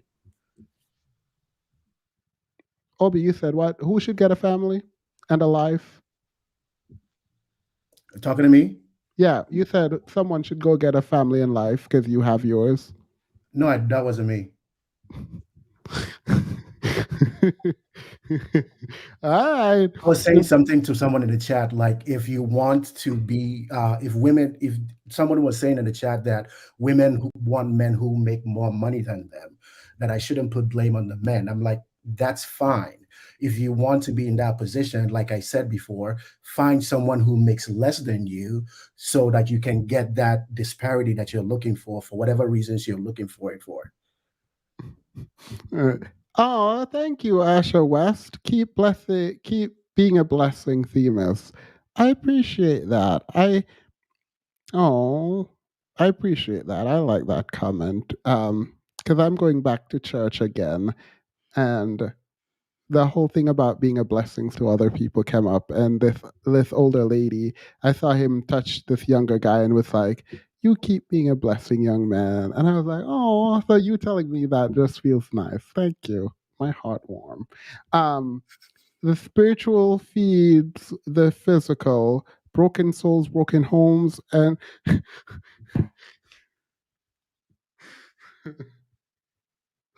why I thought y'all were getting real deep, and then y'all just. I'm not reading. Someone else read this because I was about to say, oh my God, this was getting really deep. And then you could just add that word right there. Can someone read that? I'm not reading it. Okay. Seeking techniques. Thank you for the super chat. The spiritual feeds the physical. Broken souls, broken homes, and crackhead. Ain't been to church since Sunday school, but preaching God's will needs to be addressed.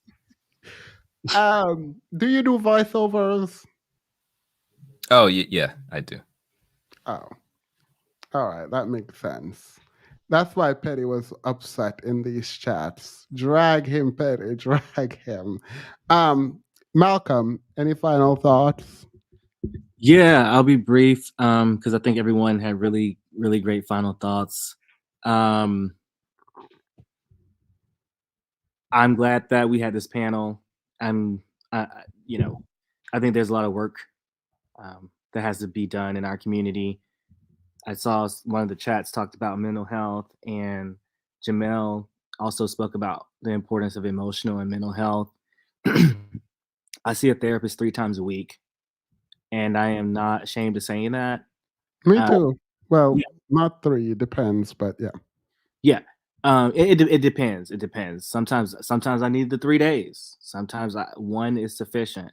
But the point being is we have to feed our souls. We have to feed ourselves spiritually, mentally, and become, as everyone has been talking about on this panel, a whole person. And I agree with that. I think it was eye opening for me.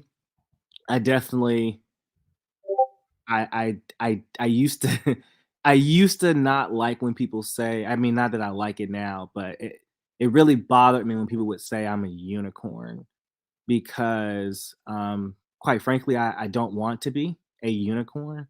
I want us all to prosper.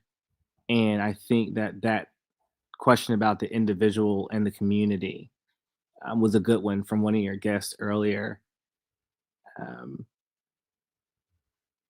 It's just tough, right? Because we're talking about people's behaviors and mindsets and patterns. And I think understanding your locus of control and doing what you can within that sphere is all anyone can ask and expect of you. And I think us individually have especially the guys on this panel and countless others who are not on this panel tonight, have the ability to really reach out, mentor younger people, and call things out when we can. Yeah, I mean it was a good panel. I kind of have a heavy heart after the panel. Has some lots of reflection to do, but You want to know something? I fully appreciate your feeling right now. I remember the moment maybe I don't, but the way you feel, the way I think you feel right now is the way I felt when I started speaking to men online. I just didn't know just how deep it went. Even watching them talk, it was okay, you're wrong, but talking to them, it gave me like a new perspective. I don't know. I just assumed everyone was reasonable, and at least like we were all coming from at least the basic background framework, and I did not realize the amount of emotional and mental labor that went into sort of even just talking to someone who is so steeped in that kind of stuff, right? But not only that, from a man to man, it was simplify. I can't even imagine how women talk to these men sometimes. Like imagine someone Right. who believes Right. this about you and your personhood and don't see you as fully actualized or like a human being. Right. Imagine trying to communicate to someone like that from the position they've put you in mentally. Like I don't even know how that works. Yeah, I don't either. And you know, I well, I won't say that. Something deep down inside of me is still like, but I can't even bring myself to say it. And never mind. No, say it, because I think it's still, well, I don't know if it's the same thing, but like the hope in me is still there. And I think it's why I'm always so frustrated. Yeah. And I mean, the panel today, I think, like having us on here, and Obi, thank you for joining us, man. We needed some reinforcements, dog. You're welcome, man. Yeah, you came right at the right time. But having all of us on the panel, including 6 foot, I just think about, you know, let's go back 10 years when I met my wife, and I mean, I was single. You know, I was single and I was eligible for the right person to come along, and something in me still believes that there are guys like us out there for people today, just like I was out there for my wife 10 years ago. Now imagine Huh? imagine trying to find that person. No, I understand. I'm not saying it's easy. No. Yeah. And I'm just saying, like, I get what you're saying, and I agree with you. Like, there has to be, like, not obviously, but obviously. And so it's like, yeah, but people believe that there are like none out there. That's what's bringing me down a little bit too. It's like, I understand why that sentiment's there, but like your guest said, one of your guests said, she said, this has been going on forever, right? And I think about my mom and my grandma and people in my family who like found someone solid, and it's like, how did that happen? I don't know. me either. I wish But it was possible, and it happened. And I'm Yep. sure that my mom, my grandma, whoever, my sister who's married, I'm sure they have friends who said, girl, I can't find nobody, right? There's no one there. So I guess that is like my little glimmer of hope, is like, I don't know what hole we are in or whatever. I don't think I was in a hole somewhere. I was just out in the world. And maybe that's it too. I don't know. People are just not wanting the world to look. I don't know. But shit, if I Now can, this world, by the way, thank you. I appreciate that. I think also, I hope that people aren't watching online, but then again, I do wish they know what's happening, because here's the problem. Before the internet, no one knew this. So whatever dust or whatever was happening, people had to generally deal with it and think that they're the only ones going through it. But to hear men speak so loudly online is really annoying.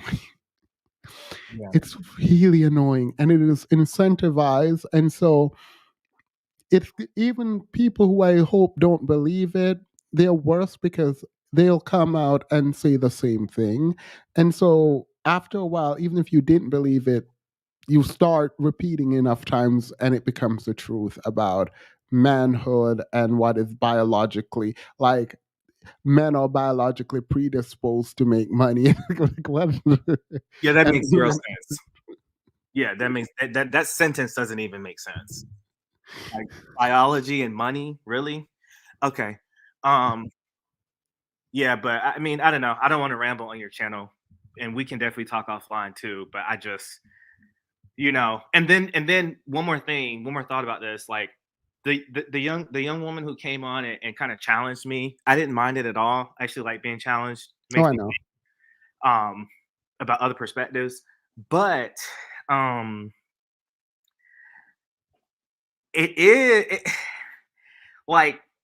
I mentioned some of me and my wife's friends, and they'll come to me and be like, "Yo, where's your secret stash?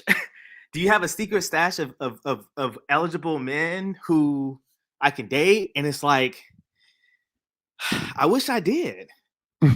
I wish I did, but I really don't. And I go through my Rolodex of people in my mind of like, okay, maybe I can try to introduce this person to her. Maybe I can try to, and then I'm like, no, that's not gonna be a good match, or like, no, that or not a good match, but like, no, just not gonna work. Or I'll think and I'm like, okay, this person's married.